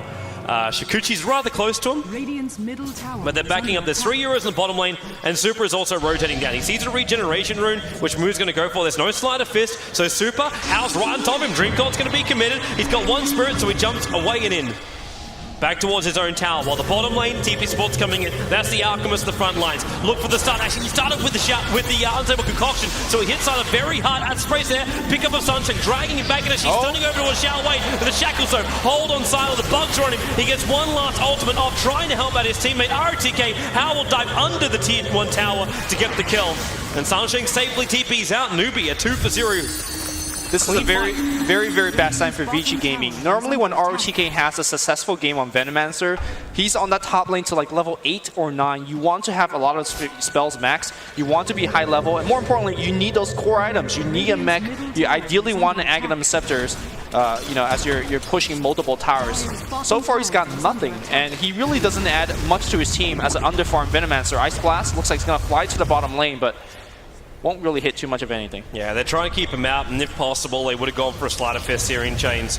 But not going to happen. Mu as well as Sunshine forcing out middle lane, so Mu gets a little bit of a chill, but Sunshine already level 6, commits the Plague Wall, the Mass Open Walls towards that tier 1 tower, and Super knows he can't come in close on this, not without help. But they're looking for a trade-off, which is going to be stopped by Xiao Wei, coming towards the top lane with the Acid Spray, the Plague Walls from ROTK. They're going to maybe try and keep this push going. Super, Nam, these Mass Open Walls are trying to be farmed up by Fenrir, but it's taking too much. Super's bottling up. He's still got Sleight of Fist available, and now he's going to jump through just a little bit of one of the creeps, and the Centaur goes down, but the mid-tier 1 tower is forfeit of Vici Gaming. NewBees are taking what Vici's good at and sending it right back at them. Every tower right now, NewBee is defended and defended well. And NewBee is, pushing for towers. And once that Master Ball comes off cooldown again, it will not surprise me at all. Oh, they're going again on bottom lane. Hal being picked up by FY, throwing back. He doesn't have level 6, so he can't steal the Shikuchi. And you're right, with the box in the back of him, and the Spirit. Almost a bit of an intimidation factor there. If he wanted his Rubik, he'd have to go through the Ember. I'm looking at the mid game for Vici Gaming. Should they not... Let's suppose that they don't get like 5-6 towers in the next 5-10 minutes, and I don't think they can. Okay. What is their mid game plan? You have a very underfarmed Ember Spirit because, he's only 2-2. He hasn't hit too many creep kills. And then you have Sylar. He's played on the off lane, so he won't have an Orchid anytime soon. They really can't gank that well. They can't really play a farming game because I don't think they could defend their towers against the push of NewBee. It feels like there is no option B for Vici if they don't start knocking down some towers. I will agree with you on that one. It's one of these things where Vici Gaming, they're running against the clock. They went for a high-risk, high-reward strategy. And because of that, they need to be able to actually claim things with their lineup, which is why you see again Sylar and ROTK try and force out this top tier 1 tower. Fortification still available here for NewBee, so they could actually stop it. VG Gaming do not have fortification, so Hao can just force out the tier 1 tower in the bottom lane. And again, Xiao Wei has sprays on cooldown, but he's still just one man is enough to force back a pushing power from VG Gaming. Yeah, and that one man's level 9, by the way. And if you look at the level disparity, again, it is so huge between the two teams. NewBee right now enjoying a lot of a big lead. I think this tower might actually get denied up top.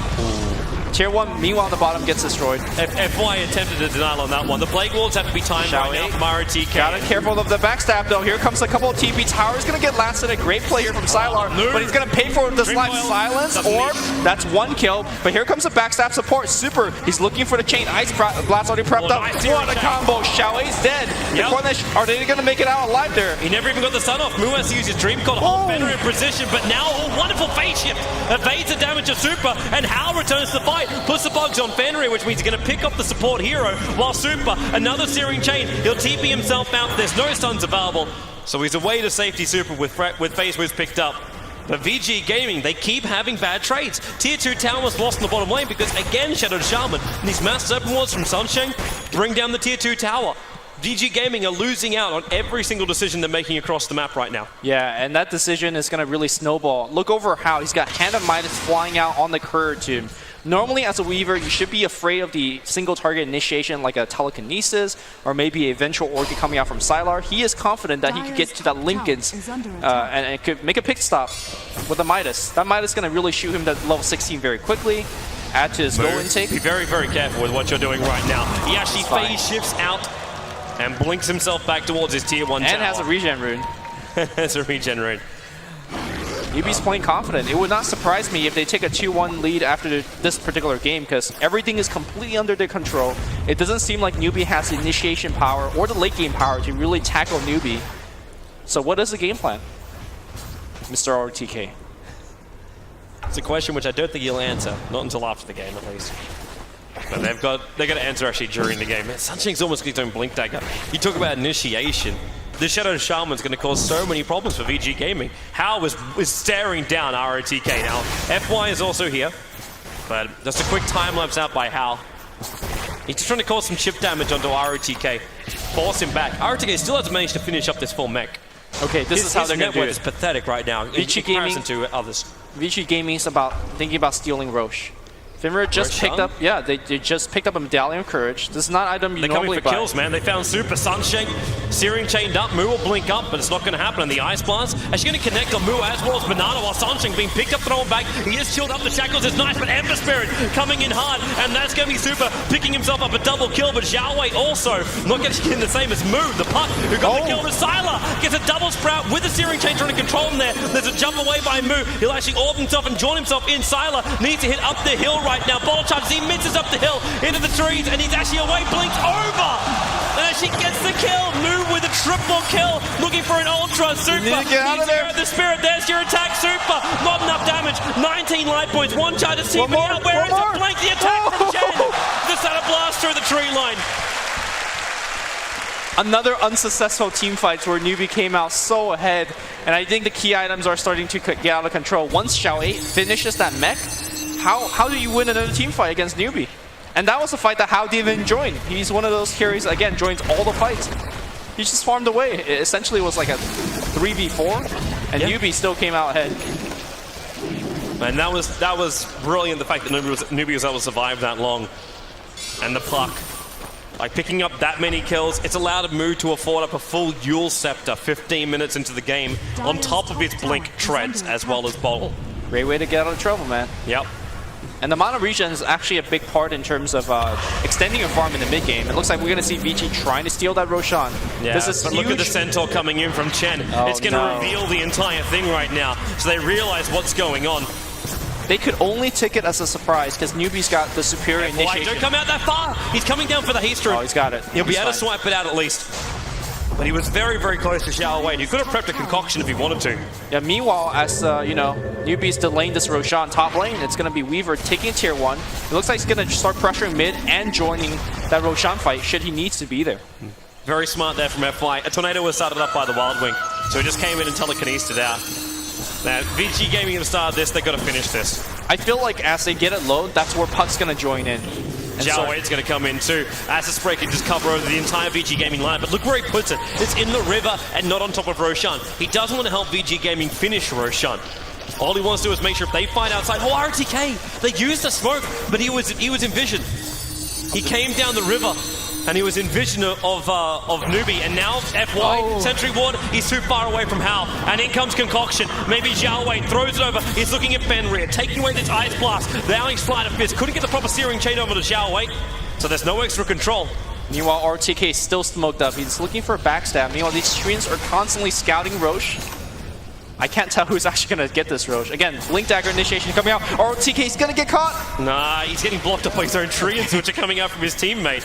And they're just completely scouting out all of what NewBee is doing too. This Roshan is almost something which Vici Gaming, oh wow, they commit mass Serpent Wards. It actually takes a choke point, and what a blink in by Moon!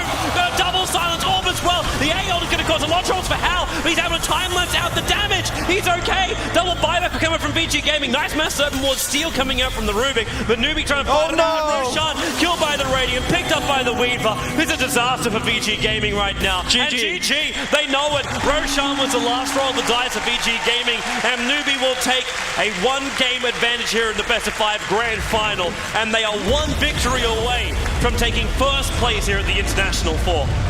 That wasn't a quick GG at all. Vici Gaming lost every single lane. That was the last gambit. They even bought a Medallion Courage on the Ancient Apparition to go for it.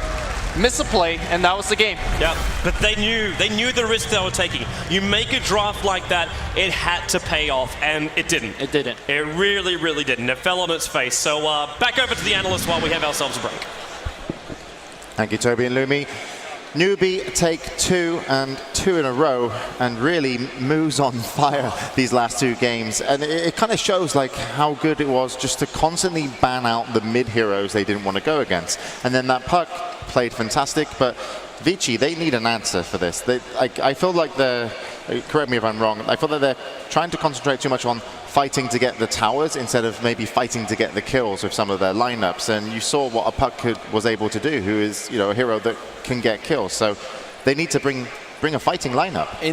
When they show the player profiles, it says that Moo's real name is Jang Pan, but to me it's John Puck, because he was so on top of that hero, doing whatever he wanted. And I think Vici Gaming is actually falling into NewBee's trap, because Vici was the guys that put pressure on the towers, got your towers, and you were like, okay, we're gonna bring the fight to you. So if you wanna push, you'll have to fight us. And instead of just like saying, okay, no, we're just try and rotate and play around that, they're like, oh no, we can fight because we've been able to win so early before.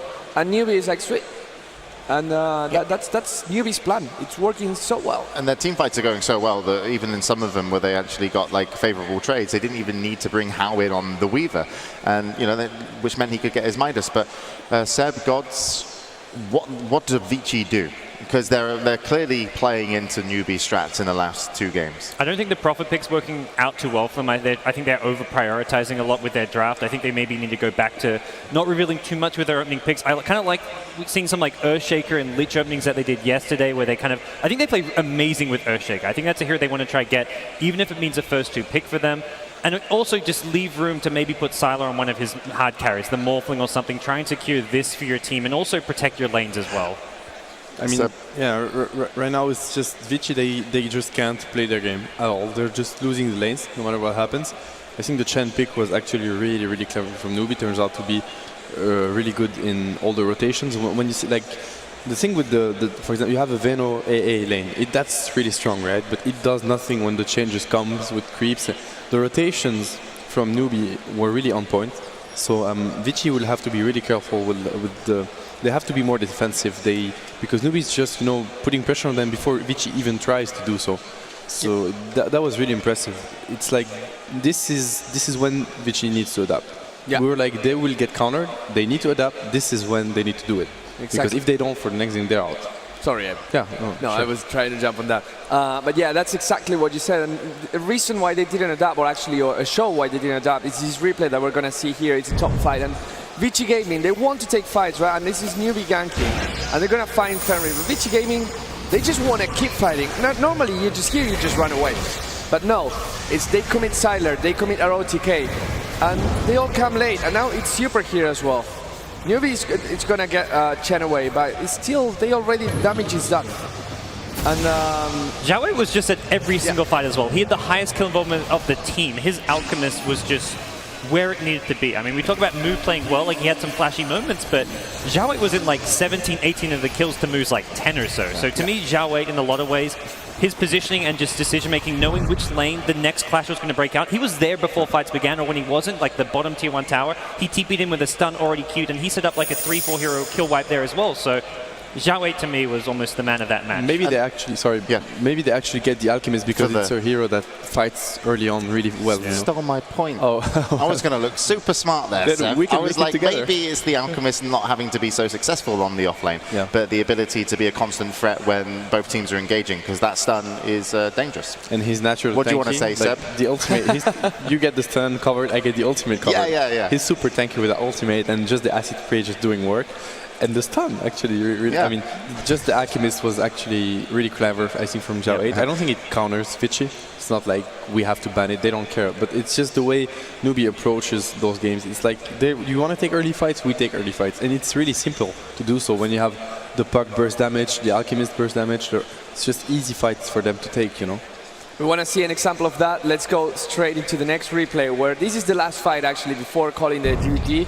I mean, the actual serious fight, which is they're still 9-4 here. NewBee is at a clear advantage, but Vici Gaming, they still want to fight, and they start with an AAO, which is pretty good. They get the jump on Sunshine, but here comes the Puck, and it's going to be the Puck show again. Dream Coil and only one, doesn't matter, make sure they pick 2. Super now is like, I want to get rid of Mu. I really, really want to get rid of Mu, but Mu just doesn't care. The things that now Vici will have to be, they need to think more, because they're facing a smarter team than what they faced before. That jump.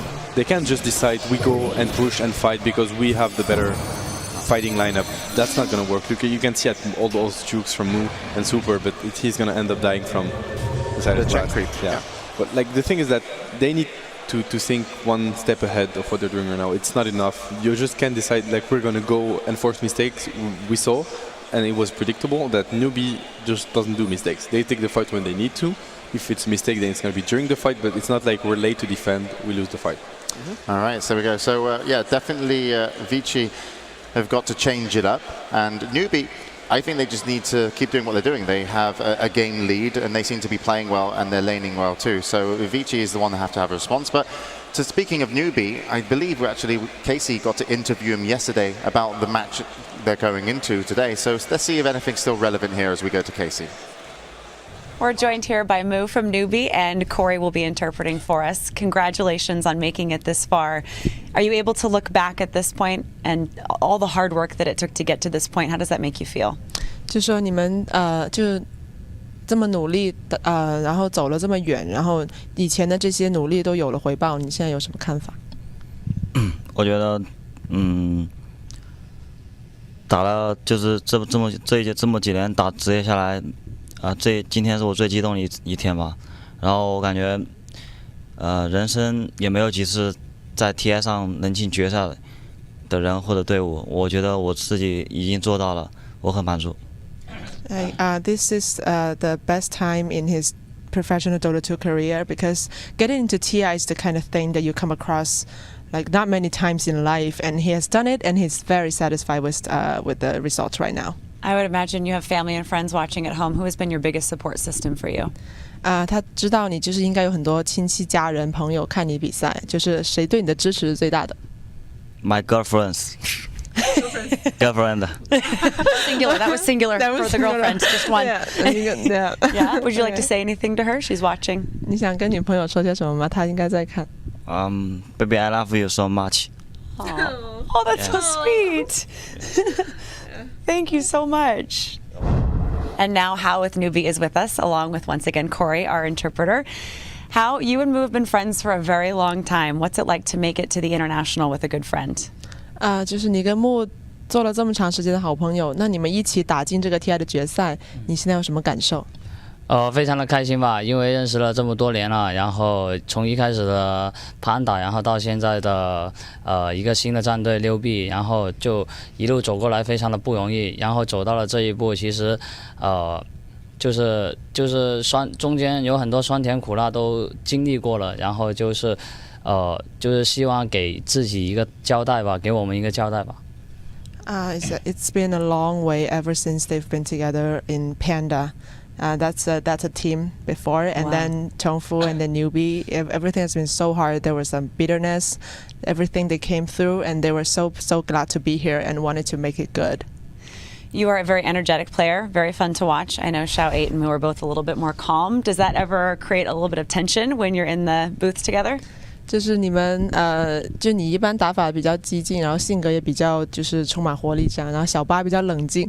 你们有没有因为这个就是吵过架啊什么，就是让气氛比较紧张吧？打比赛的时候没有，然后其实很多时候训练的时候，我跟小八也就是经常在吵架或者什么，但是这样其实都就是这样的吵架，就是反而是一种就是对队伍的帮助的提升吧。只要就是怎么说，就是训练的时候争吵了，就是会发现很多问题，然后就是很快的解决好，然后在比赛的时候我们就从来没有这样过，因为比赛是比赛，训练是训练，就是要分清楚，然后所以就是也是因为这样，也是我们走到这一步的其中一个原因吧，可能。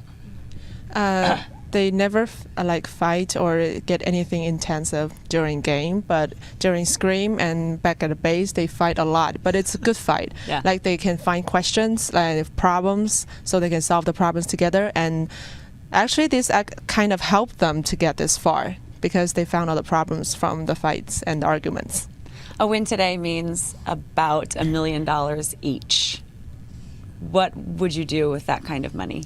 今天如果你们赢了，就会有每个人大概会有100万吧？你们会拿这个钱去做什么？这个不，因为现在还没拿到。我这个事情我一般都是拿到了再想，没拿到，因为这些东西你没拿到，并不属于是你的，你想好了反而会影响你比赛的发挥什么的。就是我会无论是怎么样，我都只想赢了，这些都是赢了之后再考虑的问题。He's not going to think about it after he wins, because if you think about it right now, it's going to affect you in a game, and it's not good for the game because it's all over your head, like the money kind of thing. So he really wants to win, and he's only going to think about that kind of question, like how he's going to use the money after he get the championship. There we go. As mentioned, that was Casey interviewing NewBee Hao and Mu earlier today. And you can see very focused, and the only problem they have left is how do they get one more win. Let's see if they can solve that one. Joining us on the panel is now Blitz. Welcome, Blitz. Hello. Pretty good to see you, James.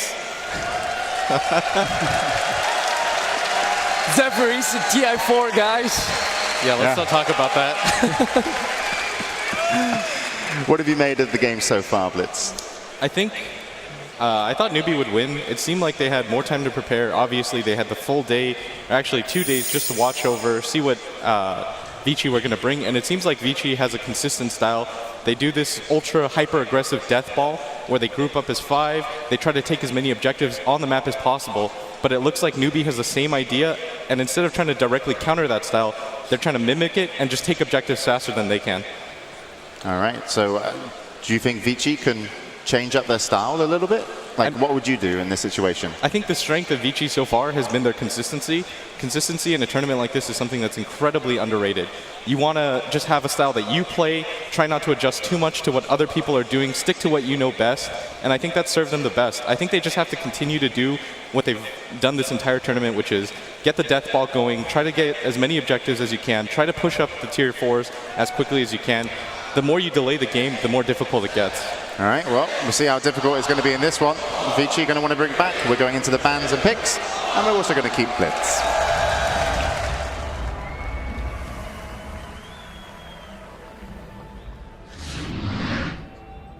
NewBee versus Vici Gaming. Grand Finals, Game 4. Into the bans and picks we go, and as we mentioned, we're going to keep Blitz. We like you, Blitz. Oh, I like you too. And Vici Gaming They stick to their guns. They're like, no, you don't understand the true power of nature's prophet. Siler's just getting warmed up. It's the losing strategy, right? It's actually it's happening. You created that at ESL, yeah. It's happening. It's happening. It's like if you have a losing strategy, stick to it until it becomes a winning strategy. And then it turns out, yeah, it's gonna work. I mean, once again, the nature's prophet AA, we've seen Vici Gaming push with that, but it's not necessarily a push strategy. It's actually, they have insanely good lane game potential and, you know, map control presence, so. But NewBee gets the Brewmaster, and the Brewmaster, no team has found a response for this hero so far. It's been amazing. It's going to be sad for me not to see Mu on that pack again, but getting on that Brewmaster, it's going to be maybe a repeat of Game 2. Puck is a really good pick for Vici Gaming right now, in my opinion. I really like it versus Rasta Blue and along with the Nature's Prophet A. I think it's a really good one. As for the Brewmaster, I think Vici Gaming understands what's going on right now. They don't necessarily need to, you know, brute force push, and it looks like NewBee knows that because they banned the Morph thing. That's not a pushing hero. Yeah. Blitz, what are your thoughts on the bans and picks so far? It seems like Vici Gaming are kind of going for. They have a lot of global presence just with the Ancient Apparition and the Nature's Prophet Ultimate, and they're not too limited with their style right now. They can push with the Nature's Prophet Treants, but pushing against a Brewmaster is a little bit difficult. That's kind of the hero. Once you've picked it, it's like, we're going to win the team fights from when he's level 6 to about the 20-30 minute mark. We should be uncontested because the Primal Split is too strong. Maybe is it time for Vici Gaming to pick, well, the Death Prophet is banned now, but maybe the Pugna or one of those heroes that can actually push by virtue of being there that we haven't seen so far?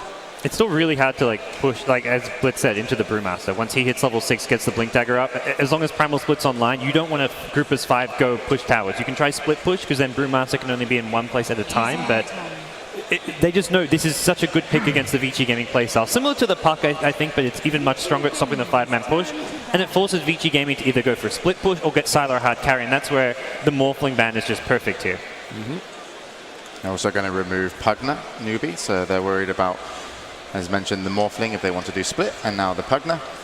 Just for the extra push that if Vici Gaming bring it, they want to make sure their team fight is going to be as strong as possible and their towers won't be dropping. So final ban of this round for Vici Gaming. Where should they direct it? I'd like to see them go for the ROTK Doom. I think that was kind of their bread and butter leading up to TI4 and throughout the group stage. I think getting a Doom, putting Sylar on the safe lane Prophet, he's really comfortable there, but having a Doom against a Brewmaster, really nice if you can get the jump on him. And just in general for those mid-game team fights, he's a great hero to have that fast mech, get the Blink Dagger up for the initiation, later build into that BKB, Shivers, ultra late game you go Refresher. He basically secures your late game despite not being a late game carry, really. Okay, question to everyone. Chances for Vici Gaming for going for Wisp and something to push? It could actually be awesome, honestly. Like, they can do so many things with that opening because they revealed nothing. I don't know if they want to grab a Wisp. I would actually love to see an FY Wisp. I don't know if it's him playing it or Farmer. I've never seen Vici Gaming play Wisp. Yeah, that's the thing. Yeah. Don't pick it much, unfortunately. But they're going to go for the Weaver. The split push. Yep. Bit of a deny pick as well. Hal's just been all over the place in the Weaver, so it's take NewBee a bit out of their comfort zone. They know that Hal likes to fight early, be it the Weaver, the Lifestealer, and Lifestealer doesn't match up that well against this draft at all. Weaver, great at cutting him around. Prophet, it's kind of similar story as well. So it's really, that opens up for a lot of pushing from NewBee, in my opinion, because they have actually nothing to outpush. And the thing versus AA Prophet is that obviously it's hard to push against that unless you're gonna dive. And Brewmaster is the best hero to do that. I mean, AA Prophet, they're good at, you know, when you can initiate on them. But if the Brewmaster is just going to blink ulti in between them, then they're actually useless. So. Blitz. Oh, sorry. Go ahead. You were going to talk. I was just going to say, Vici haven't revealed too much, but at the same time, picking the Weaver, like Matt said, it's a hero that takes quite a while to get online. You can't just get one defensive item or offensive item. You need one of both just to participate in the fights. And if the Brewmaster can get free initiations off, then the Weaver's not going to be able to do anything in the fights. One of them is just going to get lifted up, the one that does the most damage, that'll probably be the Weaver, and then they can isolate the rest of the team. Ancient Apparition isn't really a hero that can really do much against the Brewmaster. Once the fights happen, the Brewmaster can jump on him, instantly blow him up, and so for Vici, they need a hero that can stop that Brewmaster from just getting that free initiation off, or they need a hero that can just consistently kite him. Yeah, and I'm pretty sure they're aware of that because they just played that game. They just lost that game already. Like, it's like, what, half an hour ago? So I'm looking forward to see how they're going to adapt to that. That's a Sand King for the moment. They needed some team fight. Like, sure, you kind of want to shut down the Brewmaster with something like a Skywrath, but if you pick that, you've got too many squishy heroes. That was kind of largely their problem in Game 3, and their team fight's just non-existent. In my opinion, they should try to fight as less as possible. Even the Sand King is not really good against Brewmaster, to be honest, because the Brewmaster what Sand King does is counter initiate, right? And then I knew he takes the Doom. You don't want to counter initiate on a Brewmaster that already ulted. It makes no sense. So I questioned that AA first pick. AA was one of the key heroes of that final so far, and I haven't seen the AA really work just because of how the hero is. So let's see if I think Vici Gaming will go for more of a split push oriented style, not the full brute force pushing. They might have a hard time now though against the Doom if that gets a blink online. Just being able to Doom one of these targets, especially the Weaver, could really help you out. And also the Rubik pick as a support's pretty nice. Able to steal Sakuchi is one of the most annoying things to play against. And if you're a squishy lineup, getting that Rubik very mobile into the back lines of your supports can really disjoint what your plan maybe is.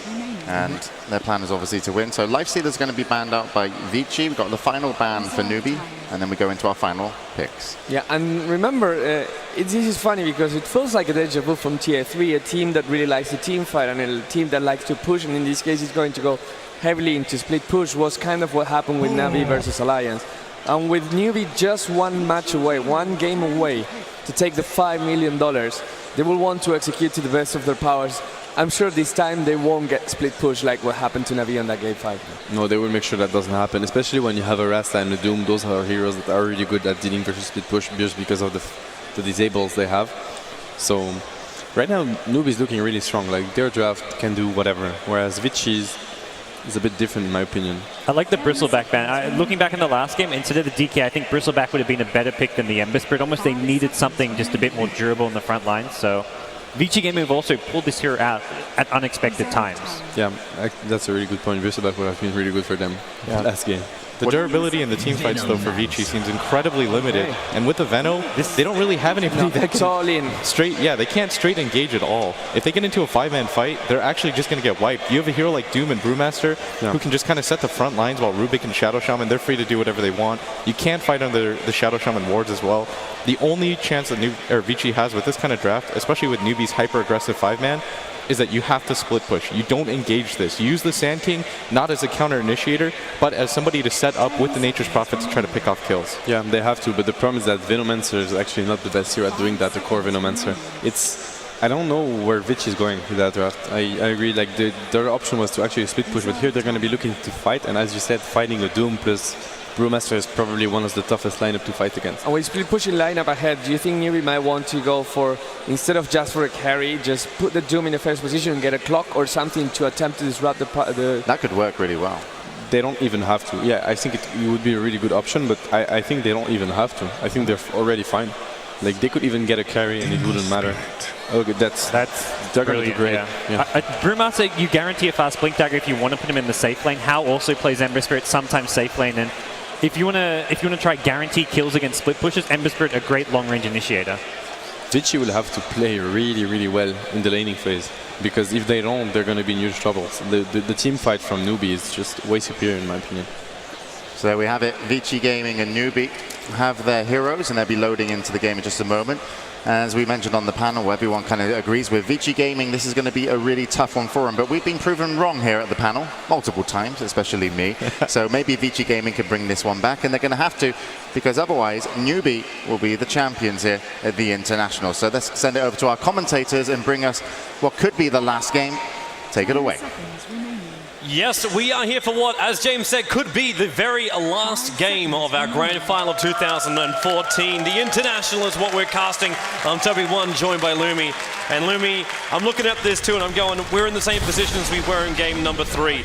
Vici Gaming have just thrown everything into one bucket, and they pray they can drench NewBee with it.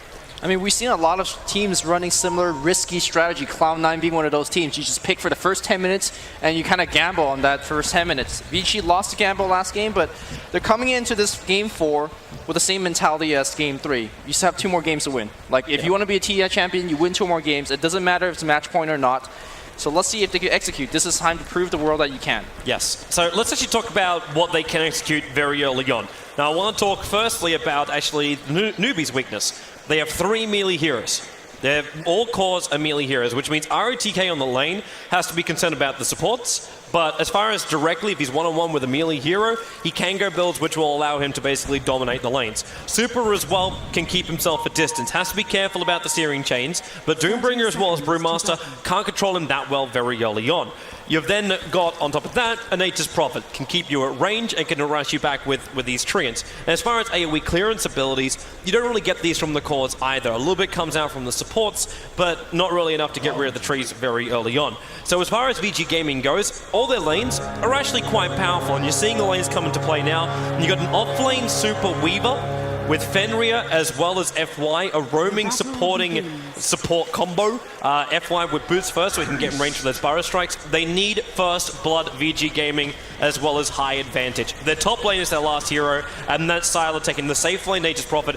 He's going one-on-one with Xiao Wei. Now, I'm interested to see what Xiao Wei's first creep is going to be as well, apart from Sylar attempting to kill deny off his Treant. But to see what creep he's able to pull out of that dire side jungle. Well, and they already rotating over. They're looking for the first blood. NewBee's going to Xiao Wei, and I don't know if they're going to get this combination because it's chilling. Mid lane though, mid, RTK gets lifted, he's going to get tossed back. He's really in trouble. Here comes the Shackle, the first blood. He's dead. It's going to go against RTK. That's first blood. It is. The Doombringer with a haste rune was just distracted both FY as well as Fenrir. They weren't in position to reveal out any kind of rotation, and there's no ward there. Well, there is. It's a little bit further up, however, from the dire side, waiting for the rotation to come up towards the top lane. First blood to the way of NewBee, and one step closer to being TI4 champions. Yeah, you're right. I mean, it is range versus melee from the side of Vici Gaming, but the fact that is, it's really hard for these range heroes to really get kills. For example, Venomancer, sure, he could land a Gale and right-click for a long time to get a kill, but I don't think that's really going to happen in the mid lane. Similarly, in theory, Weaver's going to out-harass a Brewmaster, but anytime you come close, you're eating a clap to the face, and suddenly it's a Weaver that's running back.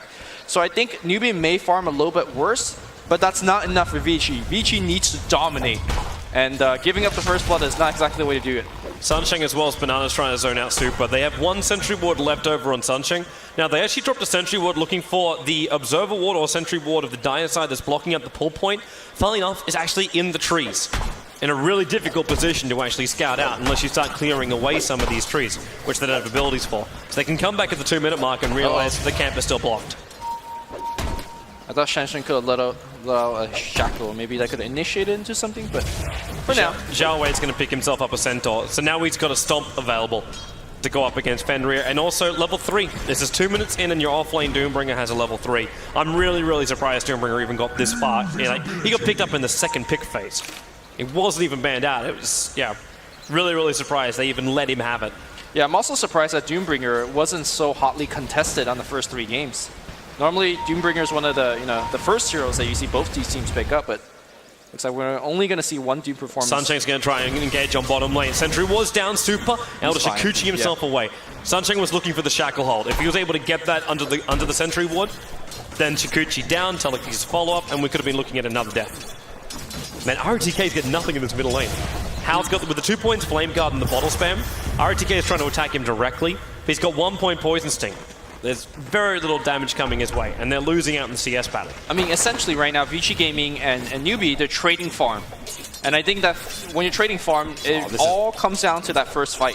This is really smart from Xiao Wei. Obviously, he's realizing FY is trying to get some extra farm. Maybe they can get a kill here. The Prophet, yeah, they're going to TP in. Attempted gang right now on Xiao Wei. The Burrow Strike being held. Now Hal will make it move, but a steering chain!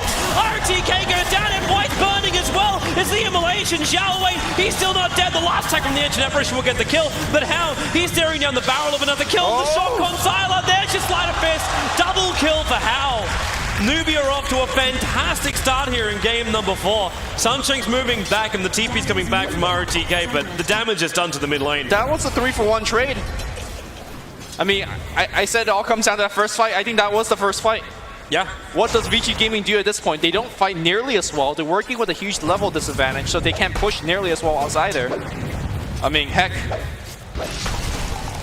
Don't call GG yet, but it feels like it. It really feels like it. It's definitely rough. VG Gaming are clutching at straws right now for what they need. They know they need levels on the SK, they know they need farm on him. So FY is actually soaking up the experience on the top lane, while Sylar, he's running back here at the moment. FY doesn't want to push out the lane. RTK. It's again the middle lane. The Gal's going to fly out over on Hao as well as Xiao Wei. He's look at the Plague Wards there, which is this kind of where I saw the problem coming in. Like, okay, you're able to get in nice and close up at him. Yeah, you can gank him up, but you can't get rid of these high-level Plague Wards. And this is when you start to get zoned out a little bit more. And we've still got Weaver on the bottom lane. How has he only got 8 for 1 on the CS? Up against a 22 for 13 Brewmaster. Moo is slapping super silly. Yeah, it's also much thanks to the supports, you know, really zoning super out earlier, because when a Shadow Shaman runs at your Weaver just have to run back. You can't really trade hits. And obviously Moo, look at him, he's actually walking into the lane and threatening to clap. And, you know, Super is getting zoned out as a range hero, but I think we need to look at top because NewBee smoked up and they're looking for a kill. Yep, and maybe they can find one. They still got to look for FY. FY is now doing a quad stack inside of his own jungle. This is going to be a lot of experience he can get out. But of course, losing heroes like Sylar on the top lane, Mr. Level 5 Prophet, he walked down and made himself visible. Death, straight away. Telekinesis, wonderful timing, follow-up shackles, and Xiao Wei even sets up the Scorcher. Sylar make one last army of Treants. But he goes down again on the lane. And they're going to try and power level FY. They need to get the Blink Dagger over on FY and find initiation from this SK. This is the only way they can really fight this. Don't count. Super stop battling up against Moo underneath the Sentry Ward. He's dropping so low. Don't count Vici Gaming out just yet. I mean, we've seen terrible starts against Vici Gaming.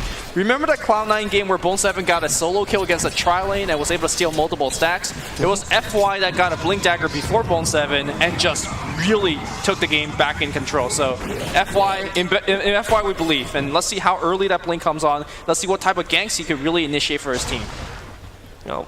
It'll take a little bit longer for him. Unfortunately, he also managed to find some Mud Golems, but continues to stack up at 1,300 gold right now. Fenrir also wants to soak up a little bit of this experience if he possibly can. Find his level 6, and then Ice Blast comes into play. Hao's going to get lucky enough to pick up a double damage rune on the top river. So there's bonus damage for what is already a level 8 Ember Spirit. And they're not really sacrificing levels on the other heroes of NewBee. You've got 4 levels over on Sunshine, so Mass Open Wards will be available in a timely manner. And Rubik also up at level 4, so we'll be looking for his level 6. And then looking to steal Shikuchi, then great initiation. And probably the greatest thing he can steal is actually up against ROTK. You start taking away these Plague Wards from him at the high levels, you're going to be forcing VG Gaming into a bad position on the map. To a point where Rubik can actually force out his own towers if he wants to. And courier kill. Yep. The Dire Courier getting sniped. That got sniped right next to FY as well. Anything that could go wrong? Hang on. How the hell? I think that neutral keep sniped it. Yeah, I think so too. It got aggro by FY and brought down because there's no hero that's anywhere near that. The neutrals have actually turned against VG Gaming. The RNGG is real right now. It's a good thing for VG Gaming that nothing was on that courier. Unfortunately for them though, actually there was observers and sentries on that courier. I mean, not only going back to the Rubik and the spells you can steal, I think Sanking is another big steal. Like getting a Burrow Strike, instantaneous stun. I mean, I don't know right now. I don't know. Yeah. They'll have to give it a little bit more time. And VG Gaming at least having one thing go their way, they're slowing up the game. And I'm not going to say that's going to be a great thing, actually, after I think about it, because you've still got a 4,000 net worth Hal, who's just free farming up that middle lane. Sure, he's being pressured up by ROTK, who's just really trying to finish up this tier 1 tower.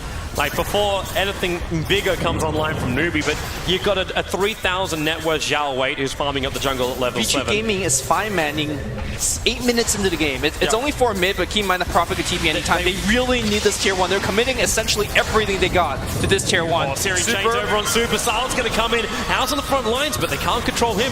So VG Gaming bring all 5 in, as you said. Moo's still chilling on that bottom lane. He doesn't want to come yet. He's still farming up to his Blink Dagger. Vici has to back. They're not getting this tier 1. Yep. Not even close. This is a lot of wasted time for them. A lot of wasted time. And ROTK also returning towards that middle lane. He's the man charged with building into the mech. Having the Ring of Aquila early on. That's to help force out this mid lane. But one thing he is doing is stopping Sunshine as well as Banana from just rotating around and getting kills on the off lane. So even though we say, okay, 5 heroes from Vici Gaming were brought in towards the middle lane, it's a lot of wasted time. Their attention is being dragged away. Moose forcing out the bottom lane, but Super comes back down to this one. The Siler's getting more space up on the top lane, and he's going past the mines and just rushing the Orchid. The thing is, I don't think these supports from NewBee needs to go for the ganks. Look at their levels. They're both hitting level 6 very, very soon because they're stacking well, because they've been pulling well. They are going to get the level 6 regardless, and really, that's all they really need. Well, double stack being farmed up by FY, so that's still not going to be enough for his Blink Dagger. He's going to fall just a little bit short after farming up that camp. And Doombringer's almost got his own Blink Dagger. If he can blink himself in on that Weaver, who is nowhere near a Lincoln Sphere or BKB or anything along these lines, Lincoln's, of course, being the ultimate item he wants to get up against Doombringer. But he needs more money, he needs more time, and ROTK, well, maybe she's gonna give him money. Middle lane, Ashley Howe initiates in, telekinesis holds ROTK in place. He's down again, 9 minutes in and a half, and NewBee can pick up another kill. This one comes out with the help of Rubik. Yeah, ROTK felt he was safe because he had a haste rune bottle, but it was a perfect chain stun coming out from NewBee and never got even a chance to use that. Finally, the Blink Dagger comes out, but you look at the lanes and where he could actually gank. Mid lane, if Hao has a Remnant down, he could zip away. Yep. Top, Doom is insanely tanky. Bottom, Brewmaster has split. So where do you actually get that gank off? It's gonna be on the Doombringer, and you commit the. They're going for a kill on the bottom lane. Super is going in. Is there gonna be a TP? They don't have sentries. Okay. They don't have sentries, and he's still got time lapse available. He's gonna try and force it on Sunshine. Didn't get the Shikuchi damage, and then just time lapse himself back into the tree line. And he just runs himself away from Moo in the meantime. And FY, maybe another thing we should take into account is the fact that Vici Gaming are still on the dire side. Now, we will deny the bottom tower, which means they're losing a little bit more control, but Roshan is still an option when you get mass Plague Wards. You kind of want to have your mech before this all begins, and very, very good warding. And that tier 1 tower gone from NewBee in the middle lane. I mean, last time we saw what Vici Gaming did when they went for the Roshan play is they got out team fight. So I'm not even... RTK's up too far, but this time the Searing Chains doesn't latch from Hal. The RNG works for them. For once. He bounced onto the right creeps when he went to let the Searing Chains go. Now Super is going to start the Crook Swarm over through the side as looking for a couple of extra heroes. The Doom, though, is over an ROTK. So there's no onward coming up from him. And Sylar actually just standing in the river. Moves able to just blink himself in, go for the clap. Split still available, but you got the Ember Spirit on the way in. He's just out of range of Sylar as he's trying to run. The Sprout is up. He can't TP. 2 seconds on cooldown. Fire strike. Epicenter coming in from FY. But it's still the Nature's Prophet down. There's too much tankability. The Shadow Shaman's on the sideline. FY on the run. He can't do anything. The Brewmaster split went, which means they're able to follow up with the extra stunts, and now it's 9-2 on the board. The mid-tier 1 tower did still go down, but that is the only upside for VG Gaming as NewBee take, again, another fight in their favor, pushing the advantage up to almost 5,000 experience and breaching close to 4,000 gold. Yeah, the experience is really the key. They need Finra. If Finra had an Ice Blast on top of that Epicenter, they win that fight big time. Finra, unfortunately, not level 6 just yet. I'd like to see VG Gaming dedicate a little bit more to him, and hopefully they can take a better team fight. But it looks like VG Gaming, again, balls to the wall. Let's just go for another push. I mean, what they have going for them is that Moo's ultimate is down, but I don't think they even need the Brewmaster split. I don't think this push will work. Agreed. Agreed. There's just too much damage still coming out. I suppose while Doom is down, that's nice, but the blink in, and there's your crack. Already an RTK with a Fade Bolt. They got him down. He couldn't even get an ulti off. Same with Sylar. They never attacked. All 3 are gone. I think maybe 1 attack was thrown out from the Ancient Apparition. Vici Gaming just cannot respond to the damage that's come so quickly from NewBee. Vici Gaming is banging their heads against the wall, and that wall is made out of titanium steel. Does that even make sense? No, that doesn't. Titanium. And yeah, their head is cracking. I think they just need to play a long game. It's hard to play a long game against a team that can fight so well, but they just don't have any other option. You can't push against NewBee. No. You can't, and you can't split push against them either because they just move themselves out, TP into the towers, which they've still got up on the side lanes, and then blink initiate on you. But they're going to give it a shot again. Sylar coming down towards the bottom lane. Super is down here at least, so he'll be able to be involved in the He's fights. already ready. He's already in the bottom lane. He's got a Blink Dagger. He's initiating with Blink Doom. This time Doom is up. The Brewmaster split isn't there, but as we established before, all unique space in the clap, and there's your jumping. Super doomed up. ROTK, he's got the ultimate this time around, which he can use. Proper Sprout keeping Xiao Wei out, but look at Banana. He's Shikuchiing himself up, almost killing off Super, throwing back Sylar. FY comes in, but he got stunned up. Barra strikes over Super on 2. No epicenter, 5 seconds on cooldown. RTK, he gets his ulti off. The shock will fly. The sentry was revealing FY. 4 heroes on the sideline. It is this a massacre. Out of control. It is a massacre. Vici's got to try something different. It can't be the same thing. Man, VG in game number 1, it looked so good for them. They came out, they had confidence, they had panaz, and now they come in and they're 16-2 staring down the barrel of a loss in game number 4, which is painful. That's all this really is right now. VG Gaming, they just can't fight back. I want to talk about like Roshan advantage before, but now I don't even think if they had it, like, even if there were 3 heroes dead for NewBee, they still couldn't go for Roshan. Because NewBee are getting so big on all their heroes. Zhao Wei, he's got Blink Dagger, but he just, well, he's almost, yeah, he has. He's finished up the mech. So the full mech is up 14 minutes in for your Doombringer. RTK is probably about to die again because he just gave over Plague Wards.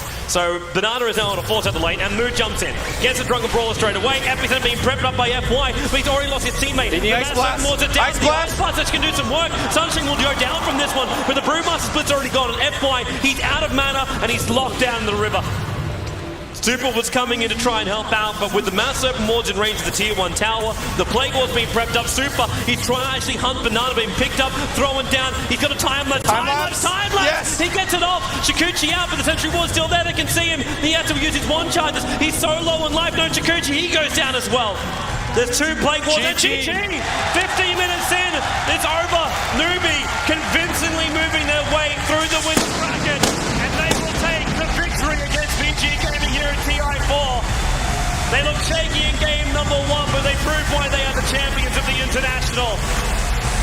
3-1 victory, over $5 million. Won by Zhao Wei and the crew. Sunsheng, Hal, Banana, and Moon. They are your champions.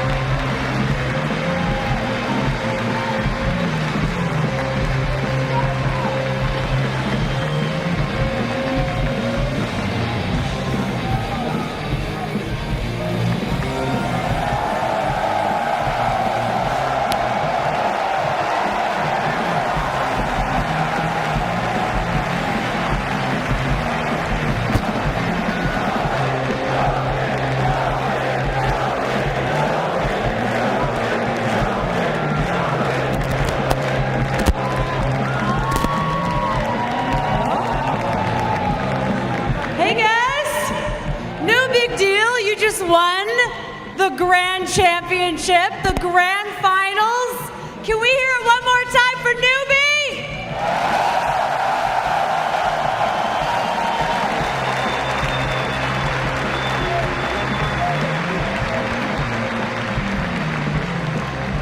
I want to hear from as many of you as I can. How does it feel to be millionaires?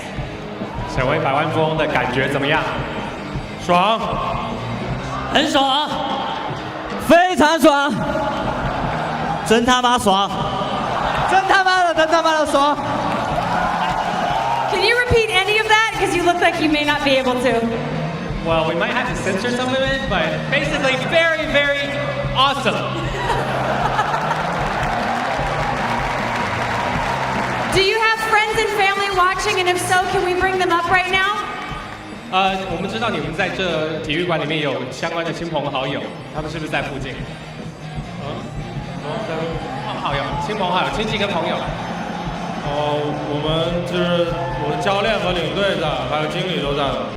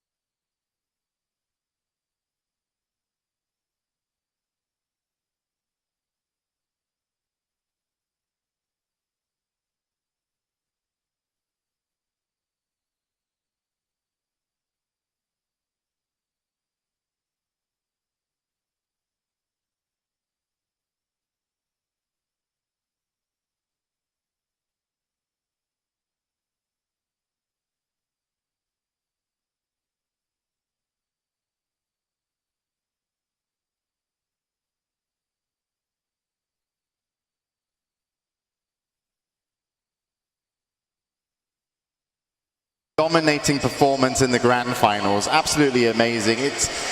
I'm sure Vici wanted more out of their grand finals, but still, that second place, they might not be happy with their performance in it, but the second place overall was pretty fantastic if you think about how they got to the grand finals and how hard the road really was. Yeah, and to their defense, they stuck to their guns until the end. They had a strategy. They wanted to prove not only the world, but themselves that whatever worked for them to get into the finals will still work. Unfortunately for them, they found NewBee, a team that was rock solid, that executed perfectly, and that came from a tiebreaker in the 10th place to win it all. That's the craziest thing. Like, NewBee almost didn't make it to the main event. They had to, after the group stages, fight for elimination just to get into the bubble bracket. From the bubble bracket, they had to win 3 best-of-3s in a row. They did that. Win a bracket, won 2 in a row, and now just won the best-of-5 grand finals.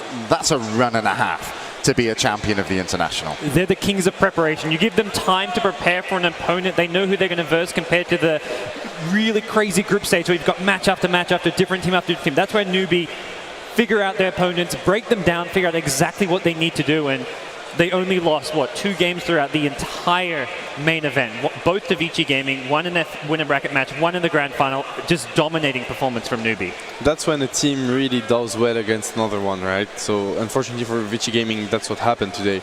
NewBee just figured them out completely. Vici Gaming stick to what they usually play. We were like, maybe they should try to adapt. They decided not to. Maybe it was the wrong decision, maybe it wasn't. Anyway, NewBee played awesomely. Like, it was just perfect plays, perfect decision making. They destroyed Vici Gaming today. As you can see, the family members on stage, all very happy. And I believe NewBee actually have left the stage now and will be heading over to get ready for a winner's interview. I'm sure that's one of the last things we'll do. But to talk about that last match, one of the things that Blitz mentioned, and you guys as well, is that Vici didn't have any durable frontline heroes.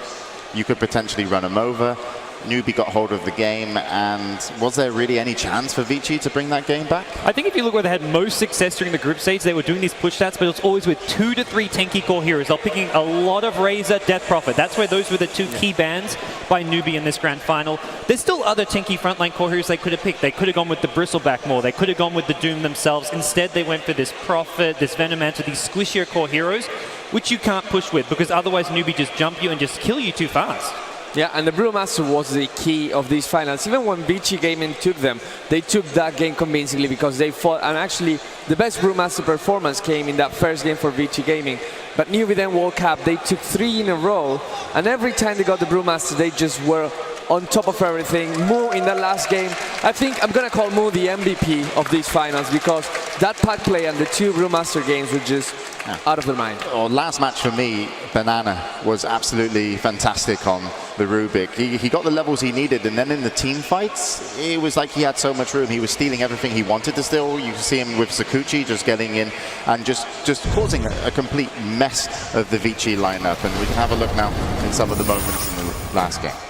Yeah, and this is again, like 3 people try and find Xiao A. They're gonna take Xiao A here, but will it matter? No, because you lose 1, now you lose 2. And even Doom gets the experience and the goal from that first kill. They're gonna take Sylar right now. And in the end, it's every trade-off was favorable to NewBee. Now again, Vici Gaming, okay, we want to push. Suddenly 3 heroes, so Doom, damage. And you can see now Banana as well comes in with the Sakuchi, able to do some damage to Super. He's going to go for another Sakuchi, but there will actually be a nice counter initiation by FY. It gets a lot of people stunned, but still, it doesn't matter at this stage. This is like they go down to the tier 1 tower bottom in the attempts and hopes that they can make something happen, get some gold. Yeah, and this is the last fight before the GG.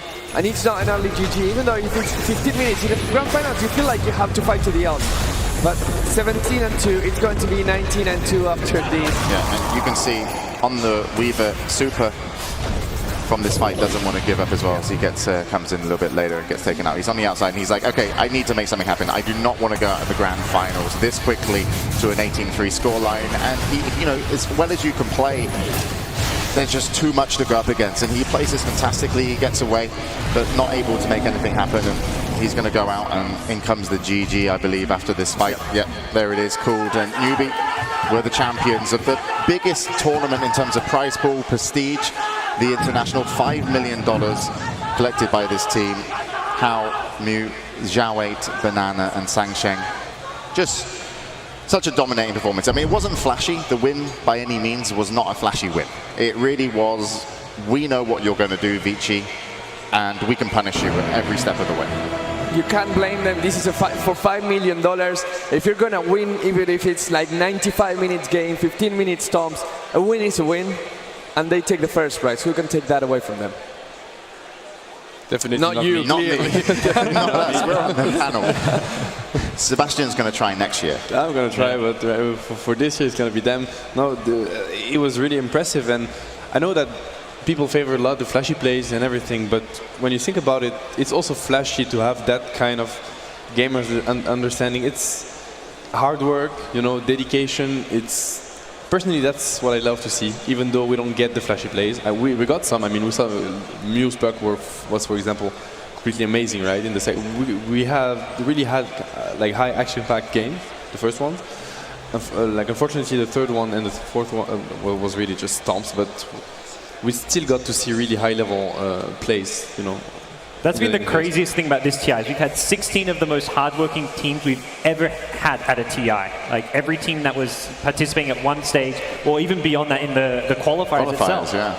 Every team was just giving it their all, which, I mean, same story for past years, but this year just 10 times more. Not even because of the prize money, just because of the pride and being the best team when Dota 2 is at its biggest. Yeah, the challenge, you know, is a really drawing factor to go into this competition because everyone's so good. It's a real way to test how good you really are. And today we saw NewBee actually being able to say they're the best in the world, the winners of the international, and you can see their run here.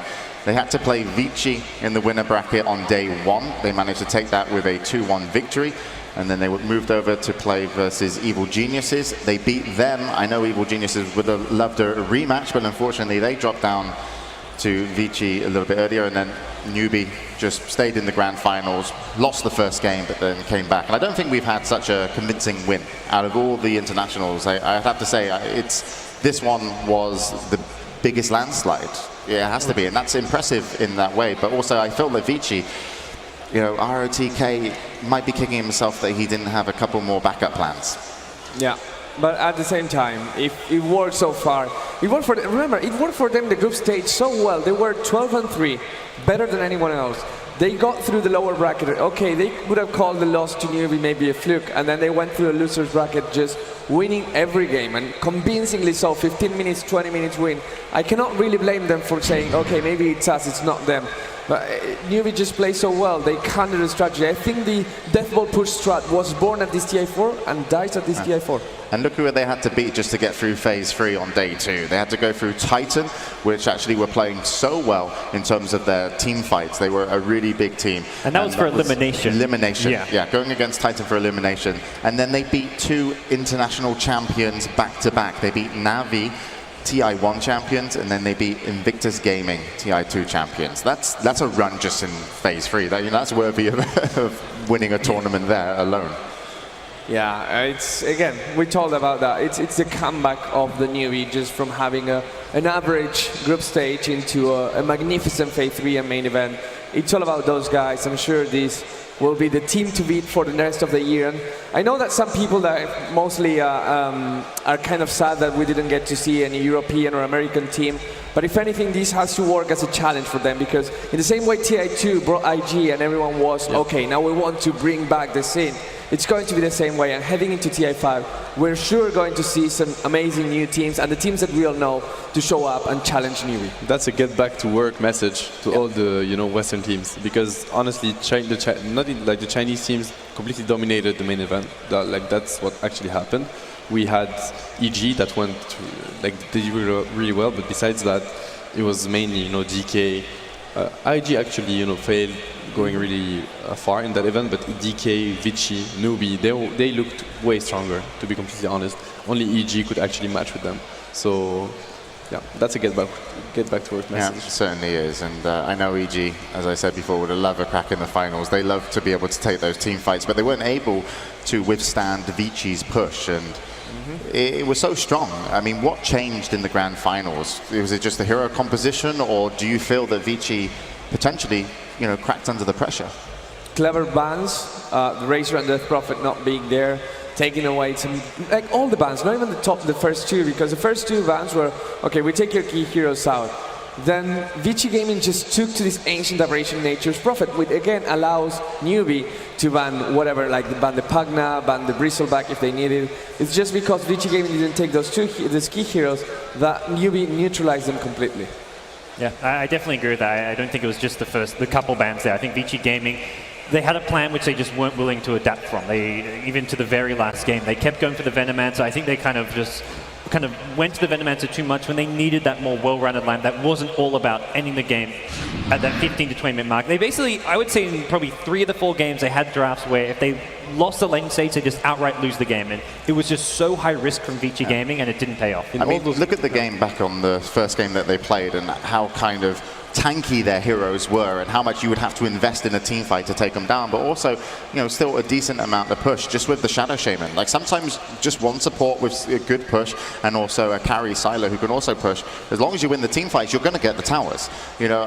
Building their lineup around, moving their opponents and not being able to take the fight, all they had to do was be able to fight them and they could win. So it's really unfortunate that they weren't able to kind of change it up. But of course, big congratulations again to NewBee. And that's where we're going now with a winner's interview. So let's see what they have to say about winning the grand finals.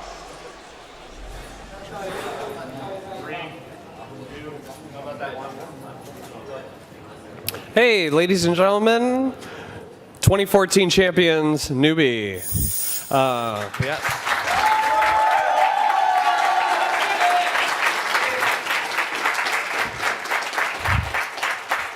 Okay, so we're going to do some questions for them. If you got a question, just go ahead and put your hand in the air and we'll pass you a mic. Introduce yourself. Oh, I'm Tad Wharton from Valve. And you guys should introduce yourselves when you grab the mic. Thank you. Questions? Anyone? Questions? Hi. Kupo from Team LiquidDota.net. So you guys said before the grand finals that you weren't thinking past the grand finals. Now that you guys have won, what are some of your plans? 在总决赛之前，你们都说你们从没有想过要进入总决赛。现在你们夺冠了，你们有什么计划吗？暂时还没计划，因为其实我感觉这就像一个梦，我们刚做完这个梦，才缓过来。They don't have any plan yet. To them, this is like a dream. They just woke up. Kenny, Dota Insight. You guys showed an incredible amount of momentum coming through the second half of the tournament from your mid-tier group stage finish and then just steamrolling all of these teams to the grand finals. What really kickstarted that momentum and how did you maintain that momentum through the entire tournament? 你们从小组赛的中下游的排名一直以一股势不可挡的气势一直获得了冠军。你们是怎么样保持这种气势的？一个就是放开打吧，就是因为当时我们就快被淘汰了，大家心里都很急很紧张。但是如果我们一直那种状态打下去的话，会影响到我们自己在游戏内的水平。所以后面我们大家就互相鼓励、互相沟通，然后放开了去打，然后也什么都不管，只想着去赢。They were at the edge of being eliminated. They were quite nervous, but the teammates encouraged each other and they just let it go and tried their best to fight. So here it comes. Mark from LiquidDota.com. Vici Gaming beat you pretty convincingly in Game 1. What adjustments did you make and how did you recover from that defeat? VG 在第一场比赛中很轻松的赢掉了你们，然后当时你们是做出了怎么样的调整来应对他们的策略？其实第一场我们的阵容就是容错率比较高，就相对于我们自己感觉会比对面好，因为这2天都没有比赛，我们手比较生，就是各种很低级的失误就容易犯，就是我们还没进入状态，然后那一把打完以后我们就稍微调整了一下，然后就第2把很快的进入状态了。They think their hero picks were actually better than VG's, but since they haven't played for 2 days, so they weren't at their best status. But after Game 1, their hands were getting warm, so they took down them easily. 我注意到 NewBee 是一个非常有凝聚力的团队，因为你们在所有的比赛之前还有之后都会聚起来做一个加油的仪式。你们是如何保持这样的团队凝聚力？还有这样的团队凝聚力对你们的比赛是否有什么帮助呢？这个肯定是有帮助的，因为 Dota 是一个团队游戏，然后我们一直互相加油鼓气的话，就一个就是互相鼓励嘛，让大家容易进入状态。然后平时不管生活还是比赛训练，我们基本上就是都在一块，就是都凝聚在一起。就算自己有什么事就沟通一下，所以尽量让5个人，比赛的时候就是心也在一起。So the question were, NewBee was a team that united together. They have a special bond. He noticed that after winning every game, they will gather together and encourage each other. He asked, what that kind of a what's the strength in this united team? And Xiaowei just answered that in daily life they live together, they support each other. If they have any questions, they will go seek to others' help. So this kind of strength helped them through the whole tournament. Okay, this is going to be our last question. 你好，我是来自爱奇艺这边的。然后那个这个问题比较传统啊，就是最后想问一下大家，就是你们各自在赢下比赛之后，心里最感谢的是谁？ The question is, each one, who is the one you want to thank the most? 我第一时间想的肯定是感谢我的队友，因为没有他们，我肯定没有这个冠军。然后还有感谢我们平时我们生活我们俱乐部的每一位工作人员和我们教练、领队、经理，我们身边的每一个人吧，还有自己的家人吧。Brianna wants to thank his teammates first because without them he can never make it. And secondly, he wants to thank his manager, his team, his fan, everyone who have worked with them, and the always supportive fans. 我的话，我最感谢的当然是队友，而且队友中间我是最感谢的是香蕉，因为我平时之前一段时间不打，然后去做直播了嘛，然后我就是香蕉叫我一起打，然后我是说当时我也不是特别想打，主要是我跟香蕉这么多年朋友，就是说我看着他我想跟他一起在生活中过下去嘛，然后而且我们队的平均年纪都比较偏大了，就是一个老男孩战队，我觉得走这步很不容易，就是说大家就抱着个信念，就是大家的年纪偏大，就是身体毛病也比较多。所以说，大家坚持下来也不努力，我有今天的成绩，感到非常高兴。Sanshin wants to thank Nana most because there was a time he was planning to quit Pro Dota, but Nana encouraged him to keep playing, and because their team is kind of old, all 5 of them is at their older age, so they have their physical issues, but Sanshin encouraged him all the way. 我一个就是感谢我的队友跟俱乐部的每一个工作选手，但是我最感谢的应该就是我们的老板王悦吧，因为如果没有他，我当时可能已经退役了，在他强烈的邀请下，然后我才来到了这个队。Xiao A wants to thank his teammates and everyone working on their team, but the one he wants to thank most is his boss, Wang Yue, because without him, he would have retired. And his boss insisted to have him on the team. That's why they make it today. 我先感谢我隊友吧，然後沒有隊友的這樣的付出，我們也不會走到現在。然後其次想到我女朋友，她一直默默給我支持，然後讓我不要放棄這個遊戲，就是讓我繼續堅持打。我覺得她是給我一種信念吧，然後再就是感謝所有支持我們的粉絲吧。Firstly, we want to thank his teammates. Without his teammates, they can never make it.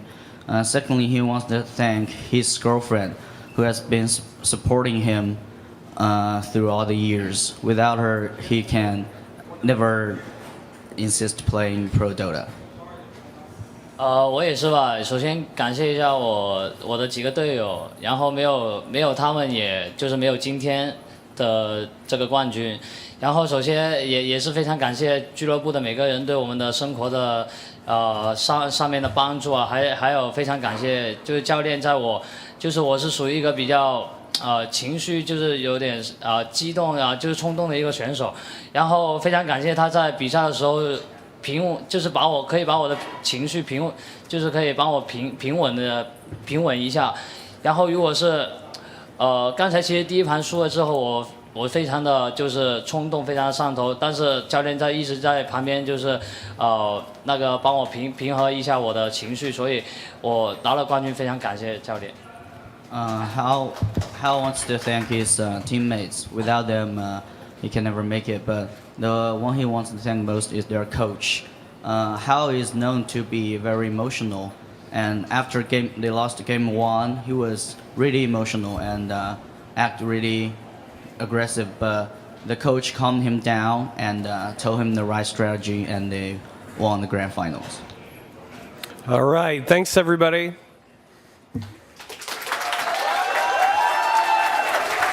So there we have it. NewBee, the champions of the international. I don't know if the excitement's kind of kicked in yet. They almost seem in shock, very calm and collected in that interview. But it's been a great event. We've had some really amazing games here. And before we wrap up, I just want to get, guys, your last thoughts and final goodbyes for the international. Great event, great winners, very deservedly. I think Xiao 8's ex-girlfriend must be facepalming a little bit right now. I kind of have to say that. I'm sorry. But that's it. Well, I was surprised they didn't give a thank you for ROTK's draft. Yeah, that is probably I thought that might have come out, but you know they were very respectful. That would have been a nice shout out. But yeah, I mean that's it from me, and I hope to see you soon at TI5 or whatever it takes us next. So that's it. See you, Space Cowboys. How do you follow that? All right, Gods. Final thoughts and your goodbye. It's been an amazing event, and that's, I mean, for me, it's my big thanks goes to my family who supported me, and also the community second most. The community made all this happen, made the prize pool as big as it was, and made the stakes what it means today for these teams and players. Knowing, like, I haven't been playing professional Dota in like 2 years now, but seeing these players up there on the main stage just makes everyone here, I'm sure, feel the same thing I do. It's like, I wish that was me up there, and you've got to give it out to NewBee. They're the well-deserving champions of TI4. Yeah, just a big well played to all the teams in that tournament. Even the one that were fighting for the wildcard spot and that didn't make it, like everyone here. Every player played amazingly. The event was incredible, in my opinion. The level of plays was just, you know, higher than than all other editions. Sometimes you won't get as flashy plays, but it doesn't matter. It doesn't mean the game is actually worse. It can even be better. So just, yeah, a big thank to everyone that made that possible. So especially the community. It was just incredible to see. Yeah, I definitely like to say thank you to the community. One of the reasons is like, I mean, I've been in esports for over 15 years now, and you heard from a lot of the players from NewBee down there. They were like, I was considering retiring, I was considering doing this. And I think even bigger than the win is actually what it meant to have everybody come together, contribute to the prize pool, everybody come to the venue and support what they do as professional gamers. And really, they stayed with it and it worked out, and you've made it worthwhile just by contributing to this tournament. And for the next professional gamers that are coming, the next TI champions, for the young coming up that want to be esports gamers, you've made it a hell of a lot easier. So a huge thank you to the community for what you've done. You've really been amazing to the event, and you deserve your own shout out, and we'll hope to get to meet you after the event. So that's it then, that's the wrap up. The international is over. TI4 Dota Championships, this one's done. We'll be back for next year, and once again, a big congratulations to your champions, NewBee. Good night.